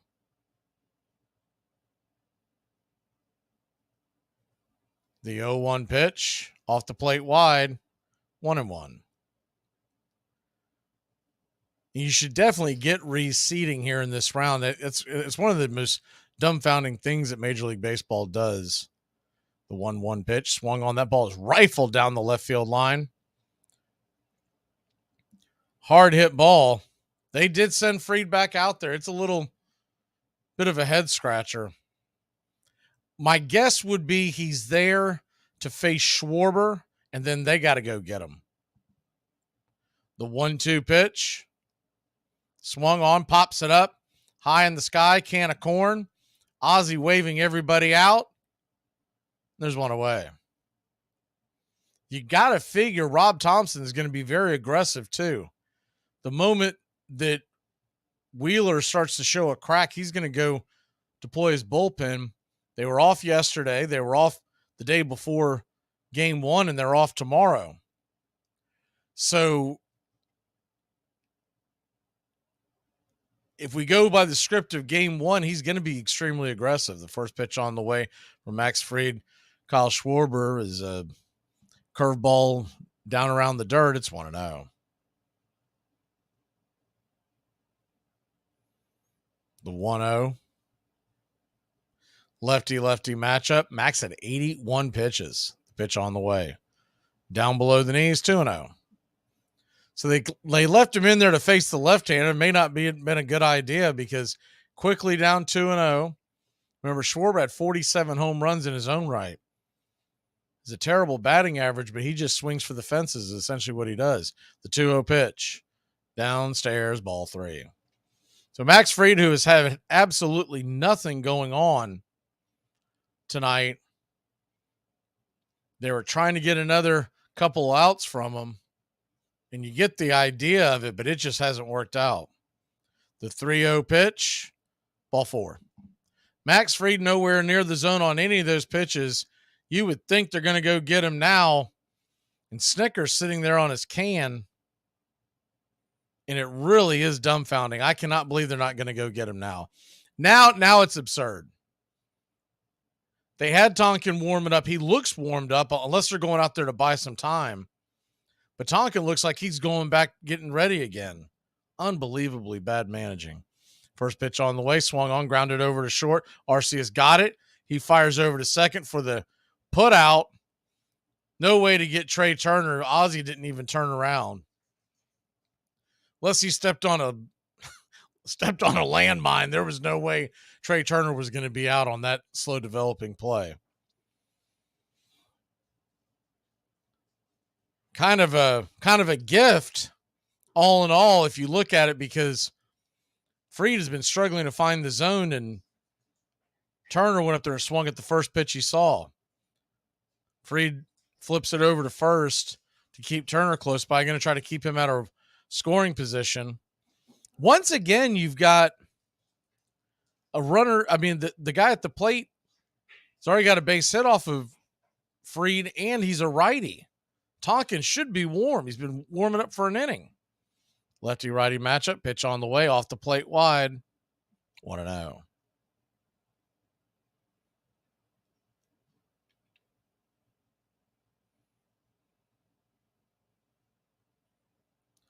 The 1-0. Pitch on the way from Fried. Swung on, foul back out of play. It's 1-1.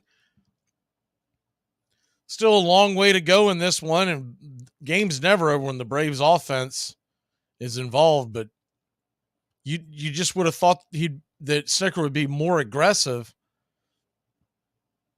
Not necessarily a must-win game, but a gotta-get game.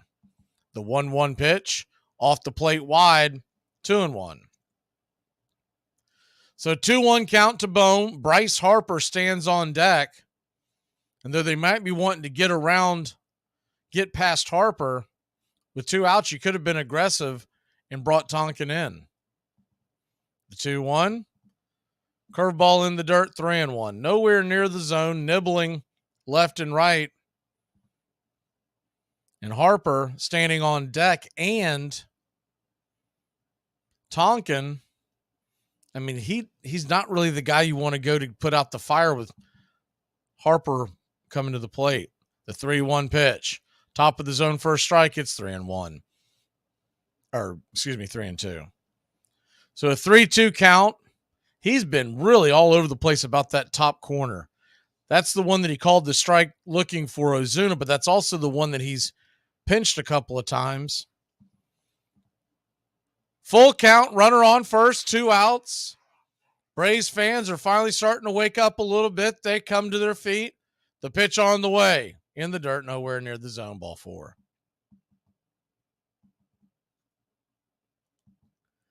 And here comes Kranitz. He'll go out there and waddling to the pitcher's mound.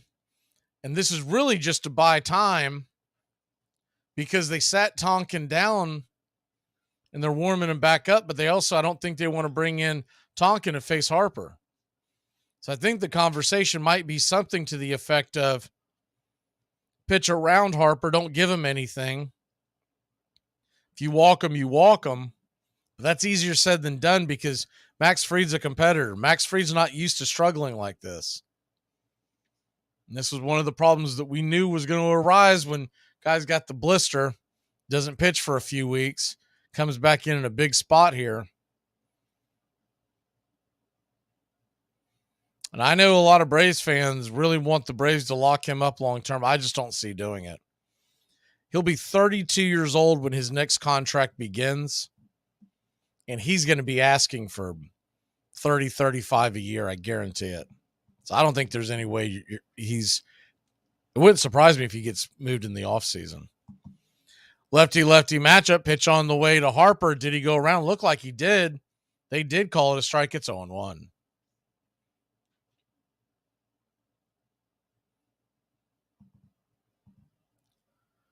Braves on the shift. So a huge hole on the right-hand side.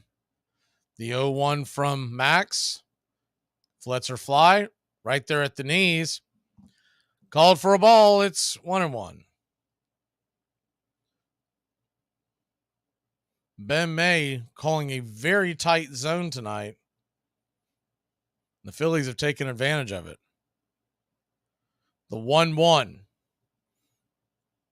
Pitch on the way from the southpaw. Swing and a miss. Curveball got him chasing. It's 1-2. So Fried is 1 out away from getting out of this jam. Come hell or high water, it's got to be his last batter he faces. JT Real Muto stands on deck. He's already taken Max deep. Max steps off the rubber, offers over towards second. He's trying to catch Turner with his hand in the cookie jar, but no one covered the bag. So we'll go back at it. The 1-2, 2 on, 2 out. Pitch on the way. Swung on, comebacker towards Ozzie at second. Ozzie's got it, fires it over to first, and it's a 4-3 putout to end the inning. Phillies threaten again. Braves keep them off the board. We'll be back in a flash here on Braves Country Radio. It's like all I do is work, go home, blink twice, and my ass back at work. It's a never-ending cycle. What are we listening to? What the? Why did you turn it off? I don't know that. It's Travis Kelce's girlfriend. Who? The tight end. Travis Kelce's girlfriend. Well, I know Travis Kelce. Who's he dating? Taylor Swift. Taylor's. Yeah, she's been all over Travis Kelce's TikTok lately. Is she the party in the USA one? No, that's Miley Cyrus. Oh yeah, that Hannah Montana chick. Yeah. Is Hannah Montana way better than Taylor Swift? Why does that sound so familiar? Yeah, the song. She was big in country in like 2008. Oh no! She the something with the screen doors. She's been on Travis. Yeah, I remember that dumbass. Yeah. So literally, she's now trying to literally like chase clout with Travis Kelce. Right? She did the same thing with John Mayer. Absolutely not. John Mayer, wasn't it? Yes. No, this is not a joke anymore. You know It's what's funny. Prince of Persia? What's the guy's name? Jacob. Jake Gyllenhaal. I'm Team Jake. Armchair. Excuse me, sir. Why are you a Mets fan? I'm not. Then why are you here? I came with my buddy. Is he a Mets fan? I doubt it. Excuse me, madam. Do you like the Mets? Mets. Who likes the Mets? Then why are you here? This is a ball game. Excuse me, sir. Are you a Mets fan? Why don't you get lost? I'm trying to watch the ball game. Nobody worked the corners the way Catfish Hunter did. He would start inside and outside and up and down. If the umpire was giving him a call, then he would widen the plate. Plate is 17 inches wide, and Baz used to say that by the end of the game, he was throwing to a 22-inch wide plate. But I remember Catfish Hunter losing a World Series game after he'd won a lot. The reporters rushed over, thinking they'd find him crestfallen or gloom. He was silent. And he was just the same as he'd been before. And he finally said, the sun don't shine on the same dog's ass every afternoon.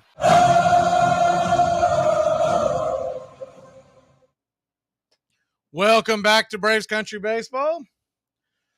Atlanta Braves going to grab the bats. Got the heart of the order coming up. Ozzie Albies, Austin Riley, Matt Olson. Braves trail 3-0, but of course we know this game could change in a hurry with this Atlanta offense.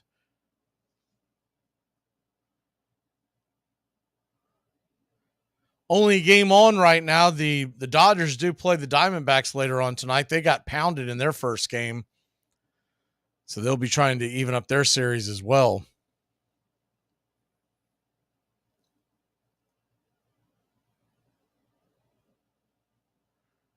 Zach Wheeler pitching a no-hitter so far.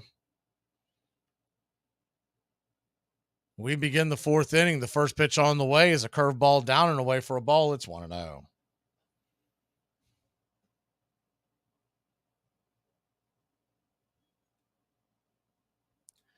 The 1-0. Righty-lefty matchup. Swung on. That ball is belted down the right field line, but foul.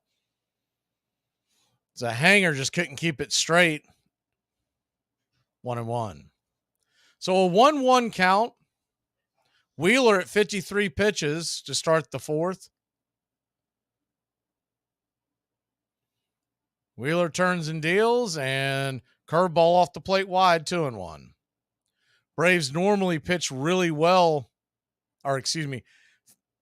adjust really well to the pitcher second time through the lineup. Of course, Zach Wheeler's a different animal. The 2-1 pitch, swing and a miss, curveball down below the knees. It's 2-2.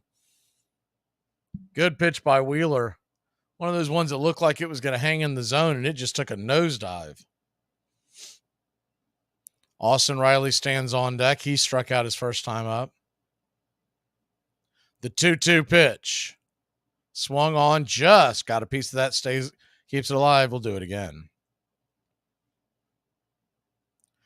So a 2-2 count. Braves still looking for that first base hit. The 2-2 on the way. Inside almost gets him. 3-2.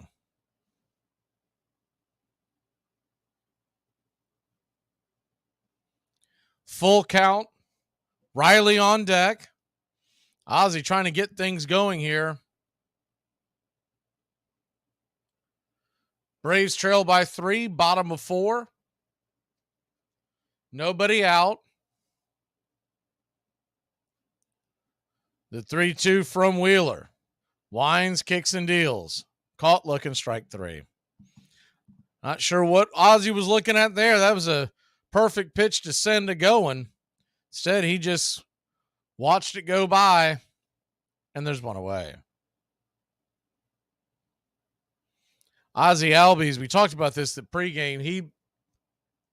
Terrible numbers against Wheeler. They went back to their traditional batting lineup. That would be the only adjustment that you could have made a strong argument for. First pitch on the way to Austin Riley, swung on. It's going to be dribbled up to second. 4-3 put out.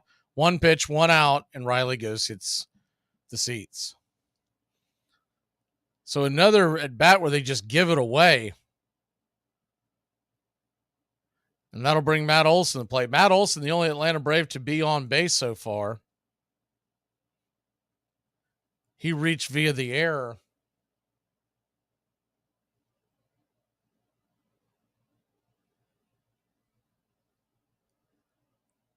Righty-lefty matchup. First pitch on the way. Curveball down and away at the knees. It's 0-1.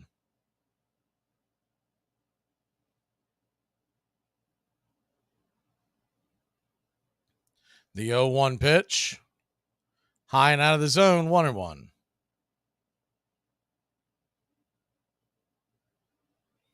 So a 1-1 count.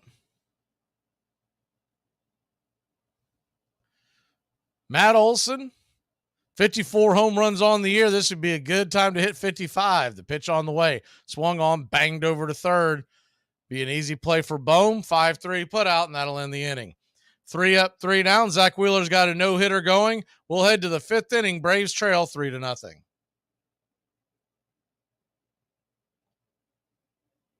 Right. What sound is that? A dinosaur. A what? Dinosaur. It's a what? Dinosaur. Make the sound again. Right. Oh, you talking about them things from Jurassic Park?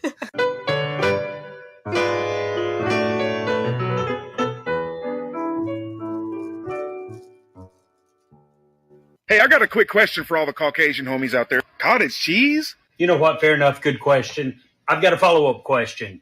Chitlins? But even Finley's championship A's couldn't draw 1 million fans a year.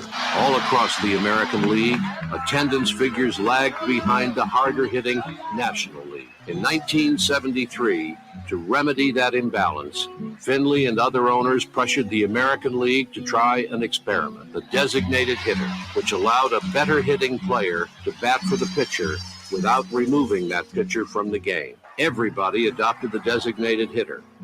Everybody but the oldest organization in professional baseball, the National League. From then on, the national pastime would be played under 2 sets of rules. I remember in 1972, before Bowie Kuhn and Charles Finley took that out of my hand for good, didn't allow me to hit. Lolich had me 0-2, and I moved up on the box, to take away his curveball. New Freehand saw me do it, so Lolich tried to bust me inside with a fastball, or so I was guessing, and he did. And I hit a line shot to right field, and Al Kaline, who was the ancient mariner of their ball club's already a statue. He came in, the ball went under his glove, rounded first, rounded second. I came around third, and it would have been an inside the park home run for sure, but I had never been there before. And I'm looking for Popowski, and people know the Red Sox. Popowski's only 3'6", and I couldn't pick him up in the crowd, but he was way down the line waving me home, and I came around third, and I couldn't pick him up, and I slowed up. Finally, he held me up, or would have had inside the park home run. That was my last at bat in a Red Sox uniform.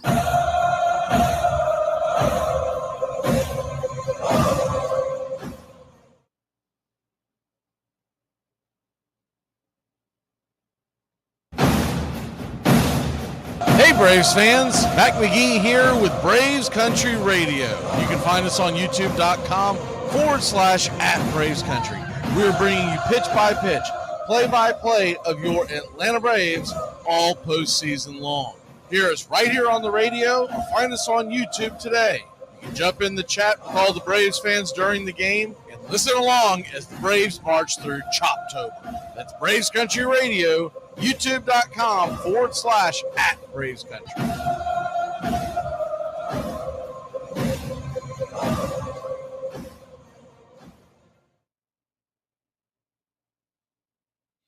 Welcome back to Braves Country Baseball. New pitcher on, it's Kirby Yates. First pitch on the way from Yates to JT Realmuto is off the plate wide for a ball. It's 1-0. Yates, 3.28 ERA, 1.67 opponent batting average against, 60 innings, 80 strikeouts. The 1-0 pitch right there at the knees for a strike. It's 1-1.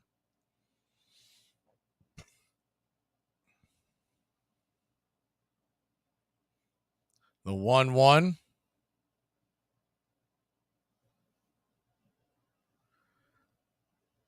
Yates lets her fly, swung on, bang, foul down the line. It's 1-2.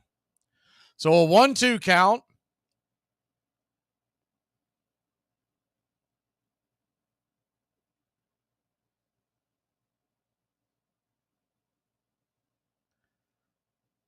Kirby Yates comes set. The pitch on the way. Right there at the knees. Another blown call by Ben May. It's 2-2. A 2-2 count. Righty-righty matchup. Tell Yates is ticked. He's kind of flipping the ball back and forth. The 2-2 pitch. Swing and a miss. Strike 3. Sit him down, Joe. So 1 down. Shouldn't have had to throw that extra pitch, but got him nonetheless.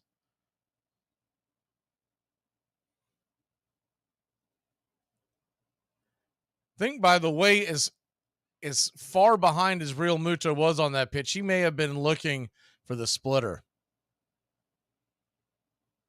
That'll bring Castellanos to the plate. Castellanos first pitch down and away for a ball. It's 1-0.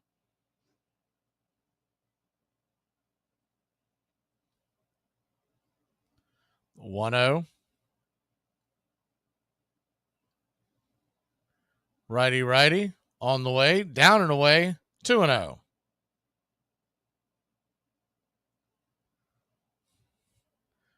So a 2-0 count.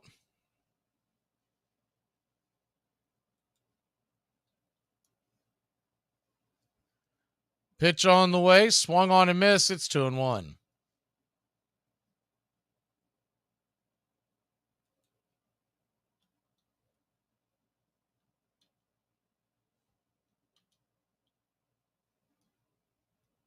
The 2-1 from Yates. Swing and a miss. 2-2.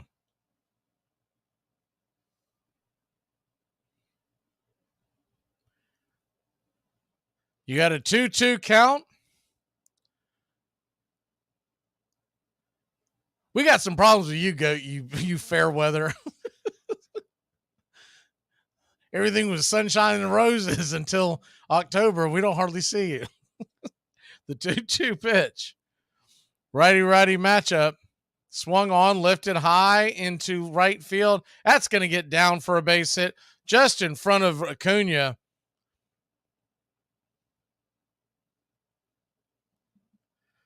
And it's a 1-out single. Kirby Yates in for Max Fried. If you're just joining us, Max Fried was lifted out of the game for no other reason than he was awful. You could have made a strong case that he should have been taken out before they pulled him, but he was able to get through that 4th inning. Top of the 5th, 1 out, 1 on. The first pitch on the way, swung on, bang back foul by Bryson Stott. It's 0-1.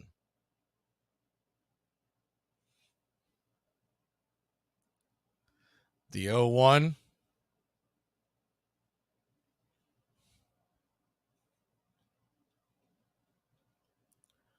Righty-lefty matchup.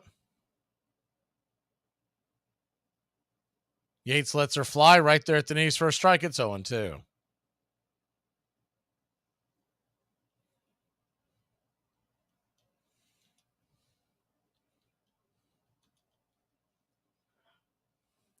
So an 0-2 count. Kirby Yates. You got to figure how they're going to try to build this through the rest of the game. We're sitting here in the 5th. The 0-2 pitch in the dirt. Runner on the way. Terrible throw by Darnode. He sails it into center field, and Castellanos goes first to third. My word. Throws from his knees. No shot at getting Castellanos, and then he gives away a base. So that will be an error on Darnode as he gives up a base. I mean, he's been trying this more and more, these throws from the knees. He thinks he's Benito Santiago. So he may have cost the Braves a run here because now you got a 1-2 count, but they've got to pull the infield in. The pitch on the way, swung on. That ball's lifted into center field. That's going to be caught by Harris. Harris throws it home, doesn't have a very strong arm, and dribbles it to the plate, and it's 4-0. Then Philadelphia tacks on another run. You can put that one on Travis Darnode.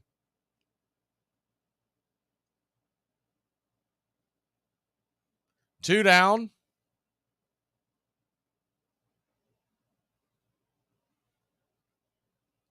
Michael Harris didn't really do a very good job either of making sure his momentum was coming. I've noticed this season teams have been taking advantage of Harris out there in center field. He's a good arm, but he's not great, so they will run if given a chance. Braves trail 4-0 now. Christian Pache takes the first pitch down and away. Oh, there you go. 1 pitch down and away for a ball. It's 1-1. The 1-1. Righty-righty matchup. Inside, 2-1.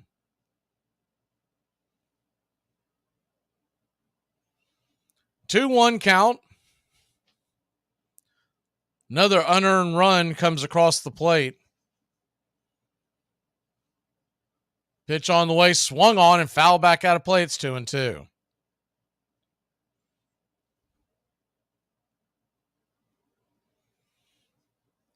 Philly 4, Braves nothing. Can't really afford to get much farther away. 4 runs going to be hard enough to get back into this game. 2-2 pitch. Yates throws a weak one up there, down and away. It's 3-2.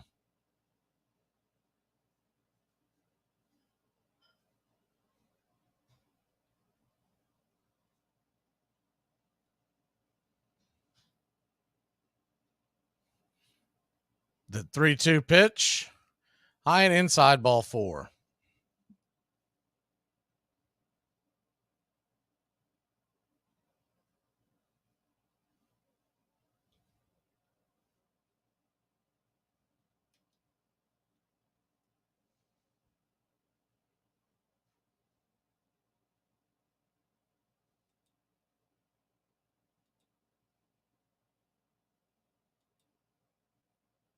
So that will do it for Yates. On that pitch, they went to anyways, we're back. Swing and a miss. I thought they were making a pitching change. The TBS broadcast is very, very goofy. It looked like they were going to commercial, but instead, swing and a miss up top. It's 0-1. The 0-1 pitch. Righty-righty matchup. Yates flips it over there.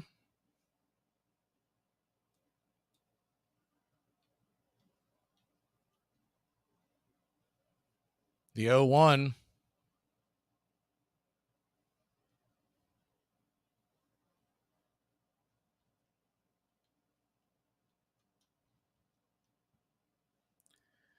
Yates flips it over there again.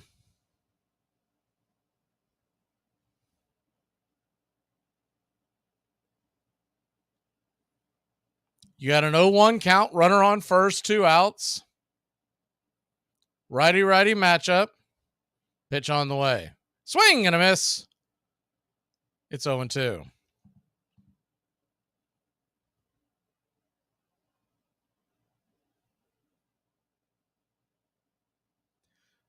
Two strikes, 2 outs, a runner on first. Yates laboring a bit. This is going to be his 23rd pitch of the inning. The pitch on the way.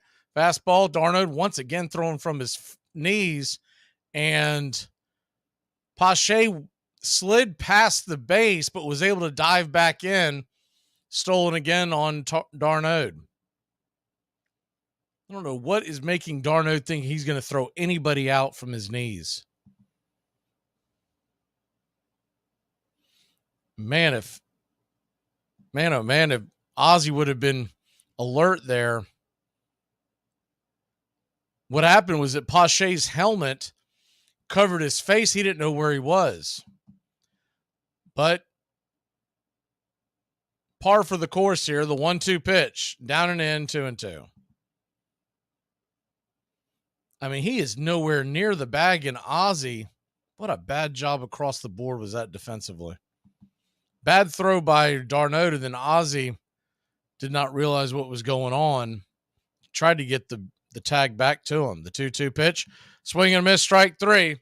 But not before Darno gave up a unearned run. We'll be back in a flash here on Braves Country. The Braves will try to get on the board. I don't know who needs to hear this today, but whatever you're going through is going to get better. It's probably going to get worse before it gets better, but it will eventually get better, or it won't. You know, you may be...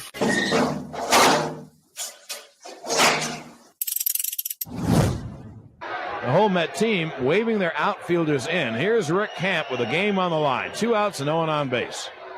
Well, they could go to another pitcher, but in 18 innings, they've used just about everybody. No, the only 3 guys left are Bedrosian, Perez, and Zane Smith.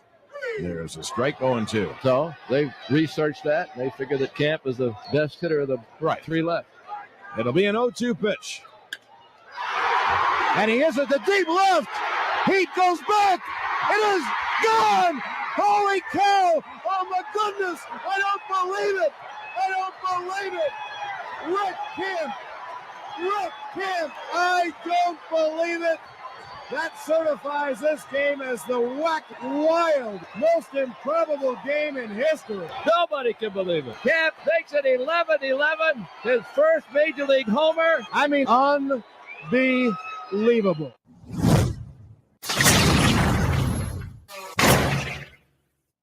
There was a time, according to Jim Lefevre, when he was playing with the Dodgers, and they had the great pitching staff, particularly Koufax and Drysdale.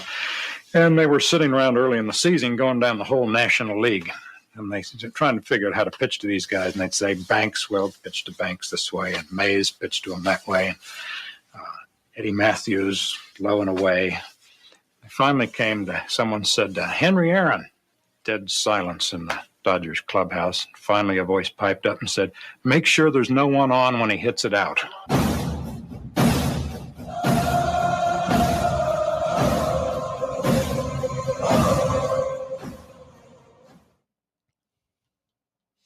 Welcome back to Braves Country Baseball. Braves trail 4-0. We head to the bottom of the fifth. It'll be Ozuna, due up, d'Arnaud, and Rosario.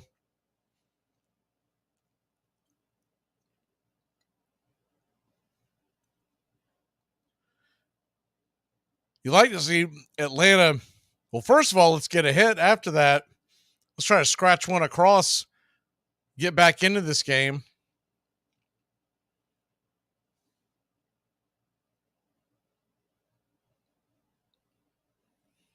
Zach Wheeler go back to work.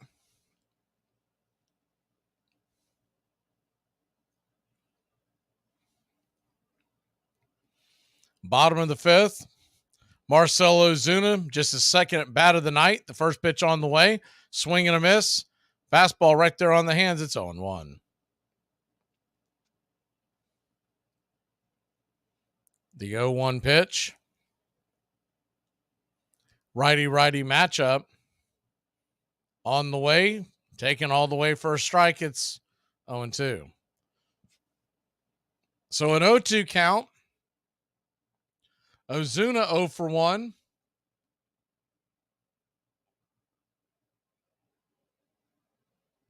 Pitch on the way. Tried to get him to chase one off the edge.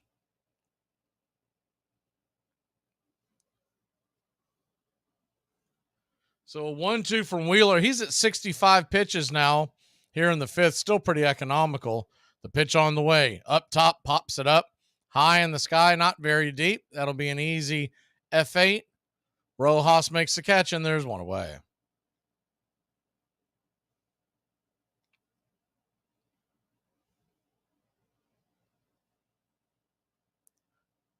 Bottom of the fifth, one out.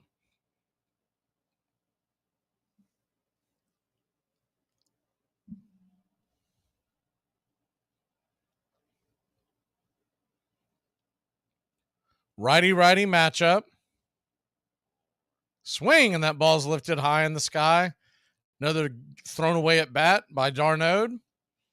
And there's 2 away. So 2 really quick outs.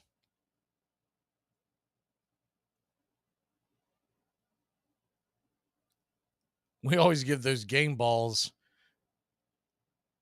If you're Philadelphia doing that, you'd give Travis d'Arnaud the game ball. He's giving balls away. He's giving it bats away. I still can't understand why he was hitting up as high as he was. Other than the fact that he's had a good career against Wheeler, but he's been terrible this year. First pitch on the way to Eddie Rosario is up top. Misses high. It's 1-0. Eddie wanted to swing at that too. He stopped in the last second.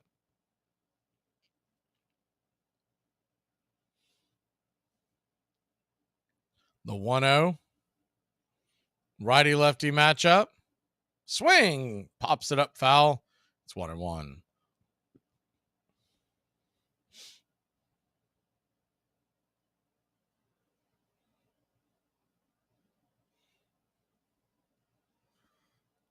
Philly 4, Braves nothing. Wheeler methodically working. Here's the pitch. Outside wide, 2-1. So a 2-1 count. If Eddie can keep it going, Orlando Arcia stands on deck. Harris in the hole. The 2-1. Pitch on the way, swung on, dribbled over towards second. Easy play, 4-3 put out. And Zach Wheeler still has a no-hitter going. We'll head to the top of the 6th inning. Braves trail 4-0. Bro, I ain't got to worry about my wife cheating. I got to worry about her driving like she got 9 lives, running her mouth like she's 6'4", and if she's actually ate anything today or she's just still running off pure rage and caffeine. Braves Country Today. We're talking Southern sports. We go live to 5 weekdays. Braves Country Today, Southern sports talk with the voice of Braves Country baseball, Mac McGee. Joined every day from sports analysts from all over Braves Country, talking college football, the NFL, Major League Baseball, and what's trending in the world of sports. Braves Country Today. We go live to 5 weekdays right here on WQEE. I ain't nothing but an old country gal. You know, I like sitting outside, sitting by the campfire, drinking Coors, waving at neighbors, petting my dog, drinking some more Coors. It ain't nobody bothering you about nothing. You better not be burning any trash over there. You Armchair. For 20 years, Henry Louis Aaron had been the quietest of superstars, self-assured, utterly reliable, intensely private. Born in Mobile, Alabama, seasoned in the Negro Leagues, he played brilliantly for the Braves, first in Milwaukee and then in Atlanta.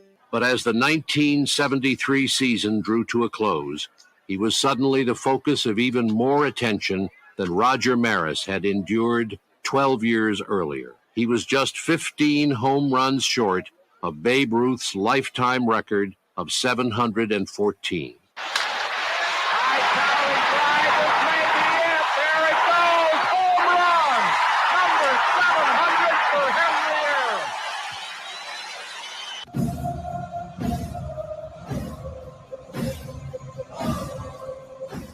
Welcome back to Braves Country Baseball. The Atlanta Braves trail this one 4-0. We're heading to the 6th inning. It's about that time to turn back time, so we'll go ahead and squeeze these in as we go along.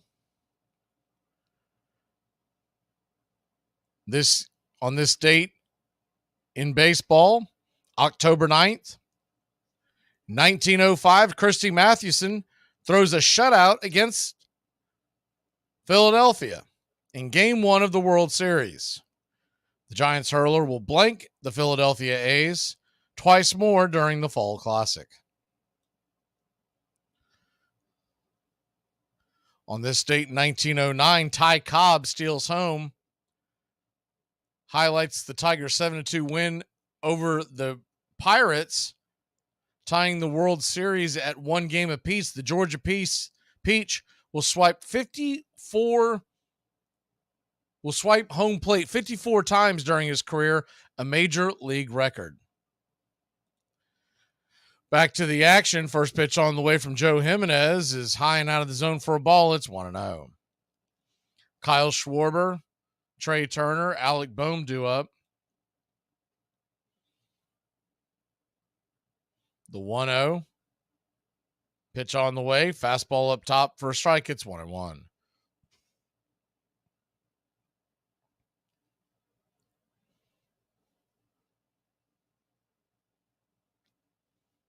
The 1-1 pitch. Down and away for a ball. 2-1. So a 2-1 count to Jimenez.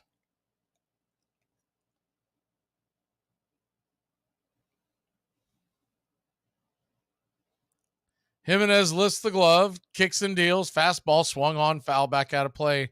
It's 2-2. Game 3 of this series will be Wednesday night, 5:07, not 6:07 Eastern. We'll come on for the pregame show at 4 o'clock. The 2-2 pitch. Swung on. That ball is dribbled over the head of Matt Olson. It's down for a base hit. Acuna gets the ball. He's trying to bait Schwarber into going, but he doesn't run very well, so he'll head on back to first. Leadoff single. Kind of a fister just over the head of Olson. Didn't hit it hard. Got it right there on the, in fact, it broke the bat. But it's been one of those nights. Everything's been going right for the Phillies. On this date in 1949, during the 9th inning of the Dodgers' 10-8 loss to the Yankees, the first pitch on the way, Trey Turner's swing and fouls it back out of play. It's 0-1. 10-8 loss to the Yankees in Game 5.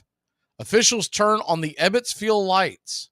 making it the first time a World Series game occurs under the artificial lights. The first scheduled night game for the Fall Classic won't take place until 1971. The 0-1 swing and a miss strike on the outer edge. It's 0-2. It's when Pittsburgh will host Baltimore for Game 4 at Three Rivers.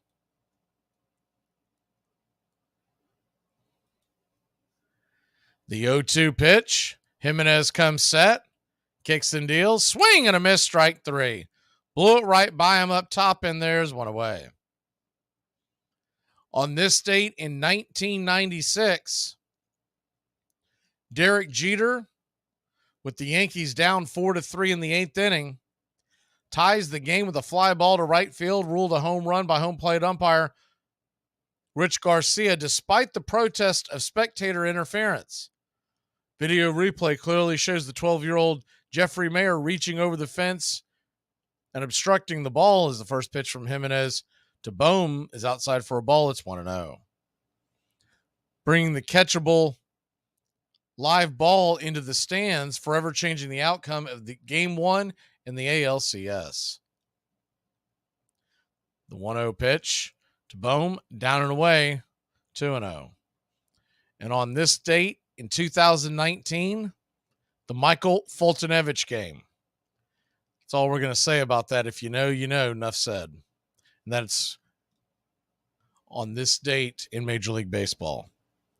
The 2-0 pitch. Swing and a miss outside. 2-1.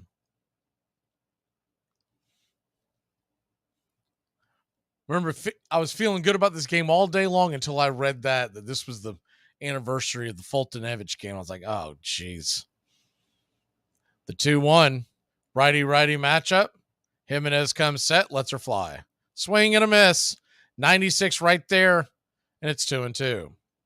So a 2-2 count.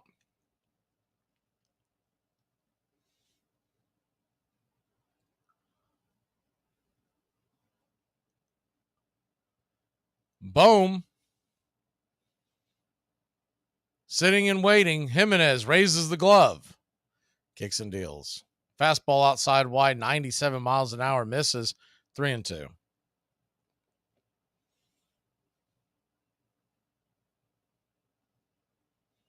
Full count.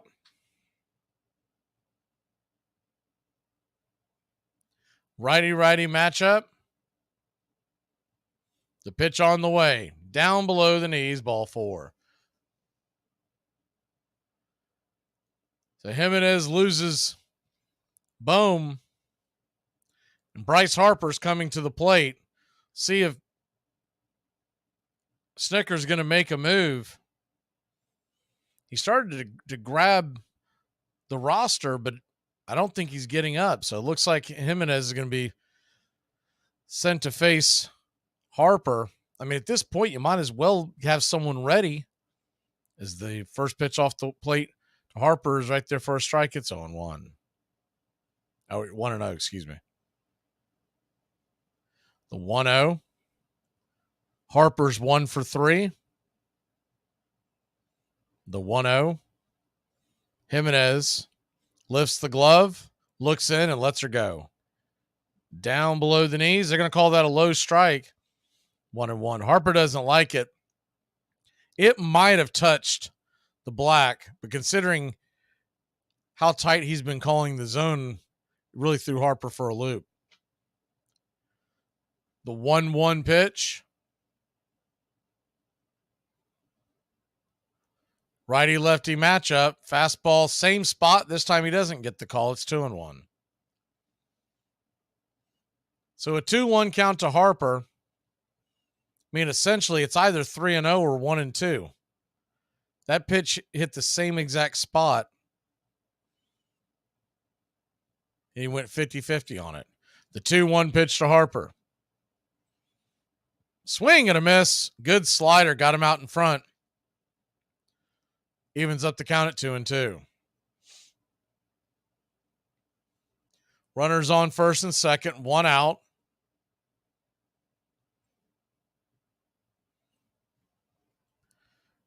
Braves trail 4-0. Bryce Harper swung on, lifts it high, Let's stay in play. Giving chase is Riley. He will make an incredible catch down the left field line. Unbelievable catch, and good job by Arcia. He went over there and covered the bag, making sure the runners didn't have the ability to advance. That was an unbelievable catch. He was on a dead run, had to catch that ball over his head, avoid the tarps. Maybe that'll wake some of these guys up.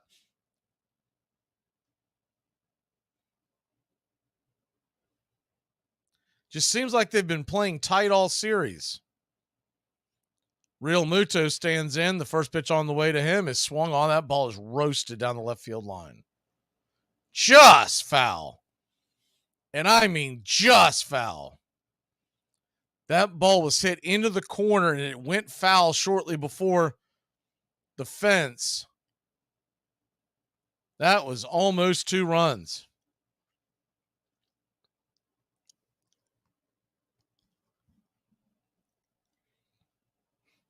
Real Muto's already got a home run to his name tonight. He had a 2-run shot. The 0-1 pitch. Down and away slider. Did he go around? He did. 0-2. Carlson gave him the benefit of the doubt. Real Muto does not like it. JT shaking his head.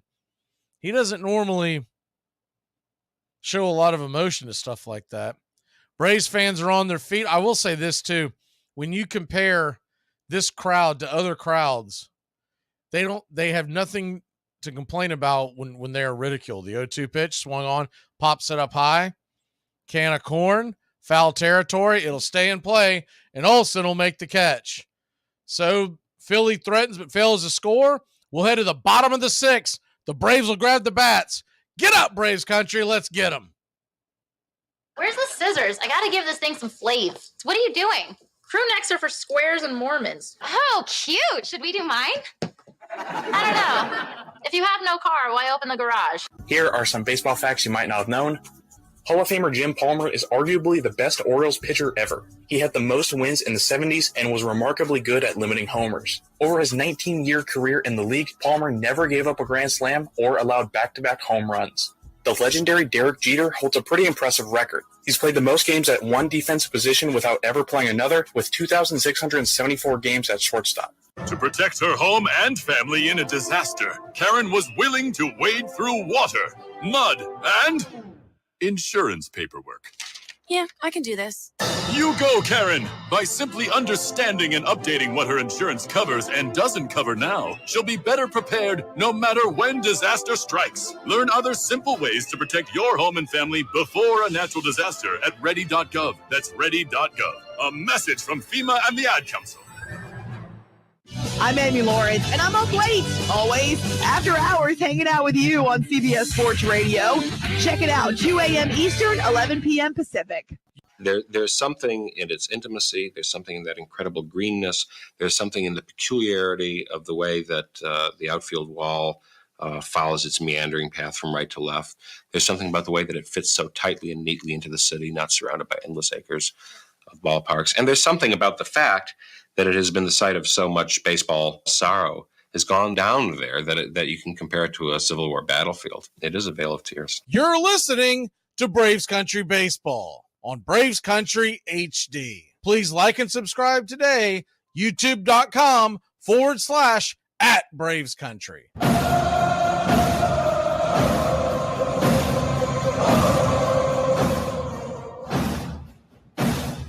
Hey Braves fans, Mac McGee here with Braves Country Radio. You can find us on youtube.com/@Braves Country. We're bringing you pitch by pitch, play-by-play of your Atlanta Braves all postseason long. Hear us right here on the radio or find us on YouTube today. You can jump in the chat with all the Braves fans during the game and listen along as the Braves march through Choptober. That's Braves Country Radio, youtube.com/@Braves Country.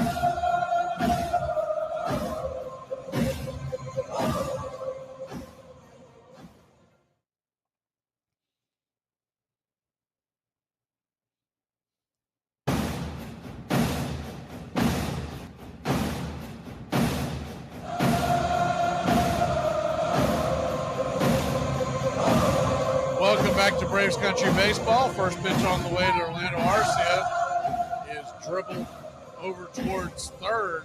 Just went foul, thankfully. It's 0-1. Orlando, Harris, and Acuna due up. Zach Wheeler has a no-hitter going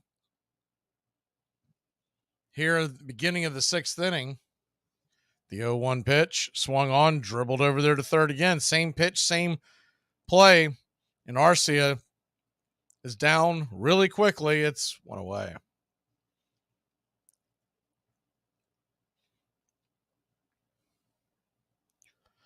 So one down. Zach Wheeler 73 pitches in with a no-hitter going here in the sixth inning. 51 strikes. 73 pitches. First pitch on the way to Harris. Swung on, dribbled over to short. He gives away an at-bat. Easy. 6-3 put out. 2 away.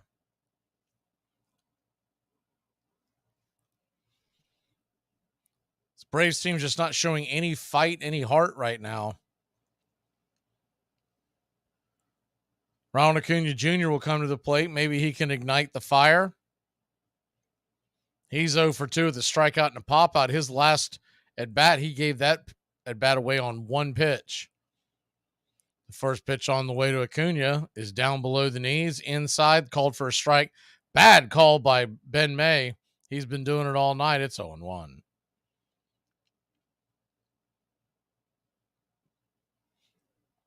The 0-1 pitch. Righty-righty matchup. Inside. Bends him out of the way a little bit. 1-1. I think that was more of a purpose pitch, excuse me. Back him off the plate pitch. Brush back. The 1-1 to Acuna. Fastball, swing and a miss. Out of the zone, chased it high. It's 1-2.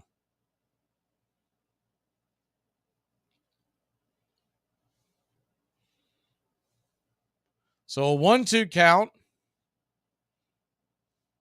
Pitch on the way. High and inside. This time taken by Acuna, 2-2.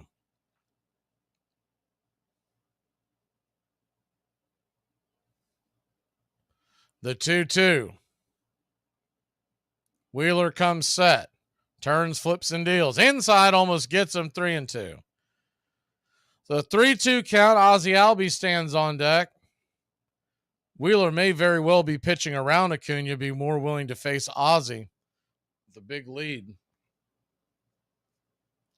The 3-2 pitch on the way. Off the plate, wide ball 4. So Acuna will head down to first. Always a threat to steal, though Real Muto, probably the best there is at throwing from home to first.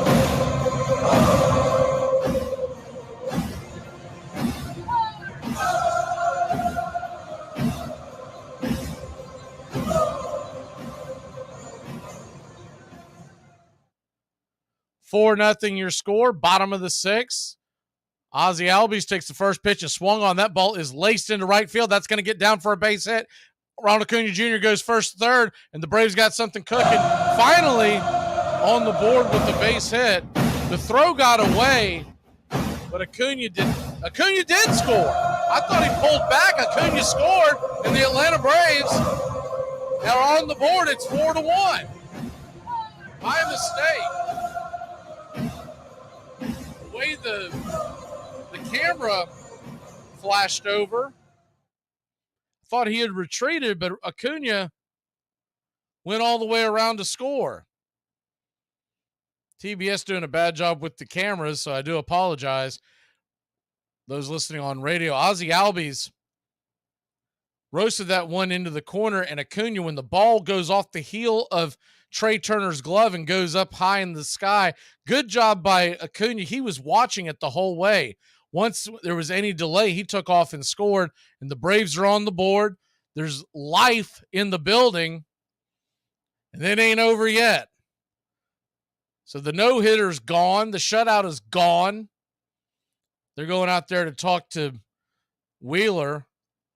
He's still at only 81 pitches. But that'll bring Austin Riley to the plate. And remember, Matt Olson stands on deck.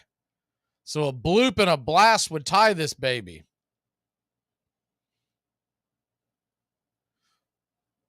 So Riley's had a tough go of it tonight versus Wheeler. Stands in, righty-righty matchup. The first pitch on the way. Swung on, roasted, fouled up against the third base dugout. It's 0-1. Alvarado is warming up, so I don't think Wheeler's going to be allowed to face Olson. It looks like they're getting Alvarado ready to face Olson. So this may be Wheeler's last batter unless he gets out of it. The 0-1 pitch swung on, foul back out of play. It's quickly 0-2. It's hard for me to believe that they would take Wheeler out pitching as well as he is. But if Riley did find a way to get on, Wheeler's much more likely to stay in if he gets out of this jam and faces Olson at the top of the inning. First pitch on the 0-2 pitch on the way, outside wide, 1-2. Good take by Riley. It's a bender, a curve just off the plate, just missed.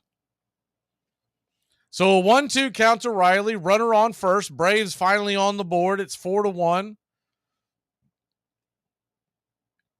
They set up outside wide again. Pitch off the plate. Called for a strike. Another terrible call by Ben May, and that'll end the inning. Ben May just doing an absolutely terrible job. In Major League Baseball, it is time for robo-umps. Get these bums out from behind the plate. Excuse me, do you know how to get to town? Yeah, it's back the way you came. Hey, Braves fans. Braves baseball all season long. Hi, I'm Mac McGee, and I'll be bringing you Braves baseball play-by-play for the Braves fans out there, for all of Braves country. So pull up an armchair and join us for Braves Country Baseball, first pitch to last pitch, all season long, right here. White people, I want to have a conversation with y'all because y'all have really pissed me off. Where are the new rock bands? Like when I was growing up, we had Green Day. Y'all keep trying to twerk. That's the problem. We need some headbangers. Like what happened to all the garage bands? I ain't met a white dude in like 10 years that said him and his band. That just randomly brings up his band. Do y'all not do that anymore? Why all the skater boys want to be DJs and rappers and producers? What is going on? White people, I say this because I care. Stop rapping. Bring back the rock bands. We didn't even judge y'all because the singer really could never sing. We never judged y'all because the music was that good. Can we please have that back? Armchair. Is there no way we can get rid of him? Not without cause. I have cause. It is because I hate him. Now is Henry Aaron. Here's a pitch to Aaron. All game in the seventh inning, the Cardinals lead 3-0. Here's a pitch to Henry Aaron. There's a drive way back. It's out on the Green Avenue in right center. Tremendous home run. Hit the right tower out there.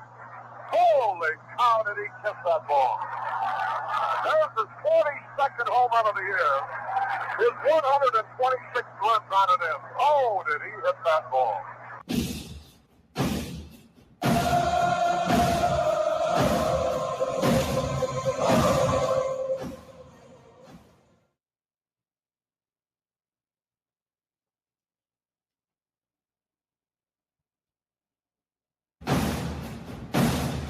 Hey, Braves fans. Mac McGee here with Braves Country Radio.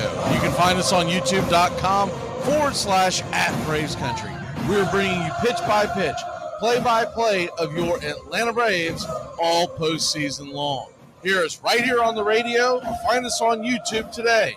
You can jump in the chat with all the Braves fans during the game and listen along as the Braves march through Choptober. That's Braves Country Radio, youtube.com/@Braves Country.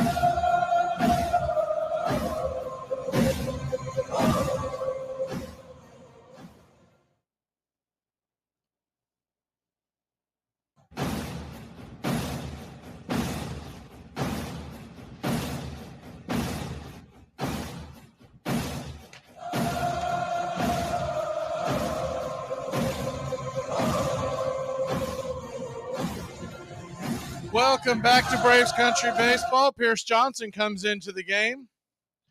Righty-righty matchup. Curveball to Nick Castellanos is right there for a strike, and it's 0-1. The 0-1 comes set, lets her fly, swung on. That ball is rifled into center field, going deep back on the track, making the catch is Harris, and it's out number 1.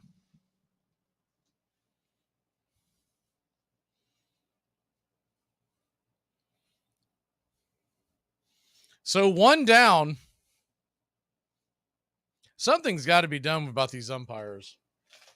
It's unbelievable that the bottom of the barrels are behind the plate, and it's long overdue.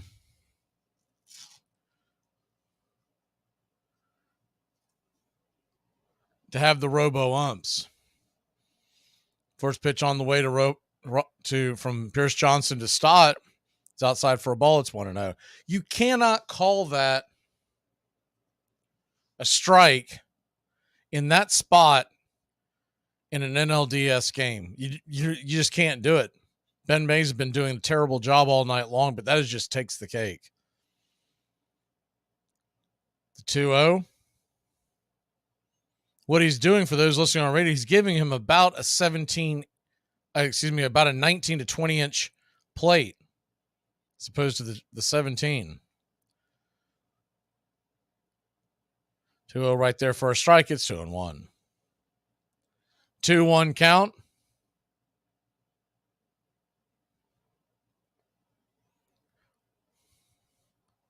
Pitch on the way, up top, misses. 3-1.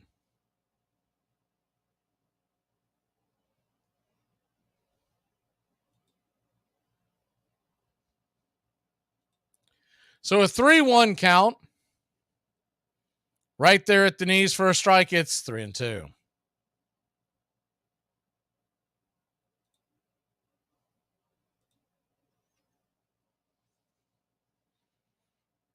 Brandon Marsh stands on deck. The payoff pitch from Johnson. Swung on, rifled back up the middle. That'll be a base hit. 1 on, 1 out. Here in the top of the 7th.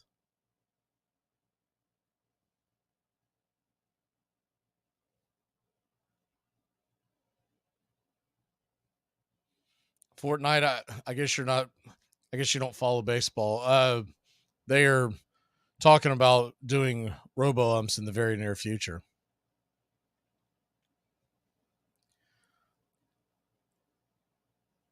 So 1 on, 1 out, top of the 7th inning. They've experimented with it in various levels of professional baseball already. First pitch on the way to Marsh is right there at the knees for a strike. It's 0-1.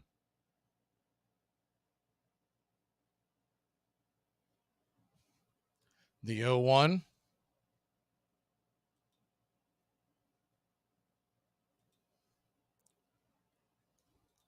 Pitch on the way, swung on, foul back out of play. It's 0-2.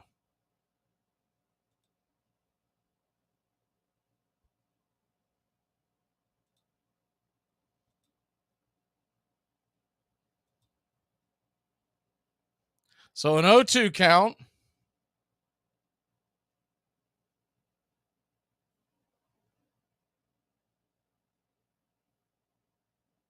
Righty-lefty matchup.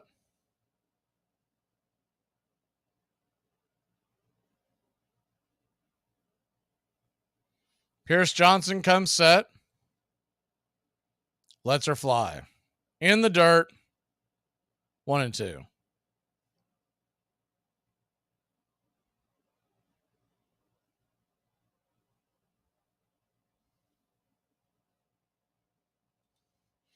AJ Minter is warming up.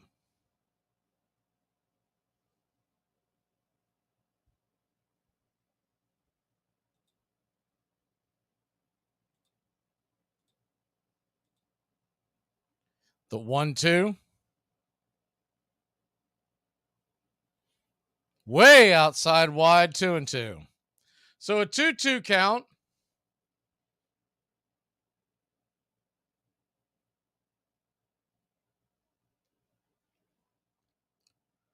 Runner on first, 1 out.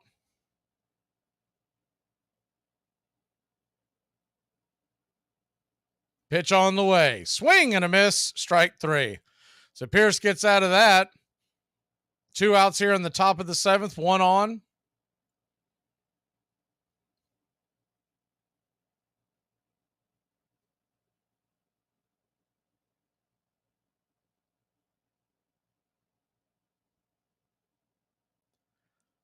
Pierce Johnson trying to get the Braves back to the bats quickly. Be interesting to see if Zach Wheeler goes back out there. I would tend to think Alvarado is going to start the inning. We'll find out fast. That was an easy fly ball out to Acuna, and that'll end the inning. They put 1 on, but other than that, a smooth inning by Pierce. We'll be back in a flash here on Braves Country. So I told my psychiatrist I was hearing voices in my head. He said I don't have a psychiatrist. I'm going to UCLA because my wife went to UCLA Med School. Shout out, Tran. You completely hold. That's her last name. That's her last name. Relax, ESPN. How dare you? Armchair. Is you okay? Yeah, I'm all right. Is you crying? Don't leave me alone. You know I'm watching the game. No, I'm not crying. I told you they was finna lose. I don't know why you acting like this. Why is you talking about my business? Why is you talking about my business? They cheated, though. They cheated. When they lose, don't talk to me for the rest of the week. Why is you bothering me? Whoa, what about the wristbands? You act like they finna throw you in the game to save the last couple of points for you. Would you leave me alone? Would you leave me alone? You don't even cry for me like this. I only know you for 2 months. It's been my team for 22 years. It is especially fitting that today, in the midst of baseball's most exciting event, the World Series, we pause to honor Jackie Robinson.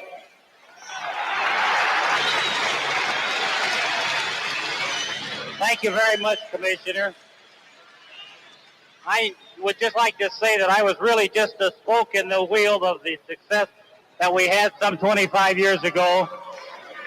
I would like to also say that I would be a real pleasure if Mr. Rickey could have been here with us today, but to the members of the family, my entire love and gratitude for the things that he's done over the years. And I also want to say how pleased I am that my family can be here this afternoon. Thank you very much.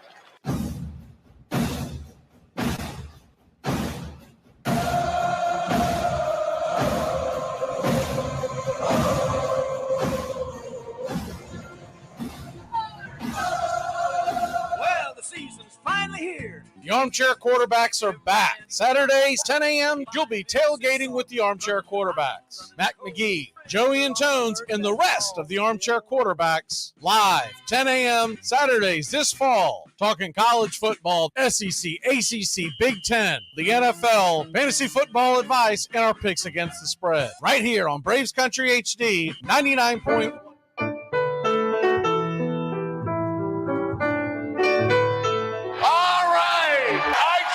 See you, let me hear you. All right, three. We out to the ball game. We out to the find me something up, crack her down. I don't care if I ever get back on the root for the it's a shame, for it's 1, 2, 3, stretch around and be all game. Take me out to the ball game. Take me out with the crowd. Buy me some peanuts and cracker jacks. I don't care if I ever get back. Let me root.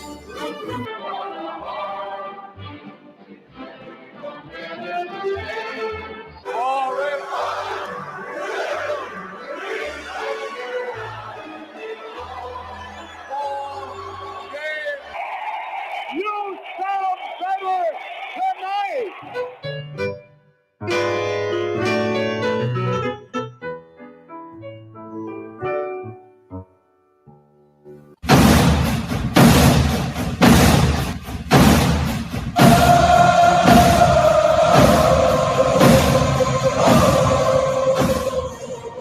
welcome back. Braves trail 4-1. It looks like they will let Wheeler go back out there. They were going to pull him if Riley could have kept things going last inning. They were not going to allow the tying run to come to the plate in the form of Matt Olson. But with the bases clear, Braves trailing by 3, they're going to give Wheeler a shot to go back out there. Ozuna will follow Olson, and then we may get a pinch hitter as bad as d'Arnaud has looked.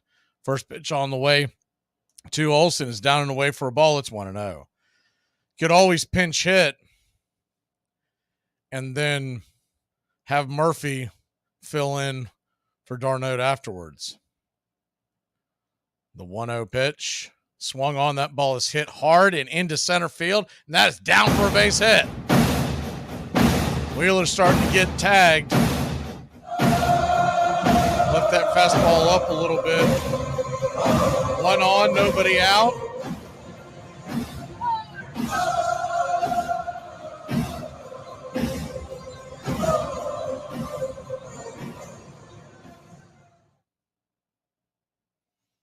To answer that question again, I forget who was it asked about the robo umps. What it'll be, you'll still have an umpire behind home plate, but they'll have a device telling them if it's registering as a ball or a strike. They would still have the ability, as the first pitch is inside for a ball, it's 1-0. They would have the ability to call it the way they see it, but they would have to answer to, why did you call that a strike when it clearly was a ball, and vice versa, and just more accountability. The 1-0 pitch right there for a strike at the knees.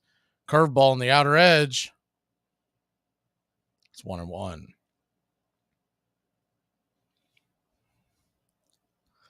You got a 1-1 count to Ozuna.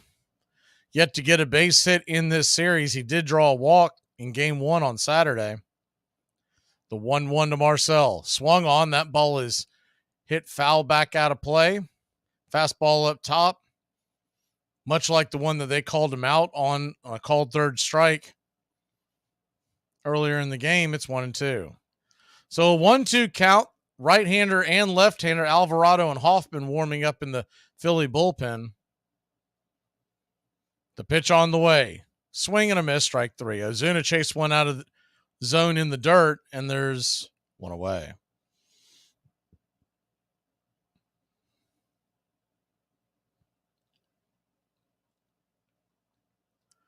So 1 down.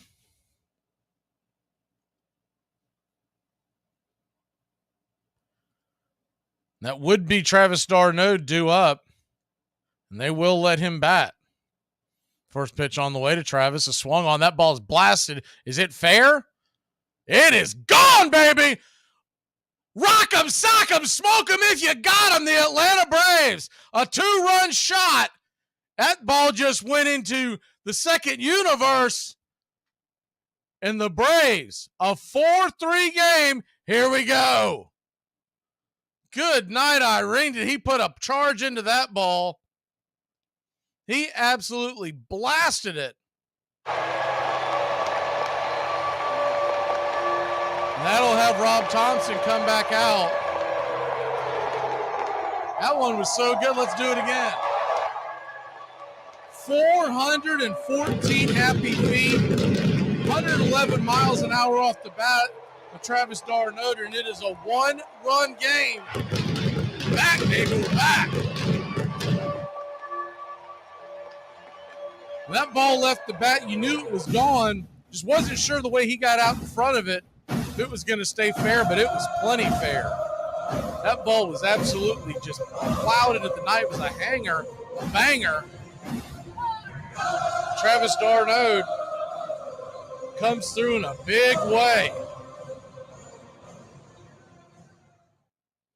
Much like he did in the 2021 World Series run, where he pounded the Dodgers, the Astros, everyone in his sight. Travis d'Arnaud wakes up the crowd, and it's 4-3. Let's go Braves country. We'll be back in a flash here on Braves Country Radio. The Braves trail by just 1. Hey Braves fans, Mac McGee here with Braves Country Radio. You can find us on youtube.com/@Braves Country. We're bringing you pitch by pitch, play by play of your Atlanta Braves all postseason long. Hear us right here on the radio or find us on YouTube today. You can jump in the chat with all the Braves fans during the game and listen along as the Braves march through Choptober. That's Braves Country Radio, youtube.com/@Braves Country. Well, the season's finally here. The Armchair Quarterbacks are back. Saturdays, 10 a.m., you'll be tailgating with the Armchair Quarterbacks. Mac McGee, Joey and Tones, and the rest of the Armchair Quarterbacks live, 10 a.m., Saturdays this fall. Talking college football, SEC, ACC, Big Ten, the NFL, fantasy football advice, and our picks against the spread. Right here on Braves Country HD, 99.1 FM, WQEE. Yeah, the Armchair Quarterback. Hey Braves fans, Mac McGee here with Braves Country Radio. You can find us on youtube.com/@Braves Country. We're bringing you pitch by pitch, play by play of your Atlanta Braves all postseason long. Hear us right here on the radio or find us on YouTube today. You can jump in the chat with all the Braves fans during the game and listen along as the Braves march through Choptober. That's Braves Country Radio, youtube.com/@Braves Country. Welcome back. One down, bottom of the seventh. Braves trail by just one. Jose Alvarado will come into the game and he will face Kevin Pillar, who is on for Eddie Rosario. The first pitch on the way to Pillar is down and in for a ball. It's 1-0. Standing room only now here at Truist Park. The Braves are at their feet trying to root Atlanta on. The 1-0 pitch swung on, fisted foul back behind home plate. It's 1-1. Standing on deck is Orlando Arcia. Michael Harris II is in the hole if the Braves could keep it going.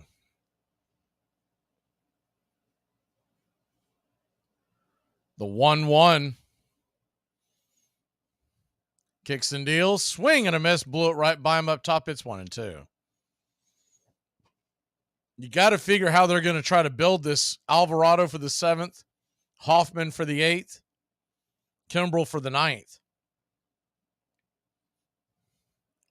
Of course, the day off yesterday, everybody's fully fresh. The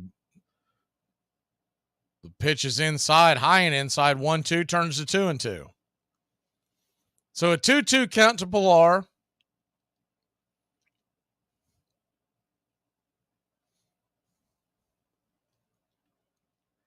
Fans are on their feet trying to will the Braves a couple more runs and maybe steal a game here from the Phillies. The 2-2. Down and in, 3-2.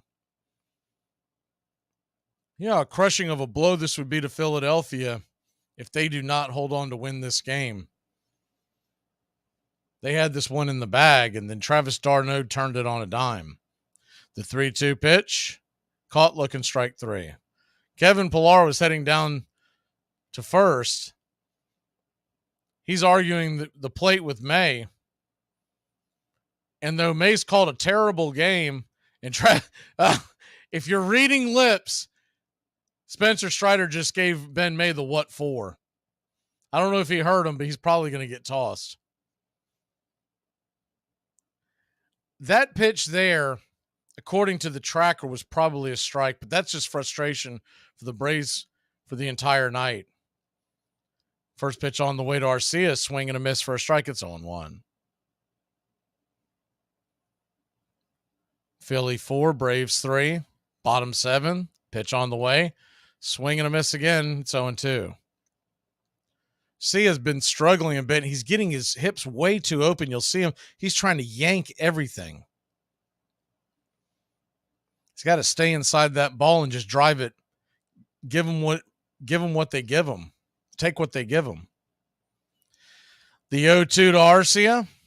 Lefty-righty matchup. Pitch on the way. Outside wide, 1-2. You just get on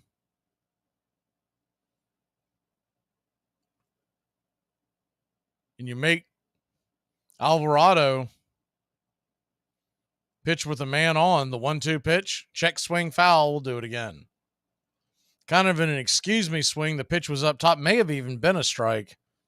Looking at the replay, that very well could have been a strike. So good fortune that Orlando just touched the ball enough to keep it alive. The 1-2 pitch swung on, foul back out of play. Up against the screen behind the backstop. We'll do it again, 1-2. So a 1-2 count. On deck is Harris. You know they won't pinch hit for Michael Harris, but it's a bad matchup. The 1-2 pitch. On the way, inside 2-2. 2-2 count from Alvarado.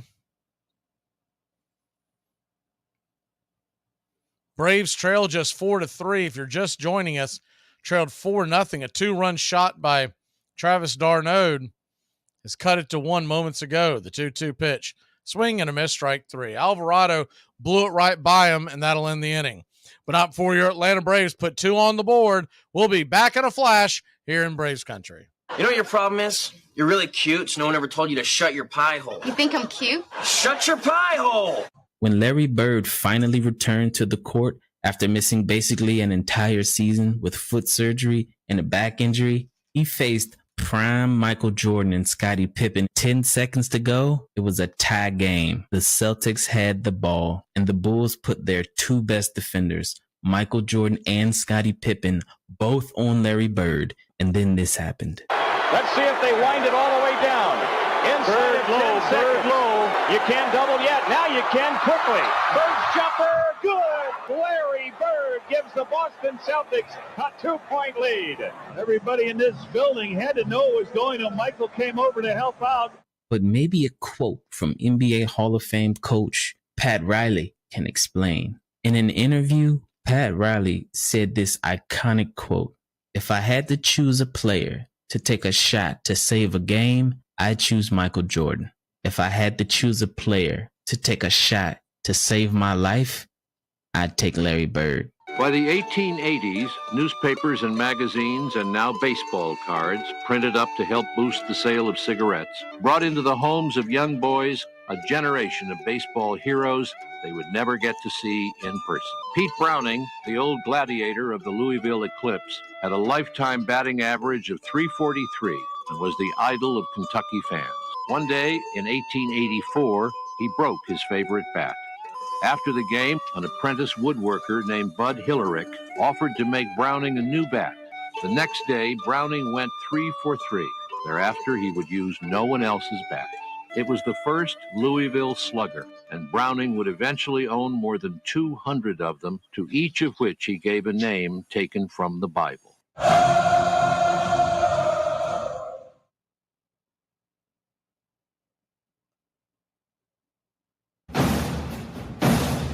Hey Braves fans, Mac McGee here with Braves Country Radio.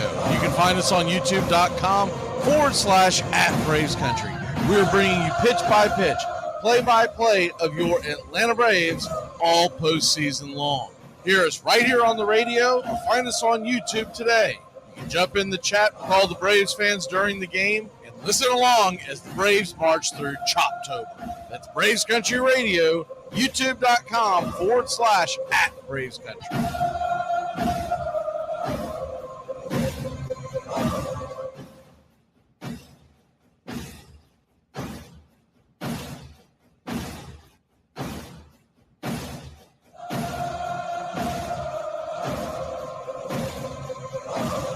Welcome back to Braves Country Baseball. The Atlanta Braves down by just 1 now. First pitch on the way.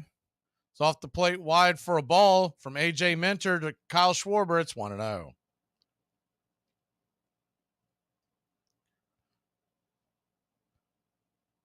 The 1-0. Lefty-lefty matchup. Right there for a strike. Outer edge, 1-1.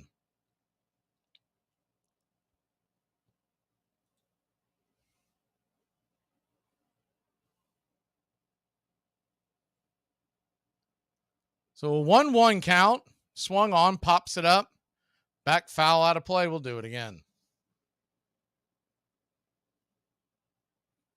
Or did it? It stays in play. My bad.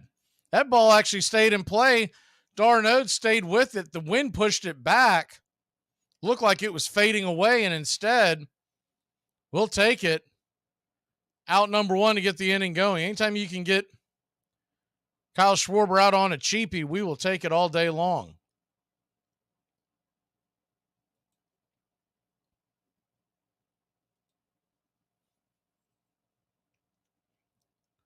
There's some kind of an argument. I don't know what's going on. They're wanting to challenge it, possibly. I don't know what they're challenging. Darno does not look too happy about it.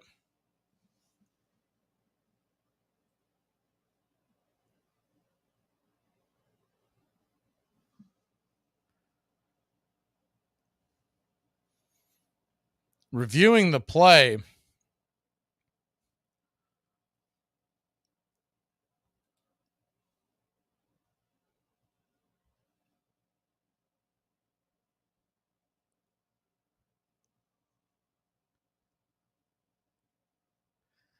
the only thing I can think is that maybe they think that he touched the netting. The ball may have came off the netting. Doesn't appear that it did, though. Because Travis d'Arnaud looks very confused at first when they, but then again, I'm not seeing it from the view that the bench sees it, so they are calling it out. So basically, a wasted challenge by Rob Thompson. I'm thinking he thought the ball went up off the net and caromed. Maybe someone told him that. Man, was that going to be hard to decipher, because we're back to the action now. Yeah, that time the stat tracker didn't freeze that it was under review. First pitch on the way to Trey Turner, swung on, pops up, can of corn. Take that one as well. Easy out number two. The 2 down.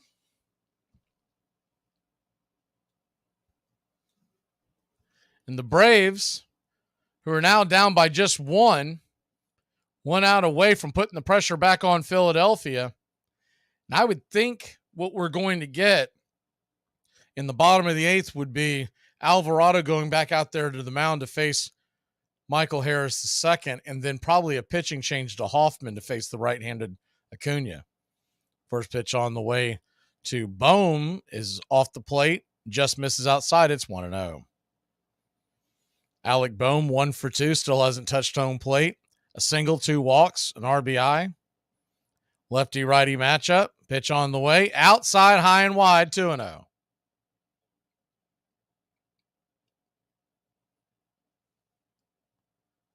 So a 2-0 count. Yeah, if y'all are just joining us, Ben May, the home plate umpire, has been awful tonight. The 2-0 pitch. High and out of the zone, 3-0. So the 3-0 count to Bohm. Harper looms on deck. The last thing Minter wants to do is walk Bohm here. He's fallen behind 3-0. The 3-0 pitch. Southpaw lets her fly. Fastball, top of the zone, first strike. It's 3-1.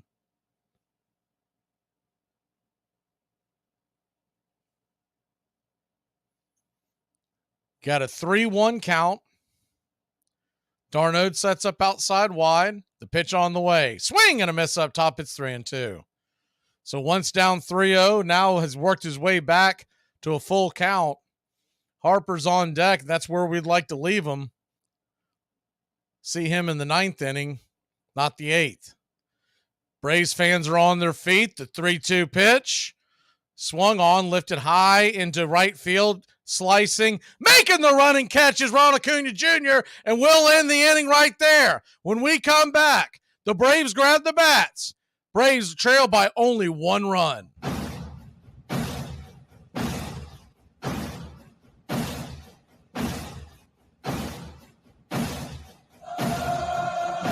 You know what, honey? Hillary Clinton was a Goldwater girl in 1964. So? Satan used to work for God. What's your point? Braves Country Today. We're talking Southern sports. We go live to 5 weekdays. Braves Country Today, Southern sports talk with the voice of Braves Country baseball, Mac McGee. Joined every day from sports analysts from all over Braves Country, talking college football, the NFL, Major League Baseball, and what's trending in the world of sports. Braves Country Today. We go live to 5 weekdays. Hello, a political poll. I never have before, but go ahead, shoot. I don't know. I don't even know what that means. Who? Oh, right. I don't know. Hello? One moment, I'm making a phone call. Yeah, I'm already on the phone, okay? I'm taking a poll. My apologies. Carry on. Sorry about that, guy. Go ahead. I don't know. How could you not know that? Would you just hang up, please? Why should I? The man's conducting a political poll, and he has the right to speak to someone who's not an ignoramus. If you're so smart, why don't you tell him that you live in my basement? Why did you tell him you're enormous? Why did you tell him that your total salary last year was $12? That was after taxes. Armchair. One of the most flamboyant owners was Charles O. Finley of the Oakland Athletics. He was an old-fashioned autocratic entrepreneur with revolutionary ideas. And for 3 years in a row, 1972, 73, and 74, they were the best team in baseball. They had 3 key players, Joe Rudy, Bert Campaneris, and Reggie Jackson, and 3 superb pitchers, Vida Blue, Raleigh Fingers, and Jim Hunter, a North Carolina farmer whom Finley dubbed Catfish because he thought a countrified nickname would add to his box office appeal.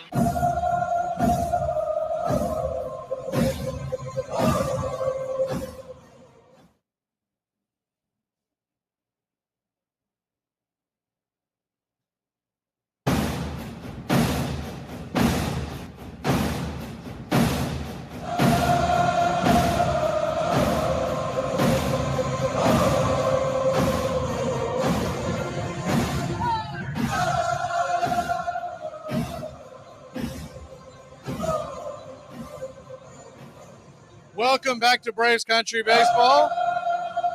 Atlanta Braves trail just 4-3. Philadelphia scored 1 in the first, 2 in the third, another in the fifth, and Atlanta scored 1 in the sixth, 2 in the seventh. We'll take 3 in the eighth. First pitch on the way to Michael Harris. The second from Alvarado, who goes back out there, is right there for a ball. It's 1-0. Lefty-lefty matchup, the 1-0 pitch. Alvarado lets her fly outside wide. They said he went around. He may have. It's 1-1.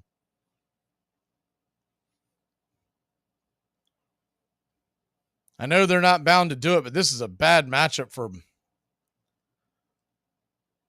Michael Harris II. You do have an extra bat on the bench. I was wondering to see if they may have gone to Grissom. The 1-1 pitch swung on, lifted high in the sky. Easy fly ball for out number 1. Vaughn Grissom is on the playoff roster, along with Nicky Lopez, who we have not seen, Forrest Wall, who we have not seen. If they get a guy on, you might as well see Forrest Wall unless it's Acuna or someone with wheels like Ozzie. Rob Thompson is going to come out like we thought he might, and Hoffman will pitch the next 2 outs, or at least try to get there here in the bottom of the 8th. Braves trail by 1. Ronald Acuna Jr. and Ozzie Albies are due up. It's whiskey. Smells awful. Well, all whiskey smells awful. Then why do people drink it? Well, it's like when grown-ups have a party. They drink it to have a good time. Gee, if it's a party, don't they have a good time anyway? Well, grown-ups have a harder time having a good time than kids do. Braves Country Today. We're talking Southern sports. We go live to 5 weekdays right here on WQEE. Braves Country Today, Southern sports talk with the voice of Braves Country baseball, Mac McGee. Joined every day from sports analysts from all over Braves Country, talking college football, the NFL, Major League Baseball, and what's trending in the world of sports. Braves Country Today. We go live to 5 weekdays right here on WQEE. I don't know who needs to hear this today, but stop grounding your kids from their online games. Log into those games and get them banned. 25 years after his historic debut, Jackie Robinson agreed to throw out the first ball of the 1972 World Series. He was just 53, but diabetes had dimmed his sight. Heart disease had slowed his step. Jackie Robinson died 10 days later. In his autobiography published after his death, Robinson recalled playing in his first World Series game. There I was, the black grandson of a slave, the son of a black sharecropper, part of a historic occasion, a symbolic hero to my people. But I must tell you that it was Mr. Ricky's drama and that I was only a principal actor. You're listening to Braves Country Baseball. Please like and subscribe today, youtube.com/@Braves Country.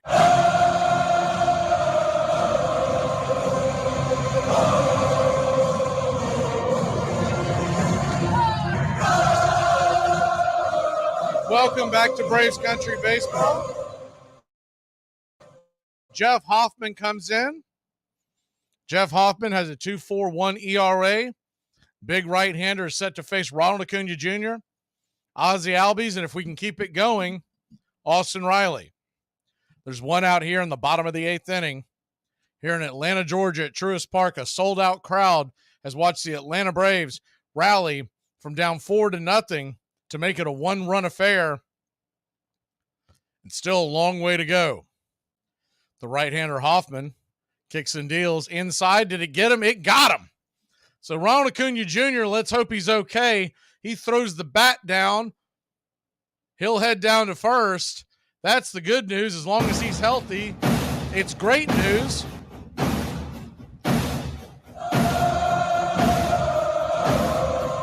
See where it got him. Looked like it might have got him on the elbow pad, hopefully.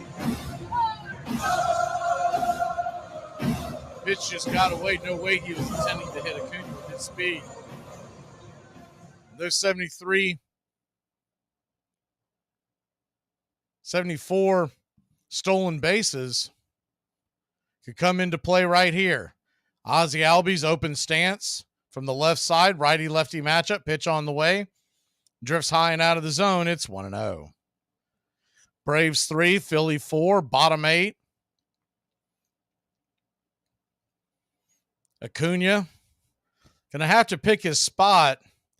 With JT Realmuto's arm, you got to make sure you can get there. That would be a rally killer. The 1-0 pitch, swing and a miss over the top, pulled the string on that one. It's 1-1.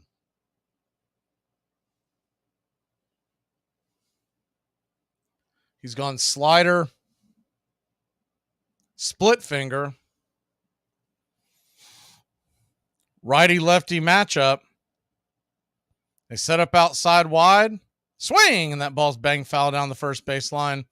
We'll do it again at 1-2. I wonder if Acuna might go with 2 strikes now. Of course, the pitch out could be in play.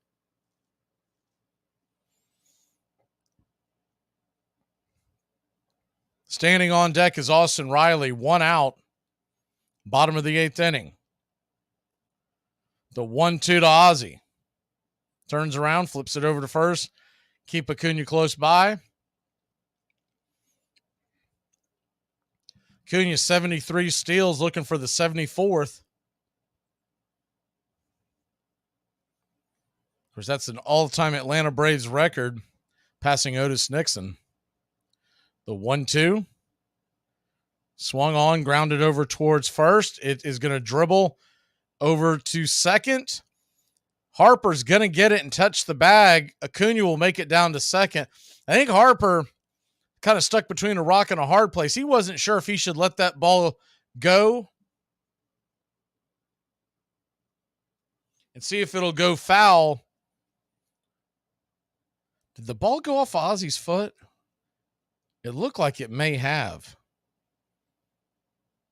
Really, I think the only person who would really know that would be Ozzie. So runner on second, 2 outs. First pitch on the way, swung on, rifled down the left field line. Foul.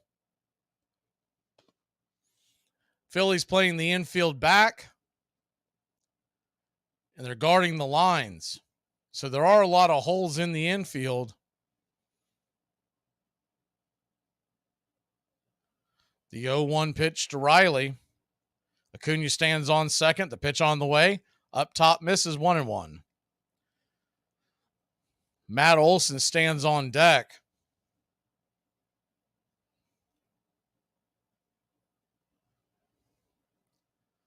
I think they might go to the pen. They've got a couple lefties left down there. The 1-1 pitch. Swung on and missed. 98 right by him. It's 1-2. So a 1-2 count from Hoffman. Austin Riley down to his last strike. Anything that gets down in the outfield will tie the game. Acuna cheating towards third.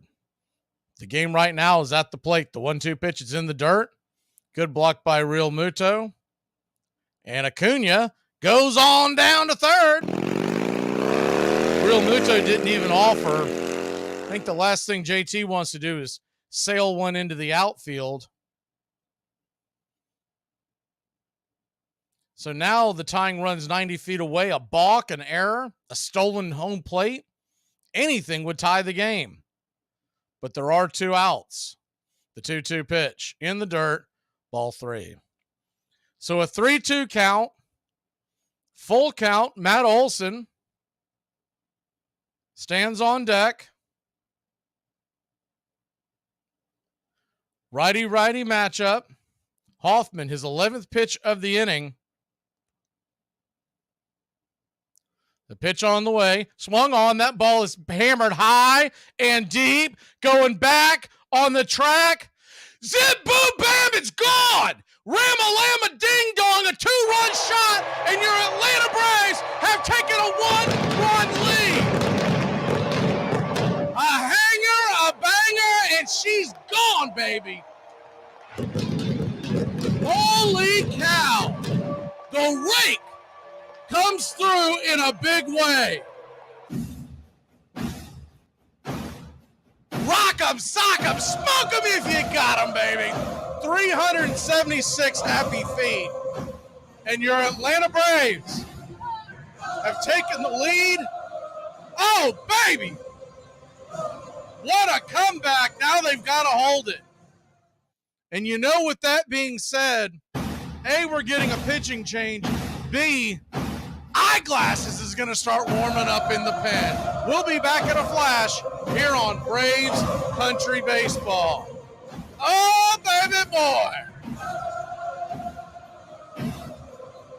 There are 5 Little Debbie snacks they no longer make that they need to bring back. Debbie, I hope you're watching this. Number 5 is orange cream cakes. This was like summertime in a box. Taking a bite of one of these was just like eating an orange creamsicle, except it didn't melt all over you and make you look like Garfield. Number 4 is the Little Debbie crackers. I don't think Debbie had anything to do with this one. I think Oreo knew that when she did this, and she did it really well, she was coming for them next. I'm on to you, Nabisco. Number 3 is the Boston cream rolls. These were delicious, but they suffered some branding issues. See, this is the South. Little Debbie's a Southern thing, and nobody wants Boston anything. So just change the name, Debbie. Bring them back and make them the Biloxi cream rolls. Oh, no, that's a bad idea. Number 2 are the PBJ oatmeal pies. I don't have to explain this to you. Look at this. I don't know why this went away, but it needs to come back because I feel like we are so close to Little Debbie making a fried bologna cookie. Just trust me, it will be delicious. Number 1 hurts because the wound is still fresh. Banana Twins, I don't know where they went. I don't even want to ask because nothing makes sense anymore. I just know that one day I know they'll be reunited because all of the world's greatest foods are at the banquet table in heaven. And I know right by Jesus is probably a box of Banana Twins. Armchair. In 1907, Albert Goodwill Spaulding insisted that Abner Doubleday had invented baseball at Cooperstown, New York in 1839. It wasn't true. But on June 12, 1939, the game's dubious centennial, the National Baseball Hall of Fame officially opened its doors in Cooperstown. 12 great figures from the game's past, selected by the Baseball Writers of America, were to be inducted, including Christy Mathewson, who had died in 1925, and Ty Cobb, who refused to appear in the official photograph, just to spite his ancient enemy, Kennesaw Mountain Landis. Babe Ruth waited to make a grand entrance, sweeping in to huge applause just as the band began to play Take Me Out to the Ball Game. He had forgotten his time.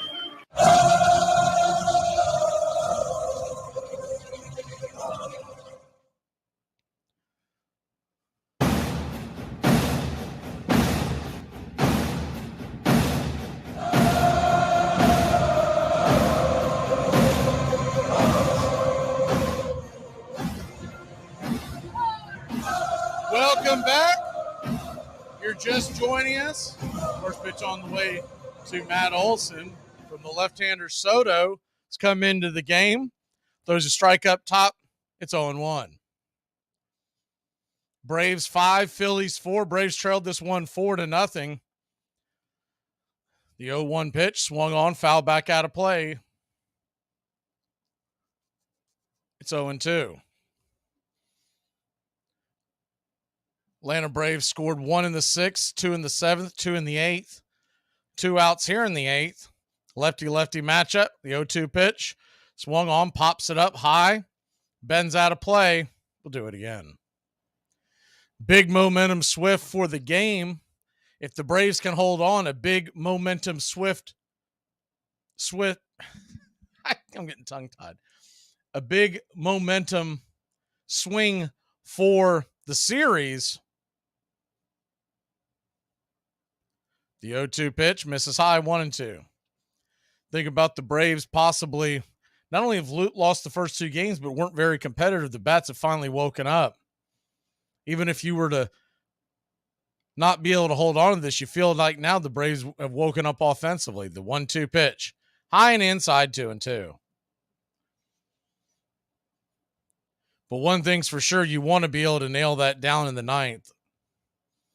Iglesias will be the man they will turn to. The 2-2. Inside, did that get him? I think it got the handle. It got the bat handle of Olson, so it'll be a foul tip.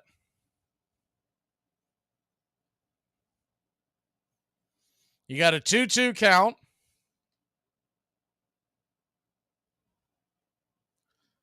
Lefty-lefty matchup. Soto digs in, the pitch on the way. Swung on, grounded over to first.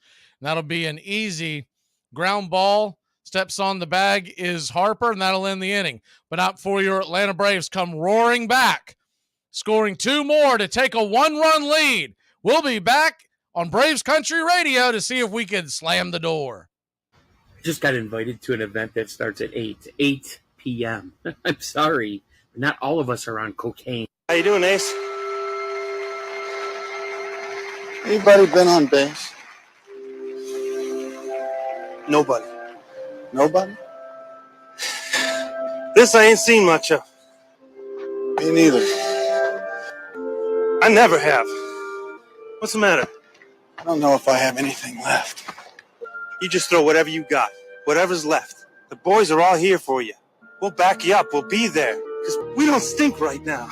We're the best team in baseball right now, right this minute, because of you. You're the reason. We're not going to screw that up. We're going to be awesome for you right now. Just throw. All right? Come on. Come on. Well, the season's finally here. The Armchair Quarterbacks are back. Saturdays, 10 a.m., you'll be tailgating with the Armchair Quarterbacks. Live, 10 a.m., Saturdays this fall. Talking college football, SEC, ACC, Big Ten, the NFL, fantasy football advice, and our picks against the spread. Right here on Braves Country HD. Yeah, the Armchair Quarterback. I just met someone whose name was Hanna, and I said, "Oh, Hannah," and she said, "No, Hannah." I'm hanging on by a thread, people. I cannot do this. Armchair. I don't know of anybody besides Robinson who could have done what he did. Many of the black players, Reggie Jackson, for example, said later, he's the only one of us who could have done it. Robinson, Mr. Rickey told him he'd have to turn the other cheek. And as Mr. Rickey said, it wasn't long before he didn't have any other cheek to turn. It just has simply been beat off. I think that they said that Robinson died from diabetes and other things. I think he died from the load he carried.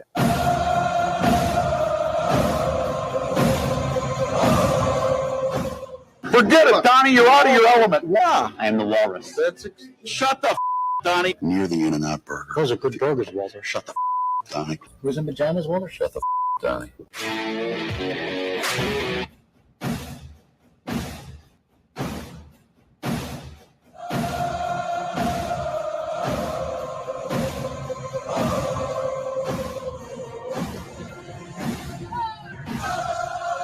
Welcome back. Braves Country Baseball. Your Atlanta Braves have taken a 1-run lead walked away.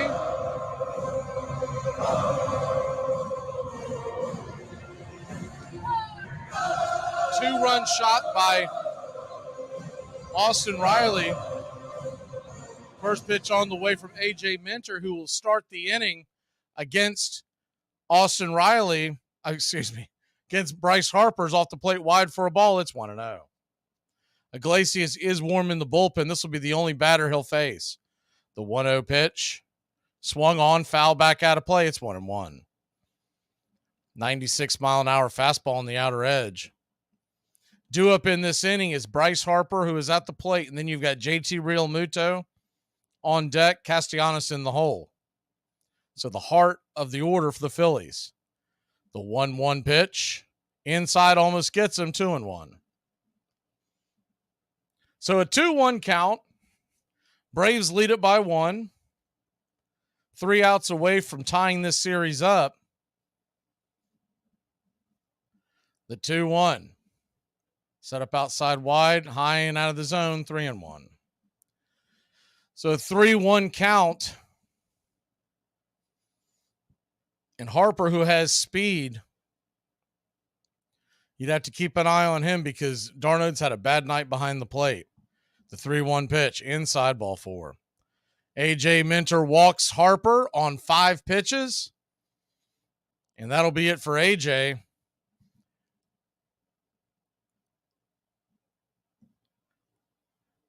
Brian Snicker rolls the dice and draws up snake eyes. So he will head to the pen. Raisel Iglesias is coming out. Braves still 3 outs away. The doors swing open and Eyeglasses is coming in. We'll be back in a flash here on Braves Country. So, for example, if you spend $100 and you get a $10 reward, you just made $10. That's not accurate. That's not how that works. Yeah, because now in a future purchase, you just saved yourself $10. If you return an item at the store, you just earn money. So if you return something and buy something at the same time, it was free. I feel like. Or this one's so good. Like if you go to Starbucks or Dunkin' and you use your app, you scan and pay, it's free because that money was already there. I'm never gonna have money. What do you mean?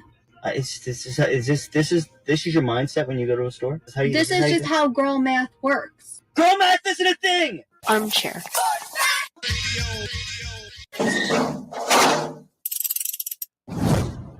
Georgia running out the clock, 35 seconds, and the Georgia Bulldogs figure to finish number 1 in the polls. I'm sure Jackie Sherrill and his Pitt Panthers feel they are as good as anybody in the country.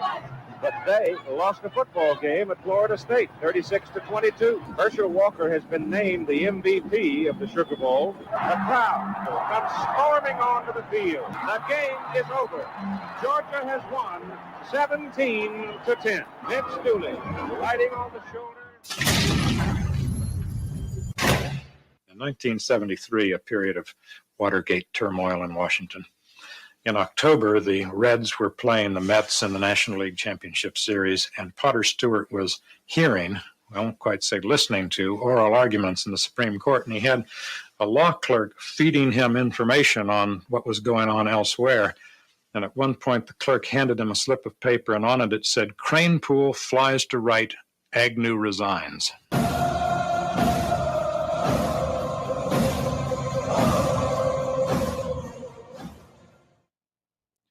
Welcome back to Braves Country Baseball. Braves lead it by 1.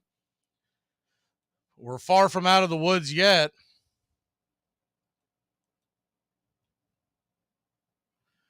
Raisel Iglesias comes on.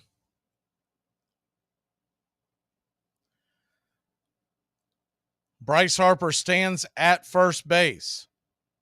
Nobody out. Braves lead at 5-4. Top of the 9th inning, JT Realmuto coming to the plate. He's already got 1 2-run home run.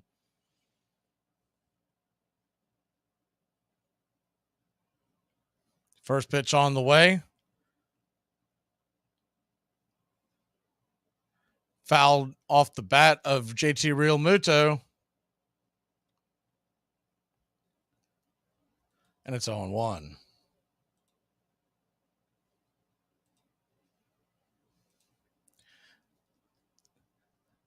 Righty-righty matchup. The 0-1. Up high and out of the zone, 1-1.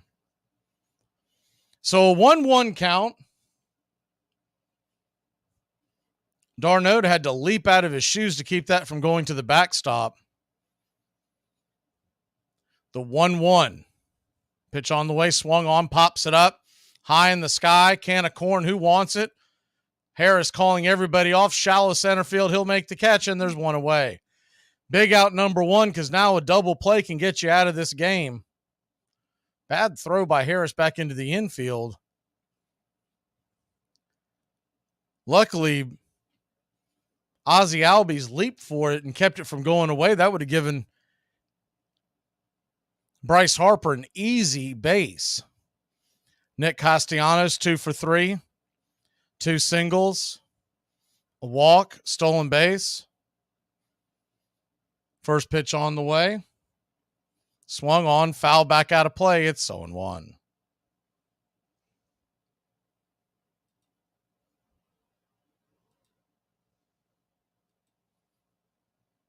The 0-1. Righty-righty matchup. Pitch on the way. High and out of the zone, 1-1. So a 1-1 count. Harper stands at first. Castellanos 2 for 3. Pitch on the way. Swing and a miss. Came out of his shoes on that one. It's 1-2. He came out of his shoes on that one. He was trying to hit a 6-run home run with one swing. Braves fans are on their feet trying to root along Raziel Iglesias, or as we affectionately call him, eyeglasses here in Braves country. The 1-2 pitch in the dirt. Try to get him to chase again. Evens up the count at 2-2. The 2-2.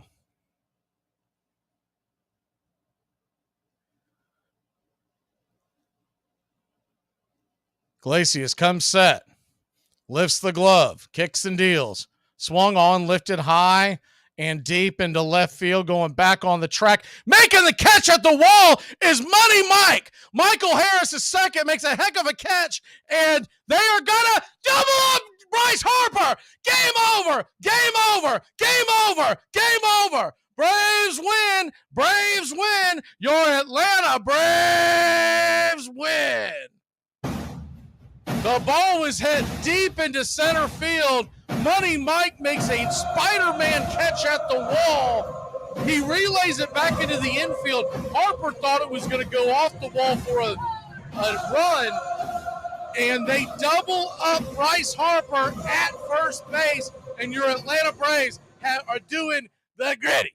They're headed to Philly with a 1-1 series, and the air let out of the Philadelphia balloon. Braves win, your Atlanta Braves win. And I think we know who the game ball goes to. It goes to Mr. Austin Riley, although I'll tell you what, that catch by Money Mike gets a close second. Austin Riley, he was only 1 for 4, but boy, was it a big one. It was a home run. It was a blast, a bomb. They gave the Braves a 1-run lead and a 1-run win. Philadelphia Braves, Wednesday night. It's early pitch, 5:07. Keep that in mind. Pre-game show will come your way 4 o'clock Eastern right here on Braves Country Radio. And an incredible ending to an incredible game. This series is and is going to be a lot of damn fun. We'll see you Wednesday, Braves Country. How about it?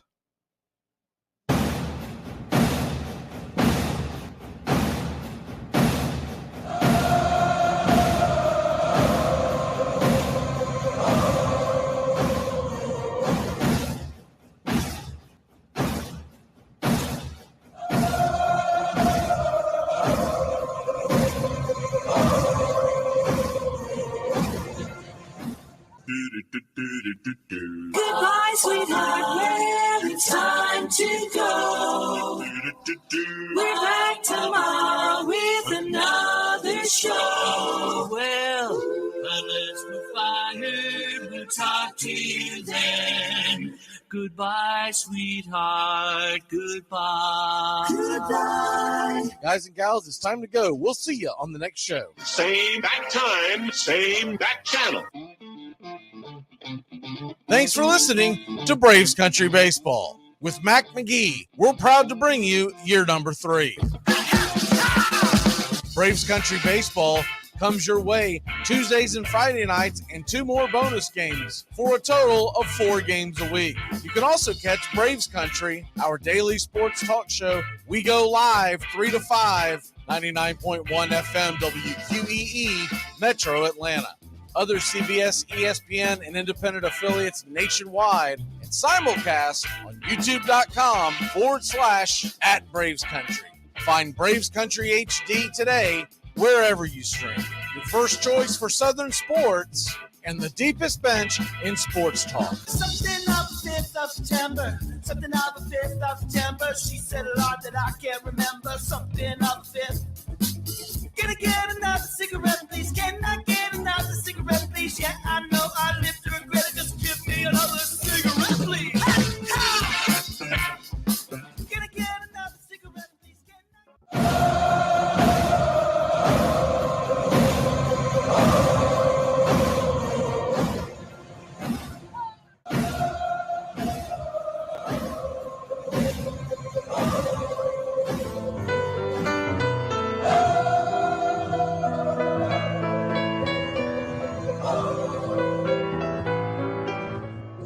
Lineup for yesterday by Ogden Ash. A is for Alex, the great Alexander. More goose eggs he pitched than a popular gander. B is for Bresnahan, back of the plate. The Cubs were his love and McGraw his hate. C is for Cobb, who grew spikes, not corn, and made all the basemen wish they weren't born. D is for Dean, the grammatical diz. When they asked who's the tops, said correctly I is. E is for Evers, his jaw in advance, never afraid to tinker with chance. F is for Fordham, and Frankie and Fish. I wish he were back with the Giants, I wish. G is for Gehrig, the pride of the stadium, his record pure gold, his courage pure radium. H is for Hornsby. When pitching to Raj, the pitcher would pitch, then the pitcher would dodge. I is for me, not a hard-hitting man, but an outstanding all-time, incurable fan. J is for Johnson, the big train in his prime, was so fast he could throw 3 strikes at a time. K is for Keeler, as fresh as green paint, the fastest and mostest to hit where they ain't. L is for LaHoy, whom Clevelanders love, Napoleon himself with glue in his glove. M is for Matty, who carried a charm in the form of an extra brain in his arm. N is for Newsom, Bobo's favorite Ken. You ask how he's here, he talked himself in. O is for Ott, of the restless right foot. When he leaned on the pellet stay put. P is for Plank, the arm of the A's. When he tangled with Matty, games lasted for days. Q is for Don Quixote, Cornelius Mack. Neither Yankees nor years can halt his attack. R is for Ruth, to tell you the truth. There's no more to be said, just R is for Ruth. S is for Speaker, swift center field tender. When the ball saw him coming, it yelled, I surrender. T is for Terry, the giant from Memphis, whose 400 average you can't overemphasize. U would be Ubel if Carl wore a Cockney, but we say Hubble in baseball like football in Rockney. V is for Vance, the Dodgers' very own Dazzy. None of his rivals could throw as fast as he. W, Wagner, the bow-legged beauty, short, closed to all traffic with Honus on duty. X is the first of 2 X's in Fox, who was right behind Ruth with his powerful socks. Y is for Young, the magnificent sigh. People battled against him, but I never knew why. Z is for Zenith, the summit of fame. These men are up there. These men are the game. Lineup for yesterday, Ogden Ash, January 1949, Sport Magazine.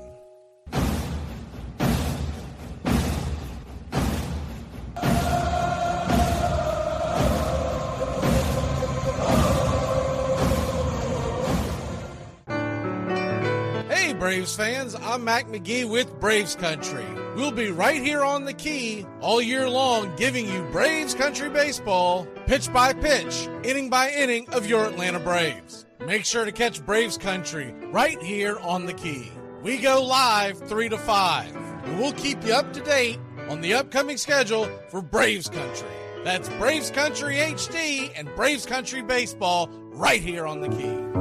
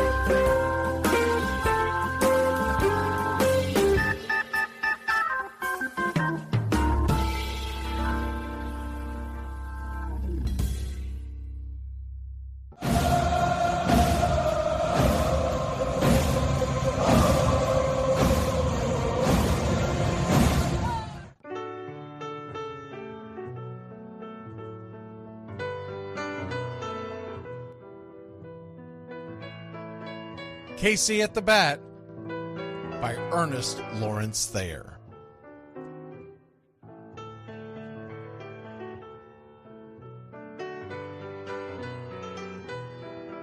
The outlook wasn't brilliant. for the Mudville Nine that day. The score stood 4-2, but with 1 inning more to play. And when Cooney died at first, and Barrows did the same, a pall-like silence fell upon the patrons of the game. A straggling few got up to go in deep despair. The rest clung to the hope which springs eternal in the human breast. They thought, if only Casey could but get a whack at that, we'd put up even money now with Casey at the bat. But Flynn preceded Casey, as did Jimmy Blake, and the former was a hoodoo, while the latter was a cake. So upon that stricken multitude, grim, melancholy sat, for there seemed but little chance of Casey getting to the bat. But Flynn let drive a single, to the wonderment of all, and Blake, the much despised, tore the cover off the ball. And when the dust had lifted, and men saw what had occurred, there was Jimmy safe at second, and Flynn a hugging third. Then from 5,000 throats and more rose a lusty yell. It rumbled through the valley, it rattled in the dell. It pounded on the mountain and recoiled upon the flat, for Casey, mighty Casey, was advancing to the bat. There was ease in Casey's manner as he stepped into his place. There was pride in Casey's bearing, and a smile lit Casey's face. And when responding to the cheers, he lightly doffed his hat. No stranger in the crowd could doubt 'twas Casey at the bat. 10,000 eyes were on him as he rubbed his hands with dirt. 5,000 tongues applauded when he wiped them on his shirt. Then while the writhing pitcher ground the ball into his hip, defiance flashed in Casey's eye, a sneer cooled Casey's lip. And now the leather-covered sphere came hurtling through the air, and Casey stood a-watching it in a haughty grandeur there. Closed by the sturdy batsman, the ball unheeded sped. That ain't my style, said Casey. Strike one, the umpire said.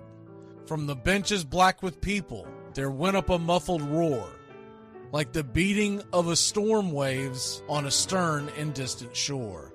Kill him! Kill the umpire! Shouted someone on the stand, and it's likely they'd have killed him had not Casey raised his hand. With a smile of Christian charity, great Casey's visage shone. He stilled the rising tumult, he bade the game go on. He signaled to the pitcher, and once more the dun sphere flew. But Casey ignored it, and the umpire said, Strike two! Fraud! Cried the maddened thousands, and echoed answered fraud. But one scornful look from Casey, and the audience was awed. They saw his face grow stern and cold. They saw his muscles strain. And they knew that Casey wouldn't let that ball go by again. The sneer is from Casey's lip. His teeth are clenched in hate. He pounds with cruel violence his bat upon the plate. And now the pitcher holds the ball. And now he lets it go. And now the air is shattered by the force of Casey's blow. Oh, somewhere in the favored land, the sun is shining bright. The band is playing somewhere, and somewhere hearts are light. And somewhere men are laughing, and somewhere children shout. But there is no joy in Mudville. Mighty Casey has struck out. Casey at the Bat, Ernest Lawrence Thayer, published June 3rd, 1888. San Francisco Examiner.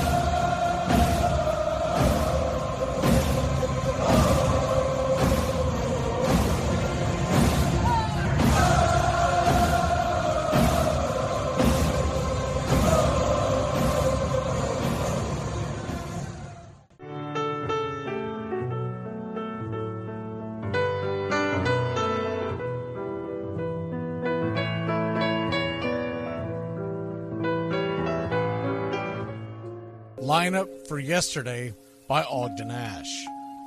A is for Alex, the great Alexander.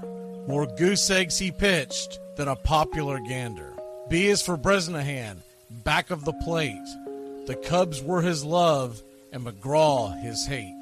C is for Cobb, who grew spikes not corn, and made all the basemen wish they weren't born. D is for Dean, the grammatical diz. When they asked who's the tops, said correctly I is. E is for Evers, his jaw in advance, never afraid to tinker with chance. F is for Fordham, and Frankie and Fish. I wish he were back with the Giants, I wish. G is for Gehrig, the pride of the stadium. His record pure gold, his courage pure radium. H is for Hornsby. When pitching to Raj, the pitcher would pitch, then the pitcher would dodge. I is for me, not a hard-hitting man, but an outstanding all-time, incurable fan. J is for Johnson, the big train in his prime, was so fast he could throw 3 strikes at a time. K is for Keeler, as fresh as green paint, the fastest and mostest to hit where they ain't. L is for LaHoy, whom Clevelanders love, Napoleon himself with glue in his glove. M is for Matty, who carried a charm in the form of an extra brain in his arm. N is for Newsom, Bobo's favorite kin. You ask how he's here, he talked himself in. O is for Ott, of the restless right